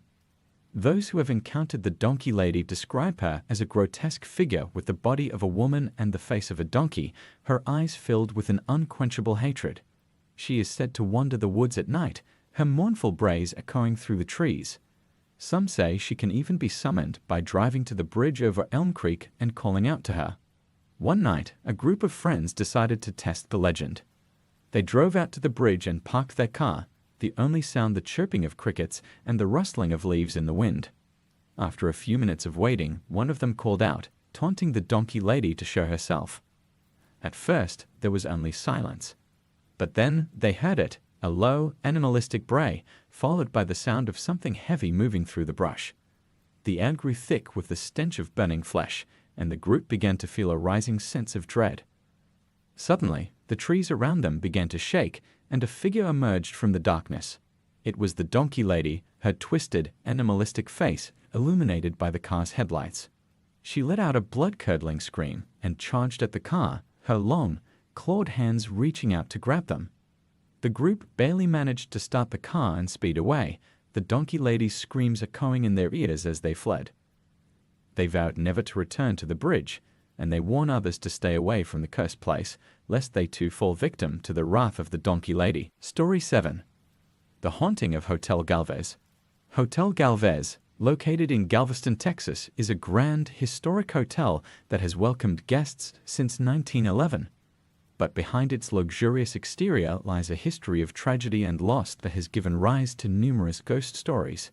The most famous of these is the tale of Audra, a young bride who met a tragic end at the hotel. According to the legend, Audra was engaged to a sailor who was often away at sea. She would stay at Hotel Galvez, waiting for his return, and would often climb up to the rooftop to watch for his ship. One stormy night, she received word that her fiancé's ship had gone down in the Gulf of Mexico and all aboard were lost. Devastated by the news, Audra hanged herself in the hotel's turret. But the story didn't end there. Just days later, her fiancé returned to the hotel, alive and well. His ship had merely been delayed by the storm. Heartbroken and guilt-ridden, he learned of Audra's fate and left the hotel, never to return. Since then, guests and staff at Hotel Galvez have reported seeing a young woman in a white dress wandering the halls and the rooftop, her face a mask of sorrow. She is often seen near the elevator, waiting for a ride that never comes, or in the turret where she took her own life. Some say they have even felt her presence in their rooms, a cold breeze brushing against their skin, or the sensation of being washed. One guest, staying in room 501, the room closest to the turret, experienced a night of terror. She awoke in the middle of the night to the sound of sobbing coming from the direction of the turret. As she listened, the sobbing grew louder and the temperature in the room dropped. The guest pulled the covers over her head, too frightened to move. Suddenly, the sobbing stopped and the room fell silent. But then she felt it, a cold hand on her shoulder, gently shaking her awake. She opened her eyes to see a woman in a white dress standing at the foot of her bed, her eyes filled with sadness. The woman mouthed something the guest couldn't hear, and then she vanished, leaving the room as cold as a tomb. The next morning, the guest checked out of the hotel, still shaken by the encounter. She never returned to Hotel Galvez, but the story of her night in room 501 has become one of the hotel's most famous ghost tales, adding to the legend of Audra, the ghostly bride who still waits for her lost love. Story 8. The Shadow Man of Texas State University. Texas State University in San Marcos, Texas, is known for its picturesque campus and vibrant student life. But beneath the surface lies a darker history, one that has given rise to tales of paranormal activity. Among the many ghost stories associated with the university, the most chilling is that of the Shadow Man, a malevolent entity that is said to haunt the old main building. The old main building, with its Victorian Gothic architecture, is one of the oldest structures on campus. It has been the site of numerous strange occurrences, from disembodied voices to unexplained cold spots. But the most terrifying reports come from those who have encountered the Shadow Man, a tall, dark figure that appears out of nowhere and instills a deep sense of fear in those who see him. One night, a student named Sarah was working late in one of the old main classrooms, finishing up a paper due the next day. The building was quiet, the halls empty, and the only light came from the lamp on her desk. As she typed away, she suddenly felt a chill in the air, as if the temperature had dropped several degrees. She brushed it off, thinking it was just her imagination. But then, out of the corner of her eye, she saw movement in the hallway. She looked up, expecting to see another student, but the hall was empty. Uneasy, she returned to her work, but the feeling of being watched persisted. Finally, she decided to pack up and leave. As she gathered her things, she saw him, a tall, shadowy figure standing in the doorway, blocking her exit. The figure had no discernible features, just a dark silhouette against the dim light of the hallway. A wave of terror washed over Sarah, and she felt as though the air had been sucked out of the room. She tried to call out, but her voice caught in her throat. The Shadow Man didn't move, just stood there, watching her with unseen eyes. Desperate, Sarah grabbed her backpack and bolted for the door, pushing past the figure and sprinting down the hallway. She didn't stop running until she was outside, the cool night air filling her lungs. Sarah never returned to Old Main after dark again, and her story has become one of the many ghostly tales whispered among the students of Texas State University. The Shadow Man, it seems, is still there, lurking in the shadows, waiting for his next victim. Story 9. The Ghost Lights of Marfa. The small town of Marfa, Texas, is famous for its mysterious ghost lights, an unexplained phenomenon that has baffled residents and visitors alike for over a century. The lights, which appear as glowing orbs hovering above the desert, have been seen by countless witnesses, yet no one has been able to explain their origin. Some believe the lights are the spirits of Native Americans who once roamed the land, while others think they are the result of atmospheric conditions or reflections from distant car headlights. But the lights have been reported since before the advent of automobiles, leading many to believe that something supernatural is at play. One evening, a group of friends decided to drive out to the Marfa Lights viewing area to see the phenomenon for themselves. They arrived just after sunset, the sky ablaze with the colors of the setting sun. As darkness fell, they watched the horizon, hoping to catch a glimpse of the elusive lights. For a while, nothing happened, and the group began to lose hope. But then one of them spotted something, a faint, glowing orb hovering above the desert, slowly moving from side to side. As they watched, more lights appeared, flickering in and out of existence, their movements erratic and unpredictable. The group was mesmerized by the lights, but as they continued to watch, they began to feel a growing sense of unease. The lights seemed to be getting closer, moving toward them with an almost deliberate intent. The air around them grew heavy, and a low, humming sound filled their ears. Suddenly, one of the lights shot toward them at an incredible speed, passing just inches above their heads before disappearing into the night. The group panicked, jumping into their car and speeding away from the viewing area. As they drove, they could see the lights in their rearview mirror, following them for several miles before finally disappearing. To this day, the Marfa Lights remain a mystery, and those who have witnessed them are left with more questions than answers. Are they a natural phenomenon or something otherworldly? Whatever the explanation, the ghost lights of Marfa continue to captivate and terrify those who seek them out. Story 10. The Lady of the Lake at White Rock Lake.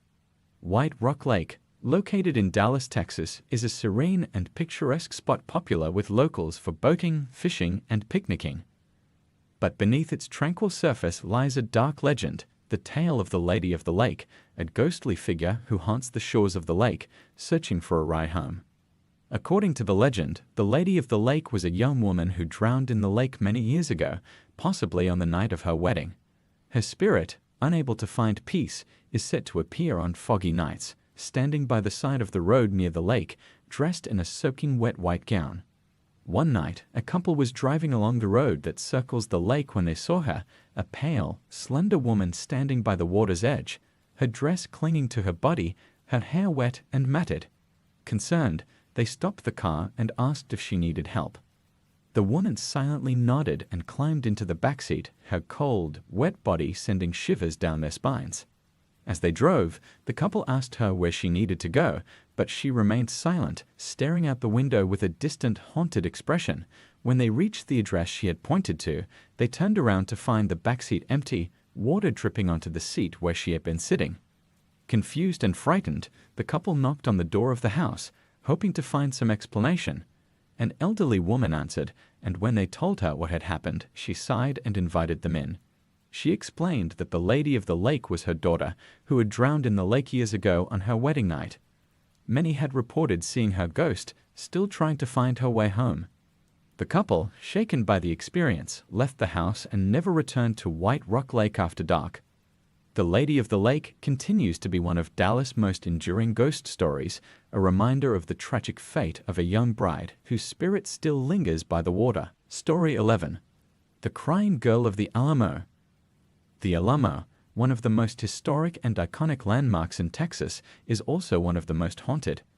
The site of a brutal and bloody battle during the Texas Revolution, the Alamo is said to be home to the spirits of those who lost their lives there, their souls forever tied to the hallowed ground. Among the many ghost stories associated with the Alamo, one of the most poignant is that of the Crying Girl. According to legend, she was a young girl who lived at the Alamo during the siege, separated from her family and terrified of the violence surrounding her. When the battle was over, her lifeless body was found among the fallen, her face streaked with tears. Since then, visitors to the Alamo have reported hearing the faint sound of a child crying, especially in the early morning hours when the site is quiet and still. Some have even seen her, a small, pale figure in a tattered dress, wandering the grounds with tears in her eyes, searching for her family. One evening, a security guard was making his rounds when he heard the unmistakable sound of a child crying. The noise seemed to be coming from one of the old rooms where the battle had raged centuries before. The guard, thinking it was just his imagination, continued on his way, but the crying grew louder, more desperate. He followed the sound to the room where the girl had supposedly been found, and there she was, a small figure huddled in the corner, her face buried in her hands, her shoulders shaking with sobs. The guard called out to her, but she didn't respond. As he approached, she slowly lifted her head, revealing a tear-streaked face and hollow, empty eyes. Before he could react, the girl let out a mournful wail and vanished into thin air, leaving the room cold and silent. The guard, shaken by the experience, quickly left the Alamo and never returned after dark.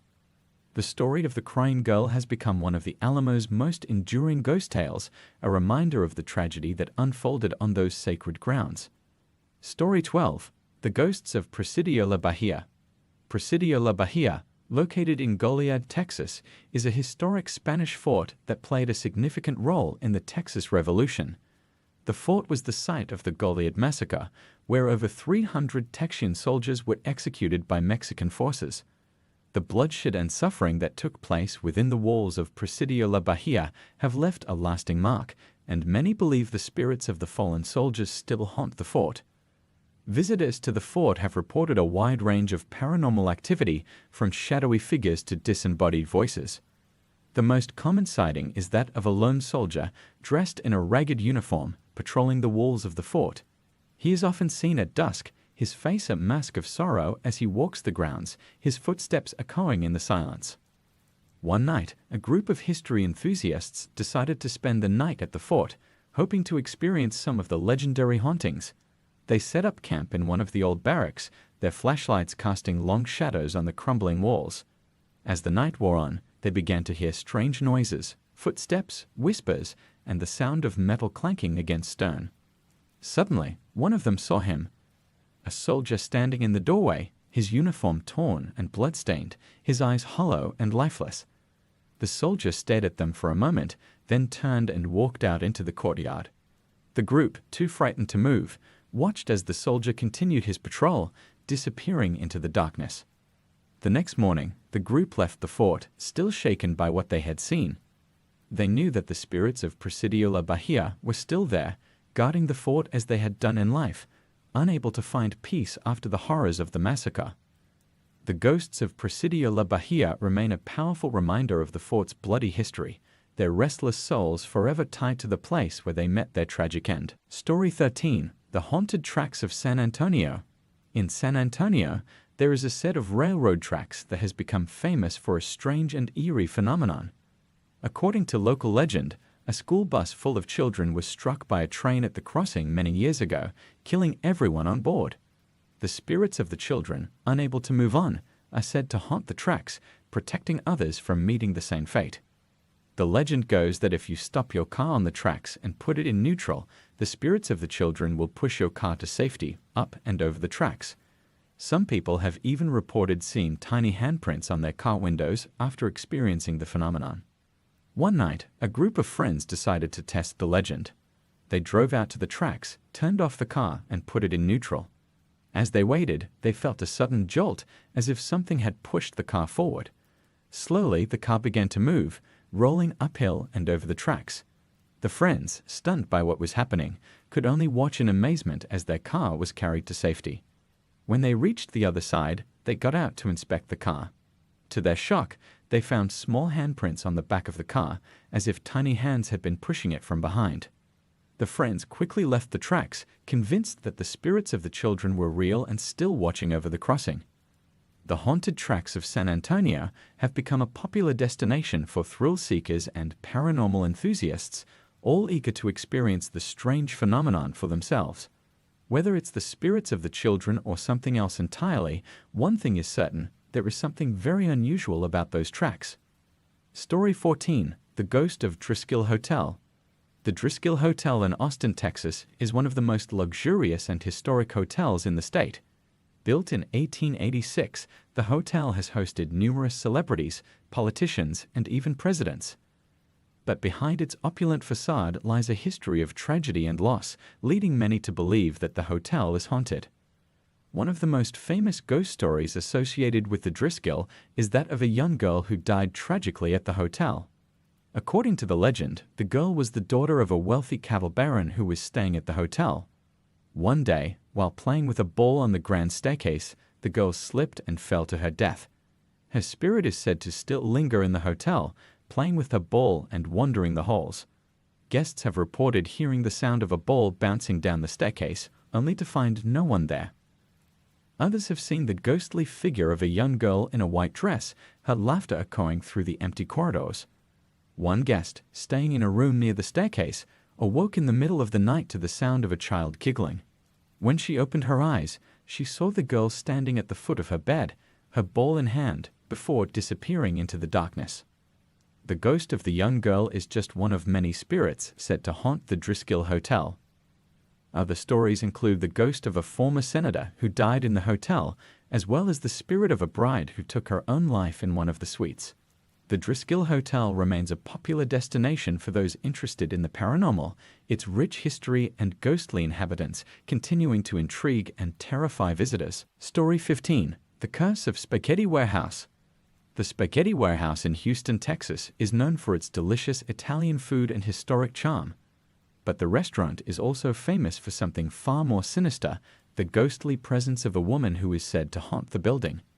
The story goes that the building, which was once a pharmacy, was the site of a tragic accident.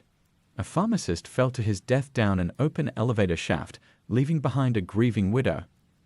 The widow, heartbroken and unable to cope with her loss, is said to have died of a broken heart. Her spirit, unable to find peace, now haunts the Spaghetti Warehouse, searching for her lost love. Employees and patrons have reported a wide range of paranormal activity at the restaurant. Glasses have been known to move on their own, and cold spots have been felt throughout the building. But the most common sighting is that of a woman in a long dress wandering the upper floors of the building. One night, a waitress was closing up the restaurant when she heard the sound of footsteps coming from the second floor. Thinking it was one of her co-workers, she called out, but no one responded. She climbed the stairs, only to find the upper floor empty. As she turned to leave, she saw her, a woman in a long dark dress, standing by the window, staring out into the night. The waitress froze, her heart pounding in her chest. The woman turned to face her, and for a moment, their eyes met. The waitress could feel the sadness radiating from the woman, a deep, overwhelming sorrow that seemed to fill the room. Then, just as suddenly as she had appeared, the woman vanished, leaving the waitress alone in the darkened room. The curse of the spaghetti warehouse has become one of Houston's most famous ghost stories, a chilling reminder that the past is never truly gone. The spirit of the grieving widow still lingers, her sorrow echoing through the halls of the old building, a testament to the tragedy that once took place there. Story 16. The Haunted Cemetery of Martha's Chapel. Martha's Chapel Cemetery, located in Walker County, Texas, is a small, secluded graveyard surrounded by dense woods. The cemetery, with its weathered tombstones and overgrown paths, is the final resting place of many early settlers and their families.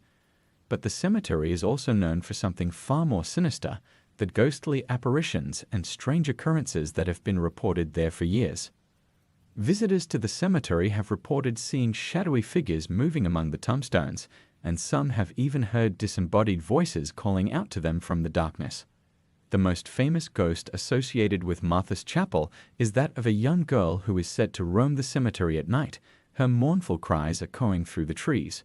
One night, a group of teenagers decided to visit the cemetery, drawn by the stories of ghostly activity.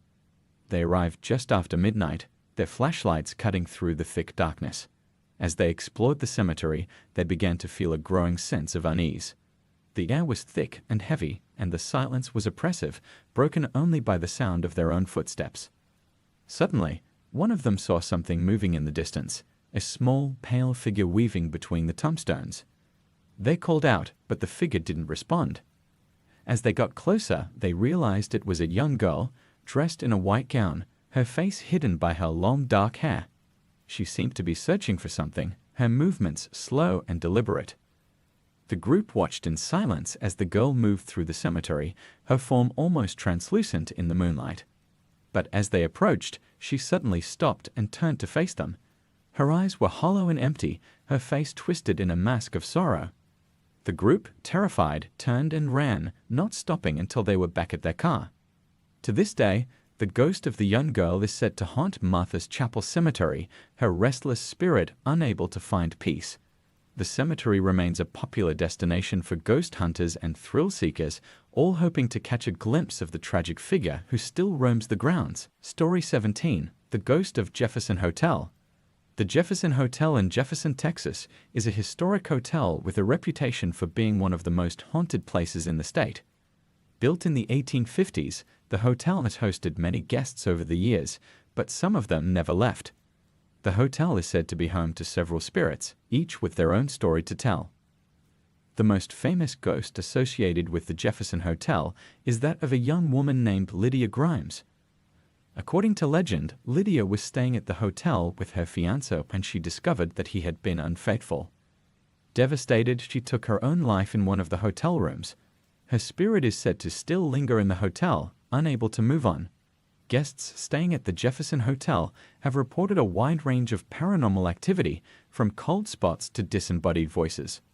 But the most common sighting is that of Lydia herself, dressed in a long flowing gown, wandering the halls of the hotel.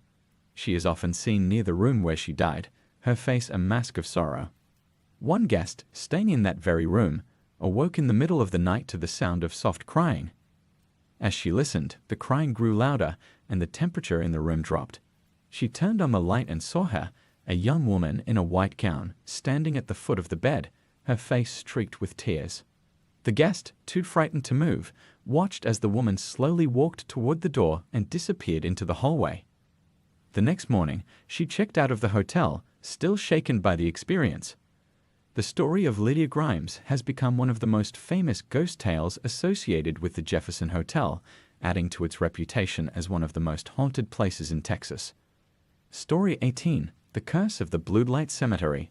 Blue Light Cemetery, located in Lancaster, Texas, is a small, isolated graveyard that has earned a reputation for being one of the most haunted places in the state. The cemetery is named for the strange blue light that is said to appear over the graves at night, a phenomenon that has never been fully explained.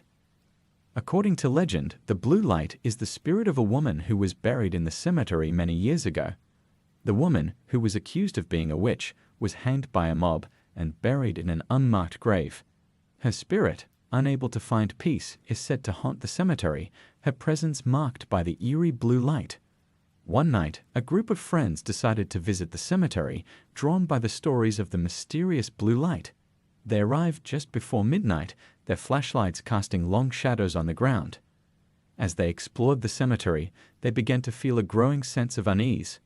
The air was thick with the smell of decay, and the silence was oppressive. Suddenly, one of them saw it, a faint blue light hovering over one of the graves. The light grew brighter, casting an eerie glow on the surrounding tombstones. As they watched, the light began to move, weaving between the graves as if searching for something. The group, terrified by what they were seeing, decided to leave, but as they turned to go, the light suddenly shot toward them, moving faster than they could react. They ran for their car, the blue light following them until they reached the cemetery gates. As they sped away, they could still see the light in their rearview mirror, slowly fading into the night. The Curse of Blue Light Cemetery has become one of the most famous ghost stories in Texas, a chilling reminder that the past is never truly gone. The spirit of the woman who was buried there still lingers, her restless soul marked by the strange blue light that haunts the cemetery. Story 19. The Haunting of Baker Hotel. The Baker Hotel in Mineral Wells, Texas, is a grand, historic hotel that has stood the test of time. But behind its elegant facade lies a history of tragedy and loss, leading many to believe that the hotel is haunted. The most famous ghost associated with the Baker Hotel is that of a woman who is said to have died there under mysterious circumstances. According to legend, the woman was a mistress of one of the hotel's wealthy guests. When their affair was discovered, she took her own life in one of the hotel rooms. Her spirit is said to still linger in the hotel, unable to move on. Guests and staff at the Baker Hotel have reported a wide range of paranormal activity, from cold spots to disembodied voices. But the most common sighting is that of the woman herself, dressed in a long flowing gown, wandering the halls of the hotel. She is often seen near the room where she died, her face a mask of sorrow. One guest, staying in that very room, awoke in the middle of the night to the sound of soft crying. As he listened, the crying grew louder, and the temperature in the room dropped. He turned on the light and saw her, a woman in a white gown, standing at the foot of the bed, her face streaked with tears. The guest, too frightened to move, watched as the woman slowly walked toward the door and disappeared into the hallway. The next morning, he checked out of the hotel, still shaken by the experience. The story of the woman who haunts the Baker Hotel has become one of the most famous ghost tales associated with the hotel, adding to its reputation as one of the most haunted places in Texas. Story 20. The Phantom Bride of Victoria's Black Swan Inn. Victoria's Black Swan Inn, located in San Antonio, Texas, is a historic inn with a dark and haunted past. The inn, which was once the site of a bloody battle during the Texas Revolution, is said to be home to several spirits, including that of a phantom bride. According to legend, the bride was a young woman who was to be married at the inn many years ago. But on the day of her wedding, tragedy struck. Her fiancé was killed in a duel, leaving her heartbroken and alone. Unable to cope with her loss, the bride took her own life in one of the inn's rooms. Her spirit is said to still linger at the inn, dressed in her wedding gown, waiting for the groom who will never come. Guests and staff at Victoria's Black Swan Inn have reported a wide range of paranormal activity, from cold spots to disembodied voices. But the most common sighting is that of the bride herself, wandering the halls of the inn, her face a mask of sorrow. One guest, staying in the room where the bride died, awoke in the middle of the night to the sound of soft crying. As he listened, the crying grew louder, and the temperature in the room dropped. He turned on the light and saw her, A young woman in a white wedding gown, standing at the foot of the bed, her face streaked with tears. The guest, too frightened to move, watched as the bride slowly walked toward the door and disappeared into the hallway. The next morning, he checked out of the inn, still shaken by the experience. The story of the Phantom Bride has become one of the most famous ghost tales associated with Victoria's Black Swan Inn, adding to its reputation as one of the most haunted places in Texas. Story 21. The Restless Spirits of Dead Man's Hole. Dead Man's Hole, located near Marble Falls, Texas, is a deep, natural sinkhole that has a dark and bloody history. During the Civil War, it became a notorious execution site for Union sympathizers and others deemed enemies of the Confederacy. These unfortunate souls were thrown into the hole, their bodies never to be recovered. Today, it is said that their restless spirits still haunt the area, unable to find peace after their violent deaths. Visitors to Dead Man's Hole have reported strange occurrences, such as eerie whispers, cold spots, and the feeling of being watched. Some have even seen shadowy figures lurking near the entrance to the hole, their forms barely visible in the dim light. One night, a group of ghost hunters decided to investigate the site, hoping to capture evidence of the paranormal. As they approached the edge of the sinkhole, they felt an overwhelming sense of dread, as if something was warning them to stay away. Ignoring the feeling, they set up their equipment and began their investigation. But as the night wore on, things took a terrifying turn. The temperature dropped suddenly, and the sound of distant screams echoed up from the depths of the hole. One of the investigators saw a figure emerging from the darkness, a spectral form of a man, his face twisted in pain and anger. The group, terrified, quickly packed up and left the area, vowing never to return. They knew that the spirits of Dead Man's Hole were still there, their restless souls forever trapped in the place where they met their untimely deaths. Story 22. The Legend of the Headless Horseman of El Muerto. The Legend of El Muerto, or the Headless Horseman of South Texas, is a tale that has been passed down through generations. According to the story, El Muerto was once a notorious bandit named Vidal, who terrorized the region with his ruthless gang. After stealing cattle from a local rancher, Vidal was captured and executed by having his head chopped off. His body was then tied to a horse, and his severed head was placed in his hands as a warning to other outlaws. But instead of serving as a deterrent, Vidal's decapitated body became the source of a terrifying legend. For weeks, the horse roamed the countryside with Vidal's headless corpse still tied to it. Ranchers and travelers reported seeing the grisly sight, the headless horseman galloping across the plains, his lifeless eyes staring out from his severed head. Even after the body was finally removed from the horse and buried, the legend persisted. It is said that Vidal's restless spirit continues to haunt the region, his headless form riding through the night, searching for his missing head. Those who have encountered El Muerto report feeling an intense sense of fear and dread, as if the very air around them is charged with malevolent energy. One evening, a group of cowboys was driving cattle across the plains when they heard the sound of galloping hooves in the distance. As the sound grew closer, they saw him, a headless figure on horseback, his body swaying with the motion of the horse. The cowboys froze in terror as the headless horseman rode past them, his head held high in his hands. The next morning, they'd found the cattle scattered and spooked, as if they had encountered something truly terrifying in the night. The legend of El Muerto continues to be a source of fear and fascination in South Texas, a reminder that the past is never truly gone and some spirits are destined to ride forever. Story 23. The Haunted Alamo Quarry Market. The Alamo Quarry Market in San Antonio, Texas, is a popular shopping and entertainment destination, but few know about its haunted past. Before it became a bustling marketplace, the site was home to the Alamo Cement Company, where many workers toiled and, in some cases, met tragic ends. The old smokestacks that still stand today are reminders of the site's industrial history, and it's said that the spirits of the workers who died there still haunt the area. Shoppers and employees have reported strange occurrences at the Alamo Quarry Market, from unexplained noises to shadowy figures seen out of the corner of the eye. Some have even claimed to hear the sound of heavy machinery and the voices of men shouting orders, as if the cement plant was still in operation. One night, a security guard was patrolling the area near the old smokestacks when he heard the sound of footsteps behind him. He turned around, expecting to see one of his colleagues, but the path was empty. As he continued his patrol, the footsteps grew louder, as if someone were following him. The guard quickened his pace, but the sound kept pace with him, echoing in the silence of the night. Suddenly, the guard felt a cold breeze brush past him, and out of the corner of his eye, he saw a figure, an old man in dirty overalls, his face grim and determined. The figure walked right past him, disappearing into the shadows of the smokestacks. The guard, too shaken to continue his patrol, quickly returned to his post and reported the incident. He never walked that path alone again.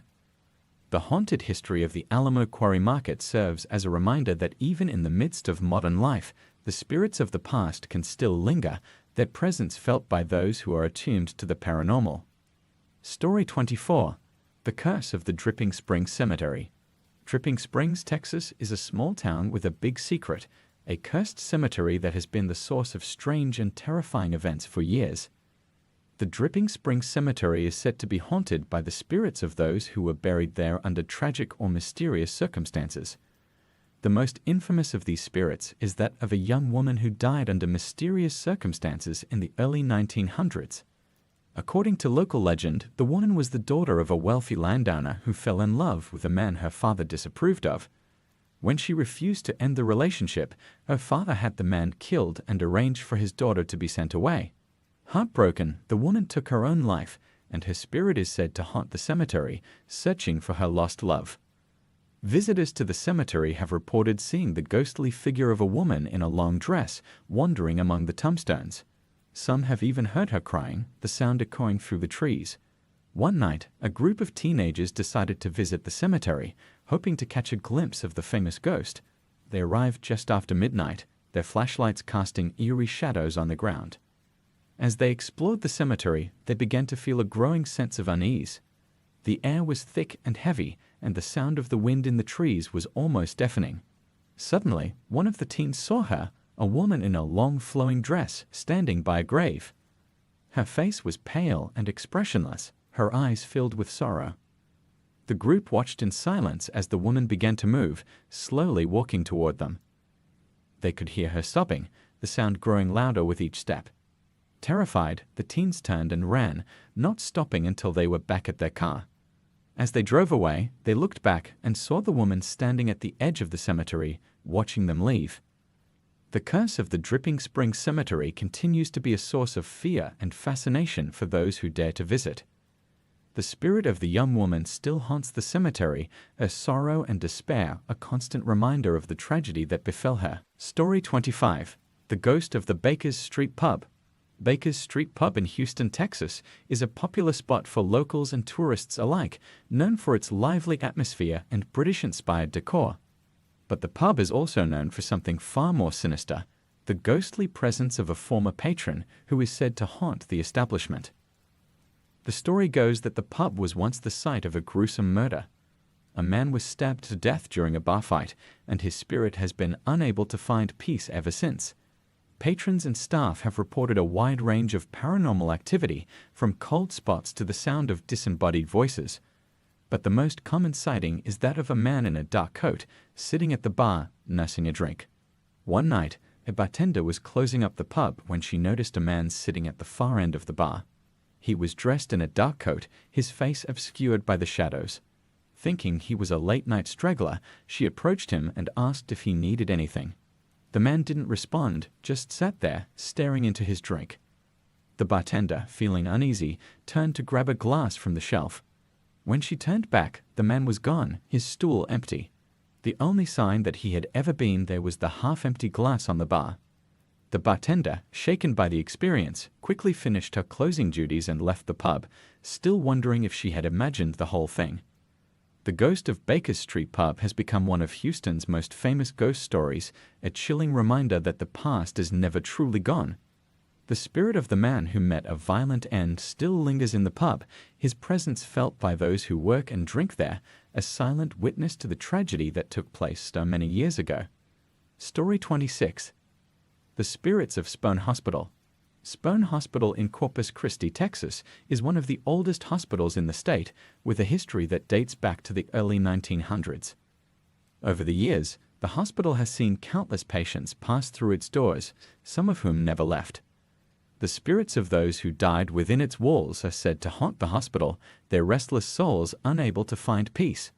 Staff and visitors alike have reported a wide range of paranormal activity at Spone Hospital, from cold spots to the sound of disembodied voices.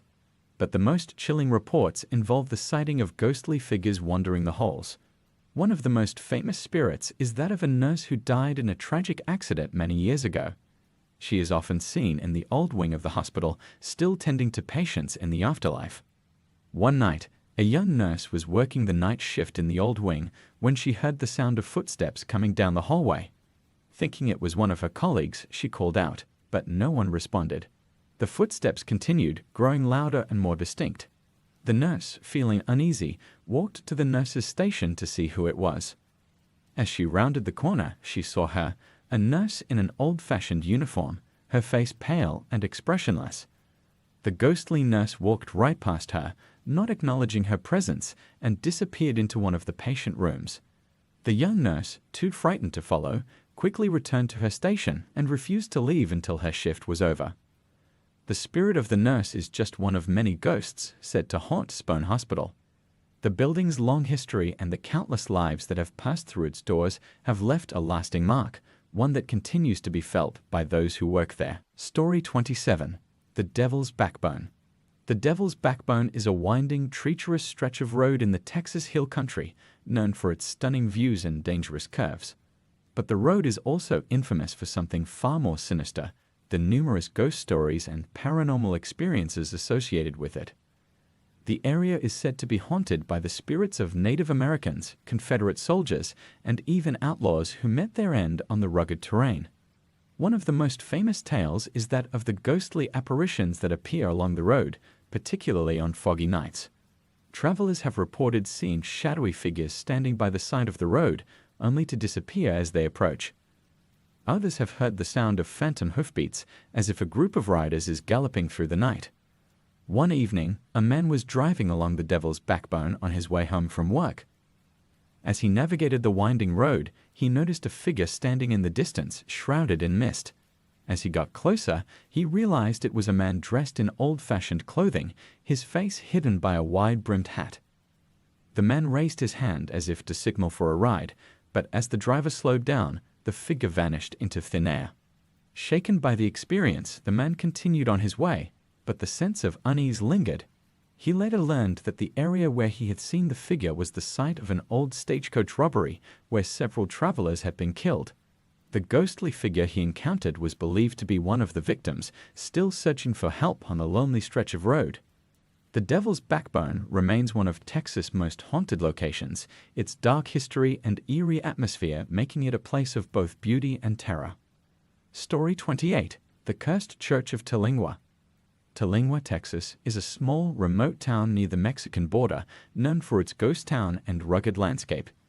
But it's also known for something far more unsettling, the cursed church that sits on the outskirts of town. The church, built in the early 1900s, was the site of a tragic event that left a dark stain on its history. According to local legend, a priest who served at the church was accused of committing a terrible crime. Fearing for his life, he took refuge in the church, but an angry mob stormed the building and hanged him from the rafters. The priest's spirit is said to still haunt the church, seeking revenge on those who wronged him. Visitors to the church have reported strange occurrences, from the sound of footsteps echoing through the empty building to the sight of shadowy figures moving in the corners of the room. Some have even claimed to see the ghostly figure of the priest hanging from the rafters, his face twisted in anger and sorrow. One night, a group of friends decided to visit the church, curious to see if the stories were true. As they entered the dark, abandoned building, they immediately felt a heavy, oppressive presence. The air was thick with the smell of decay, and the silence was deafening. As they explored the church, they began to hear strange noises, the sound of footsteps, the creaking of the rafters, and the distant echo of a man's voice. Suddenly, one of them saw it, a dark figure hanging from the ceiling, its eyes glowing with an unholy light. The group, terrified, fled the church, not stopping until they were far away.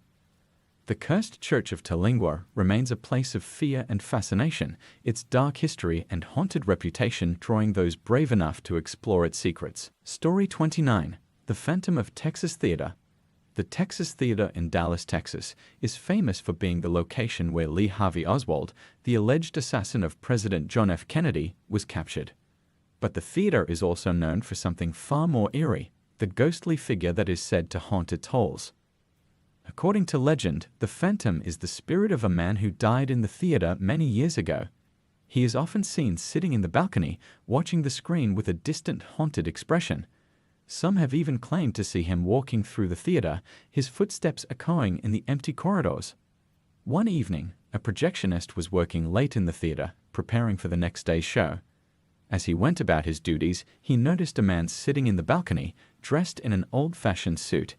Thinking it was a straggler from the last show, the projectionist called out to him, but the man didn't respond. The projectionist climbed the stairs to the balcony, but when he reached the top, the man was gone. Confused, he searched the area, but there was no sign of the mysterious figure.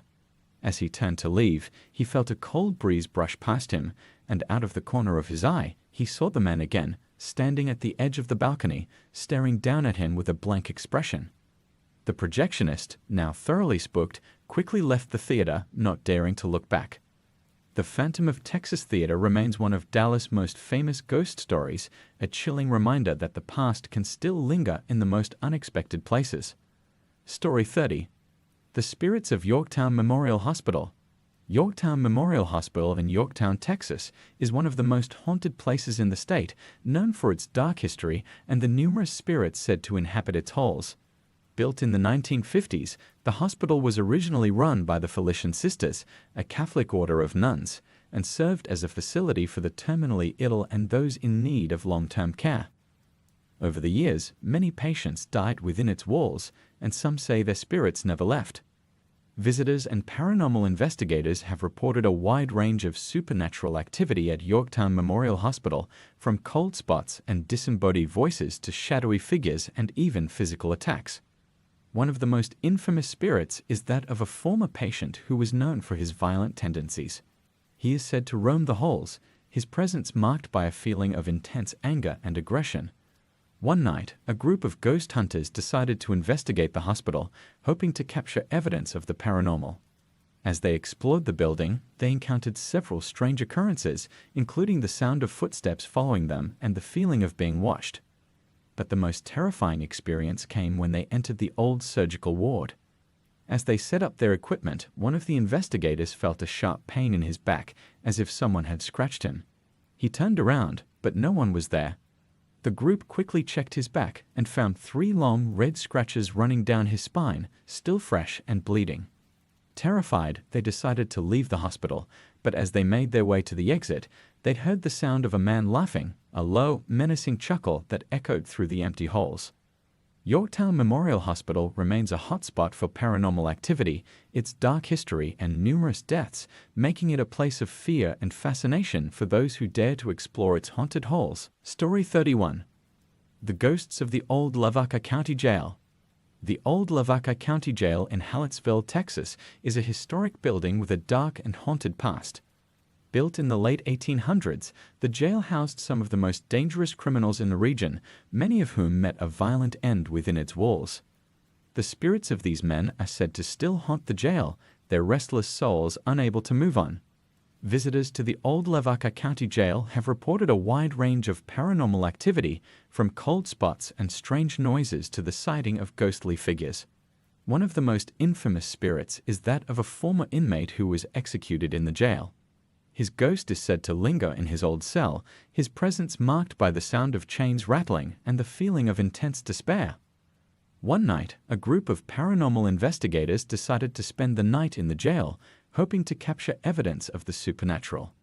As they explored the building, they encountered several strange occurrences, including the sound of footsteps echoing through the empty corridors and the feeling of being watched. But the most terrifying experience came when they entered the old death row cell.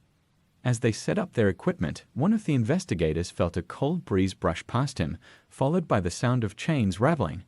He turned around and saw a shadowy figure standing in the corner of the cell, its eyes glowing with an eerie light. The figure slowly moved toward him, its chains clanking with each step. The group, too frightened to stay, quickly packed up and left the jail. As they drove away, they could still hear the sound of chains rattling in the distance, a chilling reminder of the spirits that still haunt the old Lavaca County Jail. The jail remains one of Texas' most haunted locations, its dark history and ghostly inhabitants making it a place of both fear and fascination. Story 32. The Witch of Caddo Lake. Caddo Lake, located on the Texas-Louisiana border, is a sprawling, mysterious swamp filled with cypress trees draped in Spanish moss. The lake, with its dark, murky waters and eerie atmosphere, has long been the source of ghost stories and legends. One of the most chilling tales is that of the Witch of Caddo Lake, a vengeful spirit said to haunt the area. According to local legend, the witch was a woman who lived in the area during the 19th century. Accused of practicing dark magic, she was shunned by the local community and eventually murdered by a mob who believed she had cursed their land. Her body was thrown into the lake, and since then, her spirit has been unable to find peace. She is said to roam the waters, seeking revenge on those who wronged her. Fishermen and boaters have reported seeing a ghostly figure gliding across the lake, her long dark hair flowing behind her. Some have even claimed to hear her voice whispering in the wind, cursing those who dare to venture too close to her resting place. One night, a group of friends decided to camp by the lake, unaware of the legend that surrounded it. As they sat around the campfire, the wind began to pick up and the air grew cold. Suddenly, they heard a woman's voice, low and menacing, coming from the direction of the water. The friends looked out across the lake and saw her, a pale figure standing on the surface of the water, her eyes glowing with an unnatural light. Terrified, the group quickly packed up and left, but as they drove away, they could still hear the witch's voice cursing them, warning them never to return. The legend of the Witch of Caddo Lake continues to haunt those who live near its dark waters, a reminder of the dangers that lurk in the shadows of the Texas swamps. Story 33. The Ghost of the Stagecoach Inn. The Stagecoach Inn in Salado, Texas, is one of the oldest operating hotels in the state, with a history that dates back to the mid-1800s. The inn has hosted many famous guests over the years, but it is also known for something far more eerie, the ghostly presence that is said to haunt its halls. According to legend, the ghost is that of a woman who died at the inn many years ago. She was a traveler passing through town when she fell ill and was unable to continue her journey. Despite the efforts of the inn staff, she passed away in one of the guest rooms, and her spirit has remained at the inn ever since. Guests and staff at the Stagecoach Inn have reported a wide range of paranormal activity, from unexplained cold spots to the sound of disembodied voices. The ghost is often seen in one of the older rooms, dressed in a long flowing gown, her expression one of sadness and longing. One evening, a couple staying at the inn was awoken by the sound of soft footsteps outside their room. Thinking it was a staff member, the husband got up to check, but when he opened the door, the hallway was empty. As he turned to go back to bed, he saw her, a woman in a long white gown, standing at the end of the hall, her eyes fixed on him. The woman slowly turned and walked down the hall, disappearing through a closed door. The husband, too frightened to follow, quickly returned to his room and locked the door. The couple checked out the next morning, still shaken by the encounter. The ghost of the Stagecoach Inn remains one of Salado's most famous legends, a reminder that the past is never truly gone, and some spirits are destined to linger in the places they once called home. Story 34. The Phantom Truck of Route 666. Route 666, also known as the Devil's Highway, is a notorious stretch of road that runs through Texas and New Mexico. The highway has long been associated with strange and terrifying events, earning its ominous nickname. One of the most infamous legends is that of the Phantom Truck, a ghostly vehicle said to terrorize travelers who venture onto the road at night. According to the legend, the Phantom Truck is an old rusted semi-truck that appears out of nowhere, barreling down the highway at breakneck speed. The truck's headlights are blinding, and its horn blares a deafening roar as it bears down on unsuspecting drivers. Those who encounter the Phantom Truck report feeling an overwhelming sense of dread, as if the truck is trying to run them off the road. One night, a man was driving down Route 666 on his way to visit family in Texas. The road was dark and deserted, with only the occasional flicker of a distant streetlight to break the monotony. As he drove, he noticed a pair of headlights in his rearview mirror rapidly gaining on him. The lights were unnaturally bright, and the roar of an engine filled the air. The man tried to speed up, but the truck was relentless, its horn blaring as it drew closer. Just as he thought the truck was about to crash into him, it suddenly swerved off the road and disappeared into the desert, leaving only the echo of its horn behind. The man, shaken by the encounter, pulled over and caught his breath, but there was no sign of the truck anywhere. The legend of the phantom truck continues to haunt those who travel Route 666, a chilling reminder that some roads are best avoided after dark.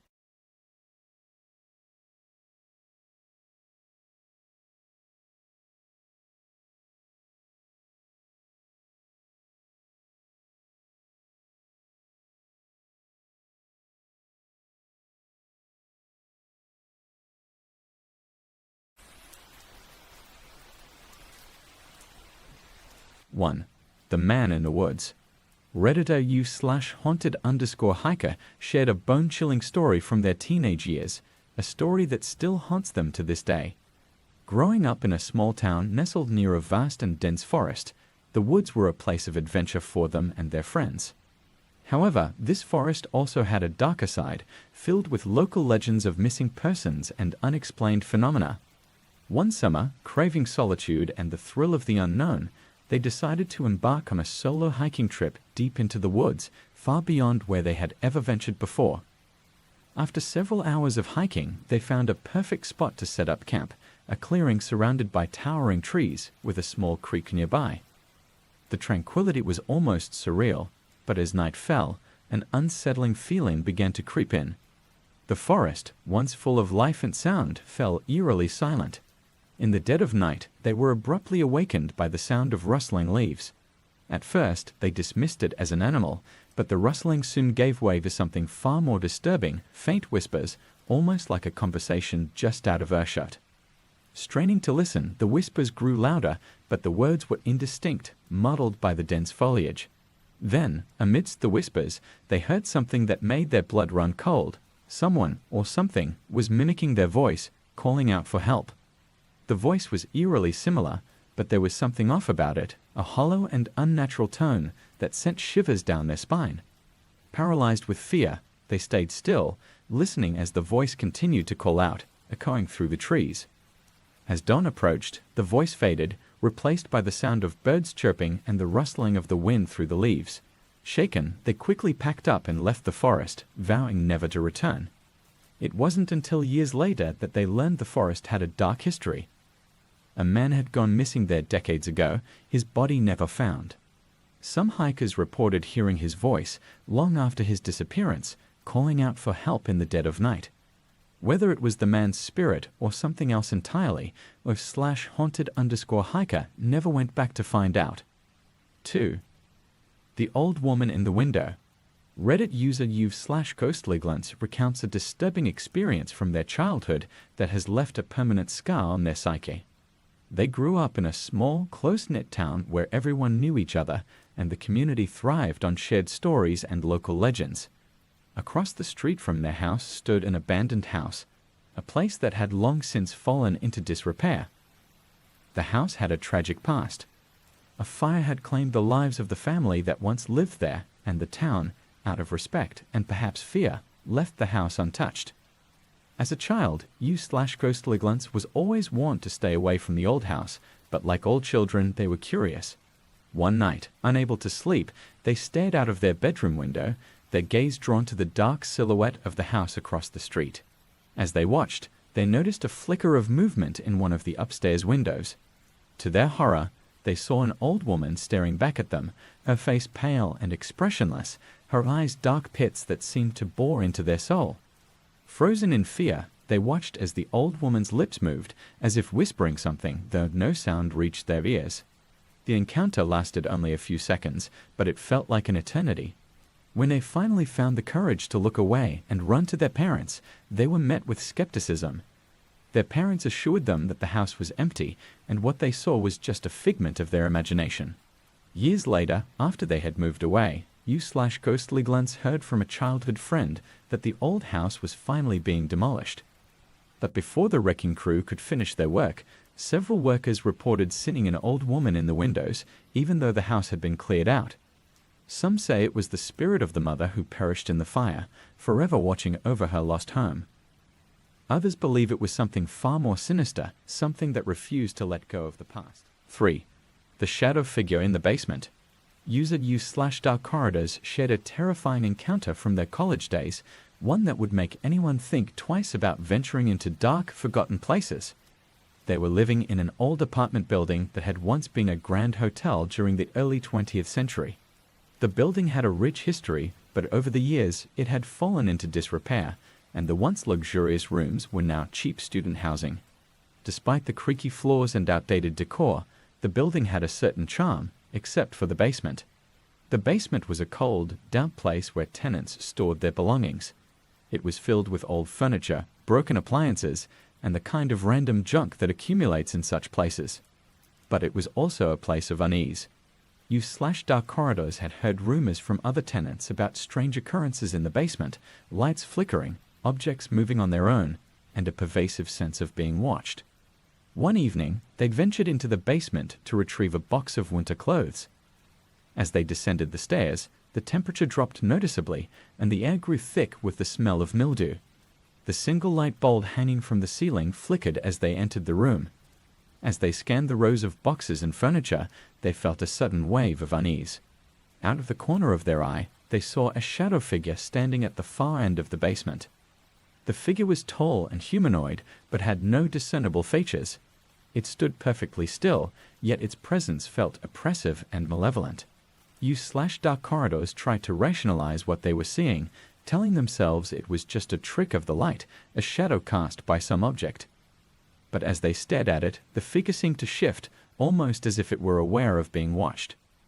They grabbed their box and hurried back up the stairs, the feeling of dread intensifying with each step. That night, they had a nightmare of the shadow figure standing at the foot of their bed, watching them sleep. When they reported the incident to the landlord, they were met with a knowing look. The landlord revealed that the building had once housed a mental institution on the lower floors, and many patients had died under mysterious circumstances. Several tenants had reported seeing the shadow figure in the basement, but no one knew what it was or why it lingered. U/Dark Corridors moved out shortly after, but the image of the shadow figure stayed with them, haunting their dreams and making them wary of dark places ever since. 4. The Phantom Knock. Redditor U/Quiet Visitor recounts a night of terror that still makes their skin crawl. They were home alone during a stormy night, a night that seemed perfect for watching a horror movie. The wind howled outside, rain lashed against the windows, and the occasional rumble of thunder echoed in the distance. Settling into the couch, they tried to distract themselves from the eerie atmosphere by turning on the TV. But just as the movie started, they heard a knock at the door. It was a single loud knock, clear enough to make them jump. Thinking it was the wind, they ignored it and continued watching the movie. But then it happened again, this time louder and more insistent. They paused the movie and went to the door, expecting to see a neighbor, or perhaps an animal seeking shelter. But when they opened the door, there was no one there. Perplexed, they closed the door and returned to the couch, trying to shake off the unease that was beginning to settle in. But the knocking continued, this time coming from a different door. They checked each time, but each time the door was empty. The knocking began to move around the house, coming from the windows, the back door, even the walls. It was as if something was circling the house, trying to find a way in. Panic set in as they realized they were completely alone, with no one to call for help. The house was located in a remote area, with the nearest neighbor miles away.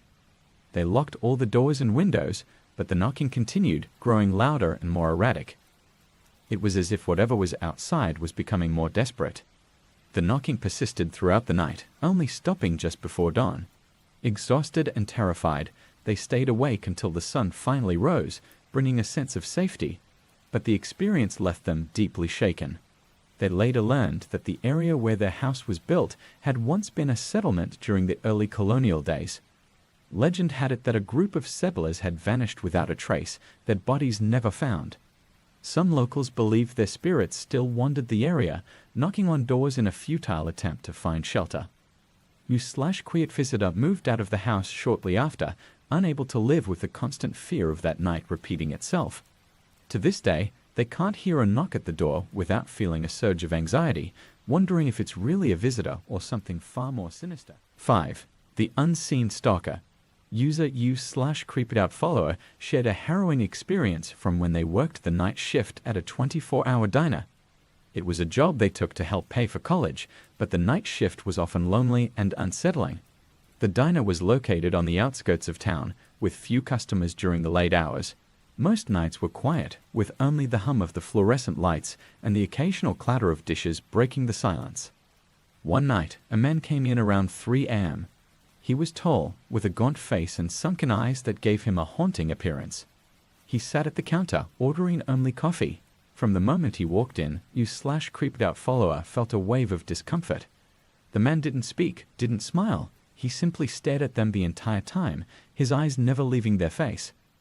As the night wore on, the feeling of unease grew stronger. The man stayed for hours, sipping his coffee and continuing to stare. Finally, just before dawn, he left without a word, leaving a few crumpled bills on the counter.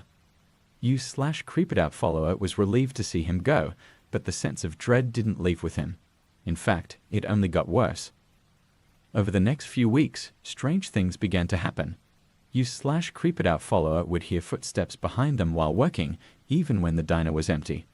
Objects would be moved or knocked over when no one was around. The final straw came when they started finding notes on their car windshield after their shift. The notes contained messages like, "I see you, and you can't hide." Terrified, they reported the incidents to the police, but there was little they could do without any evidence. The harassment continued, with the notes becoming more frequent and more threatening. Fearing for their safety, U/creeped-out follower quit their job and moved to another city, hoping to leave the terror behind. But even after moving, the feeling of being watched never completely went away. They often caught themselves looking over their shoulder, half expecting to see the gaunt man from the diner standing there. The cabin was located deep in the forest, far from any civilization, a perfect spot for some peace and relaxation. Or so they thought. The first day was uneventful, filled with hiking and enjoying the natural beauty of the forest.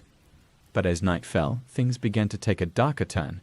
As they sat around the campfire, they started hearing strange noises coming from the woods, whispers, rustling leaves, and what sounded like distant footsteps. They brushed it off as animals or the wind, but the unease lingered. That night, as they settled into the cabin, the strange occurrences escalated. Doors that had been securely locked were found open, and objects in the cabin were moved or knocked over without explanation. The atmosphere in the cabin grew tense, with everyone feeling like they were being watched. The final straw came the next morning when they discovered footprints in the mud around the cabin. The footprints were large and human-like, but were spaced too far apart to be from any of them. More disturbingly, the footprints seemed to circle the cabin, leading up to the windows and the front door, but there were no tracks leading away. Panic set in as they realized they were not alone in the woods. They quickly packed up and decided to leave immediately. As they drove away, one of the friends glanced back at the cabin and screamed. In the window, they saw a figure, tall and shadowy, with glowing eyes, standing in the cabin, watching them leave. They never spoke about the incident again, but the memory of that weekend haunted them all. To this day, U/Nightmare Getaway refuses to go camping or stay in any remote location, fearing they might encounter whatever it was that lurked in the woods that night. 7. The Haunted Hotel. User U/Wandering Nomad shared a story from their travels, a story that made them rethink their love for exploring old historic places. They were staying in a historic hotel known for its beautiful architecture and rich history. The hotel was a favorite among tourists, not only for its charm, but also for its reputation as one of the most haunted places in the region.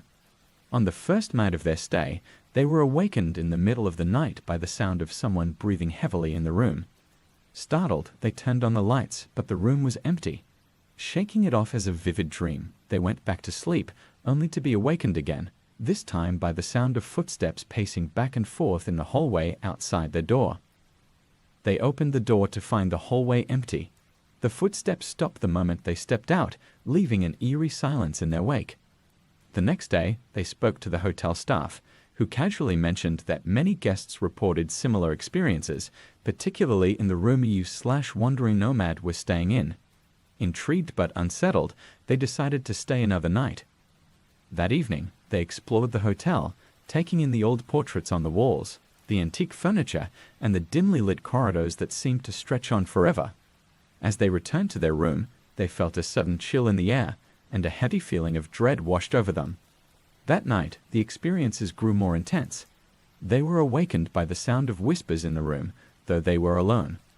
The whispers were indistinct, like a conversation happening just beyond the edge of hearing. Then, they felt a cold breath on the back of their neck, as if someone was standing right behind them. Terrified, they checked out the next morning, unable to spend another night in the hotel. As they were leaving, one of the staff members mentioned that the room they had stayed in was rumored to be haunted by a former guest who had died there under mysterious circumstances. The guest, a young woman, was said to wander the halls at night, searching for something or someone she had lost. Who/wandering nomad left the hotel, but the experience left them deeply unsettled. They still enjoy traveling, but they now avoid any place with a reputation for being haunted, unable to forget the feeling of being watched in that dark, old hotel. 8. The face in the mirror. Redditor u/frozen in place shared an experience that left them terrified of mirrors for years. It all started during a sleepover at a friend's house, a house that was known among their group for being a bit strange. The house was old, with creaky floors, dim lighting, and a general sense of unease that seemed to permeate every room. But as kids, they didn't think much of it until that night. After a fun evening of games and movies, u/frozen in place went to the bathroom to wash up before bed. The bathroom was small and cold, with an old mirror above the sink that looked like it had been there for decades. As they washed their hands, they glanced up at the mirror and froze in place. Staring back at them was a face that wasn't their own. The face was pale, almost ghostly, with hollow eyes and a sinister smile that sent chills down their spine. They turned around quickly, expecting to see someone standing behind them, but the bathroom was empty. The face in the mirror remained, its eyes locked onto theirs, the smile growing wider as if it knew the terror it was causing. In a panic, they ran out of the bathroom and refused to go back in.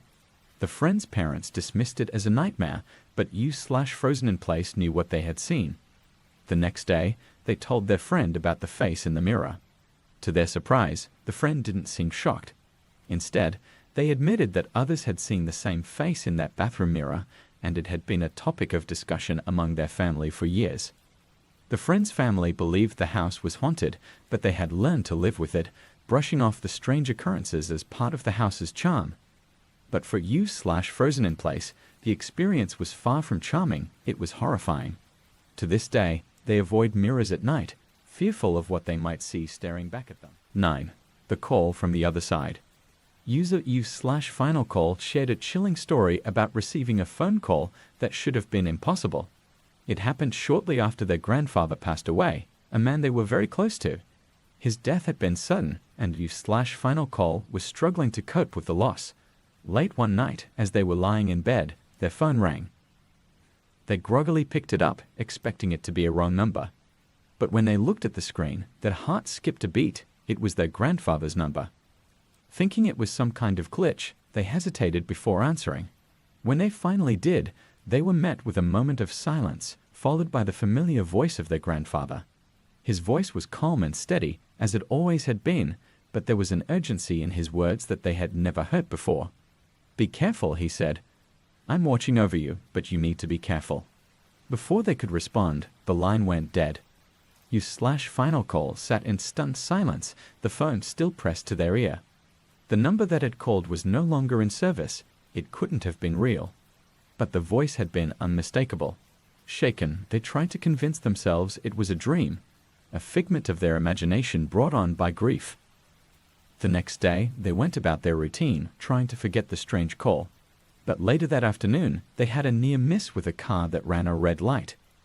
The car missed them by mere inches, and they couldn't shake the feeling that the call had been a warning, somehow protecting them from harm. The experience left o/final call deeply unsettled.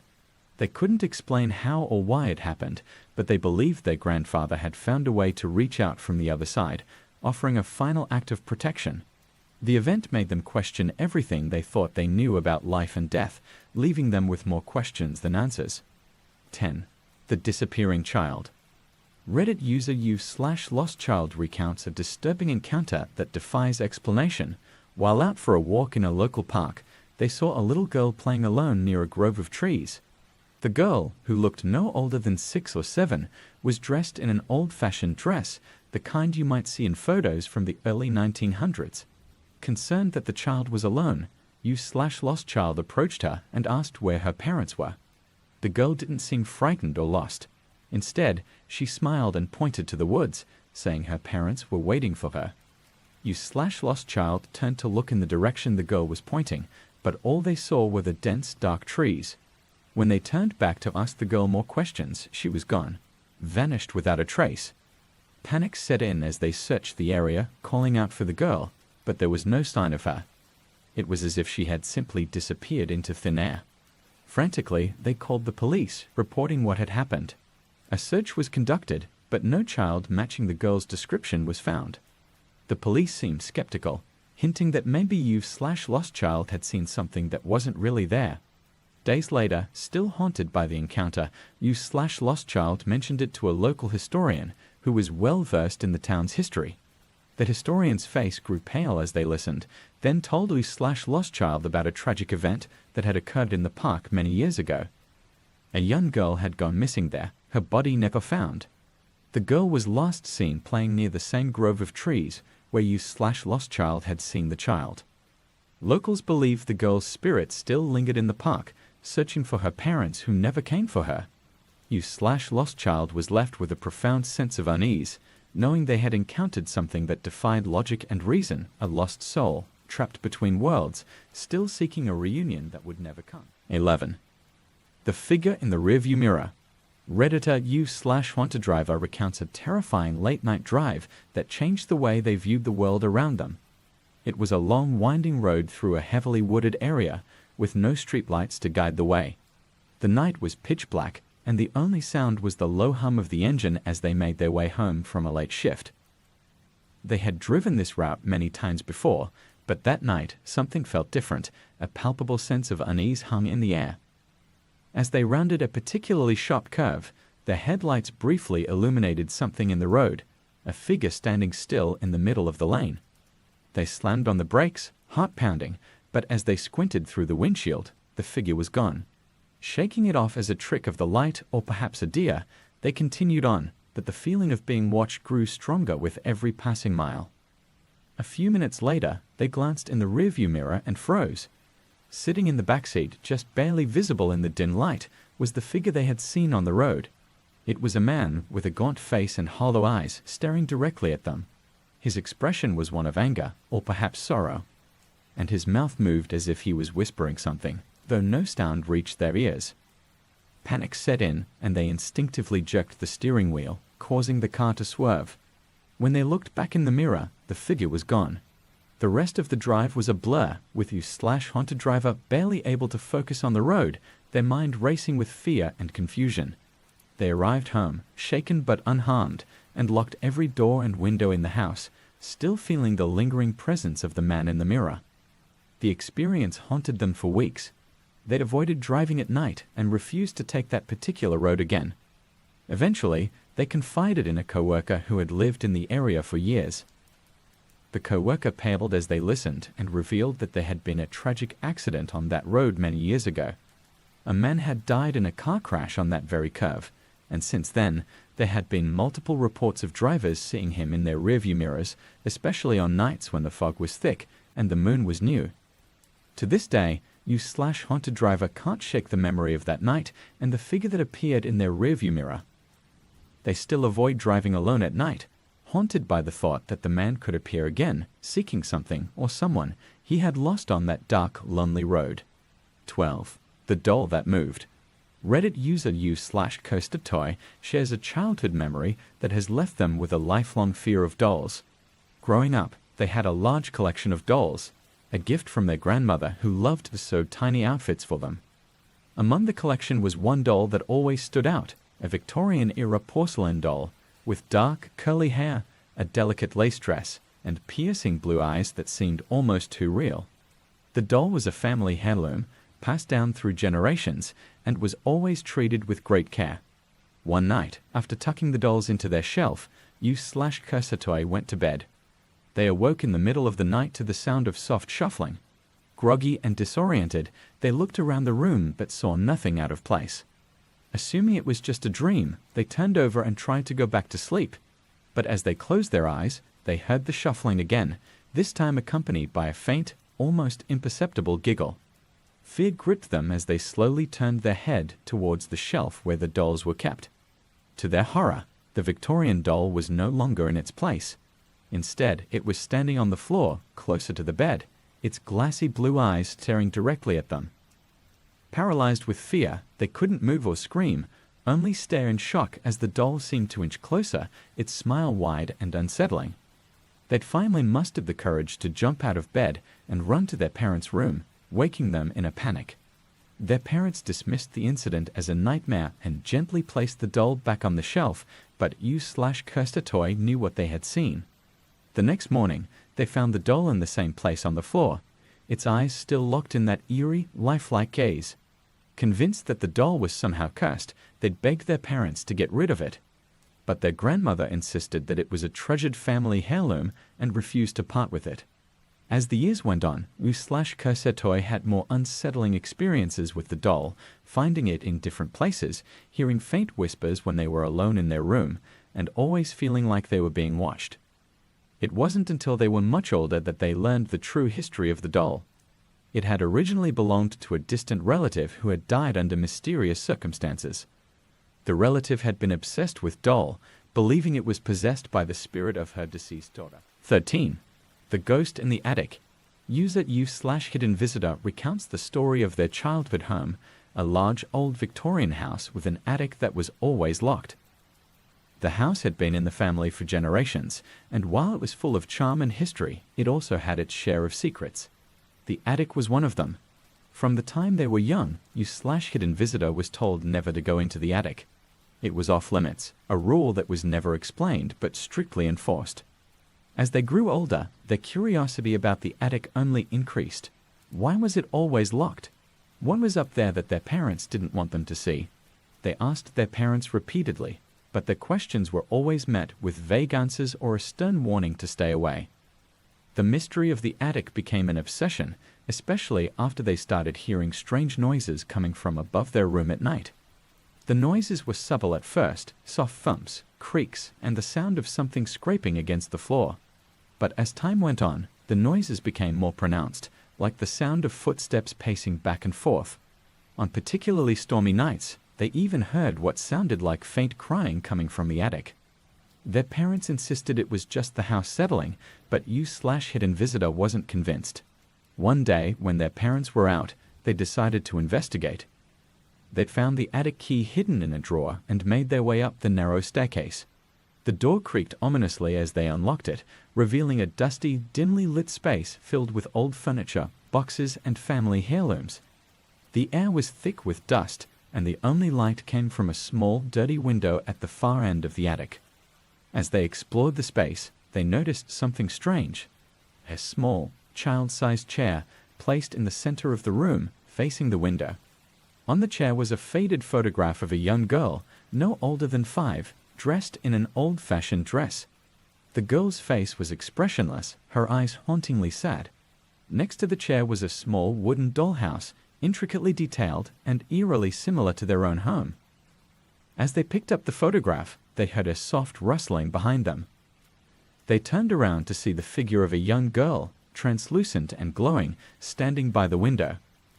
The girl looked at them with the same sad eyes from the photograph, then slowly raised her hand, pointing to the dollhouse. U/Hidden Visitor felt a wave of cold wash over them as the girl's form began to fade, leaving only the echo of her presence in the still air. Terrified, they ran out of the attic, locking the door behind them. When their parents returned, they told them what had happened. Their parents exchanged worried glances and finally revealed the truth. The girl in the photograph was their great-aunt, who had died tragically in the house many years ago. She had been playing in the attic when a beam collapsed, trapping her inside. By the time she was found, it was too late. The attic had been locked ever since, as a way to keep her restless spirit contained. U/Kid and visitor never went back into the attic, but the experience left them deeply shaken. They often heard the girl's footsteps at night, pacing back and forth, and the soft sound of her crying when the wind howled through the trees. The family eventually moved out of the house, but the memory of the attic, and the girl who still haunted it, remained with them, a constant reminder of the tragedy that had occurred so many years ago. 14. The Vanishing Hitchhiker. Redditor U/Nightly Driver shared a chilling encounter that still makes them question the nature of reality. It was a cold, rainy night, and they were driving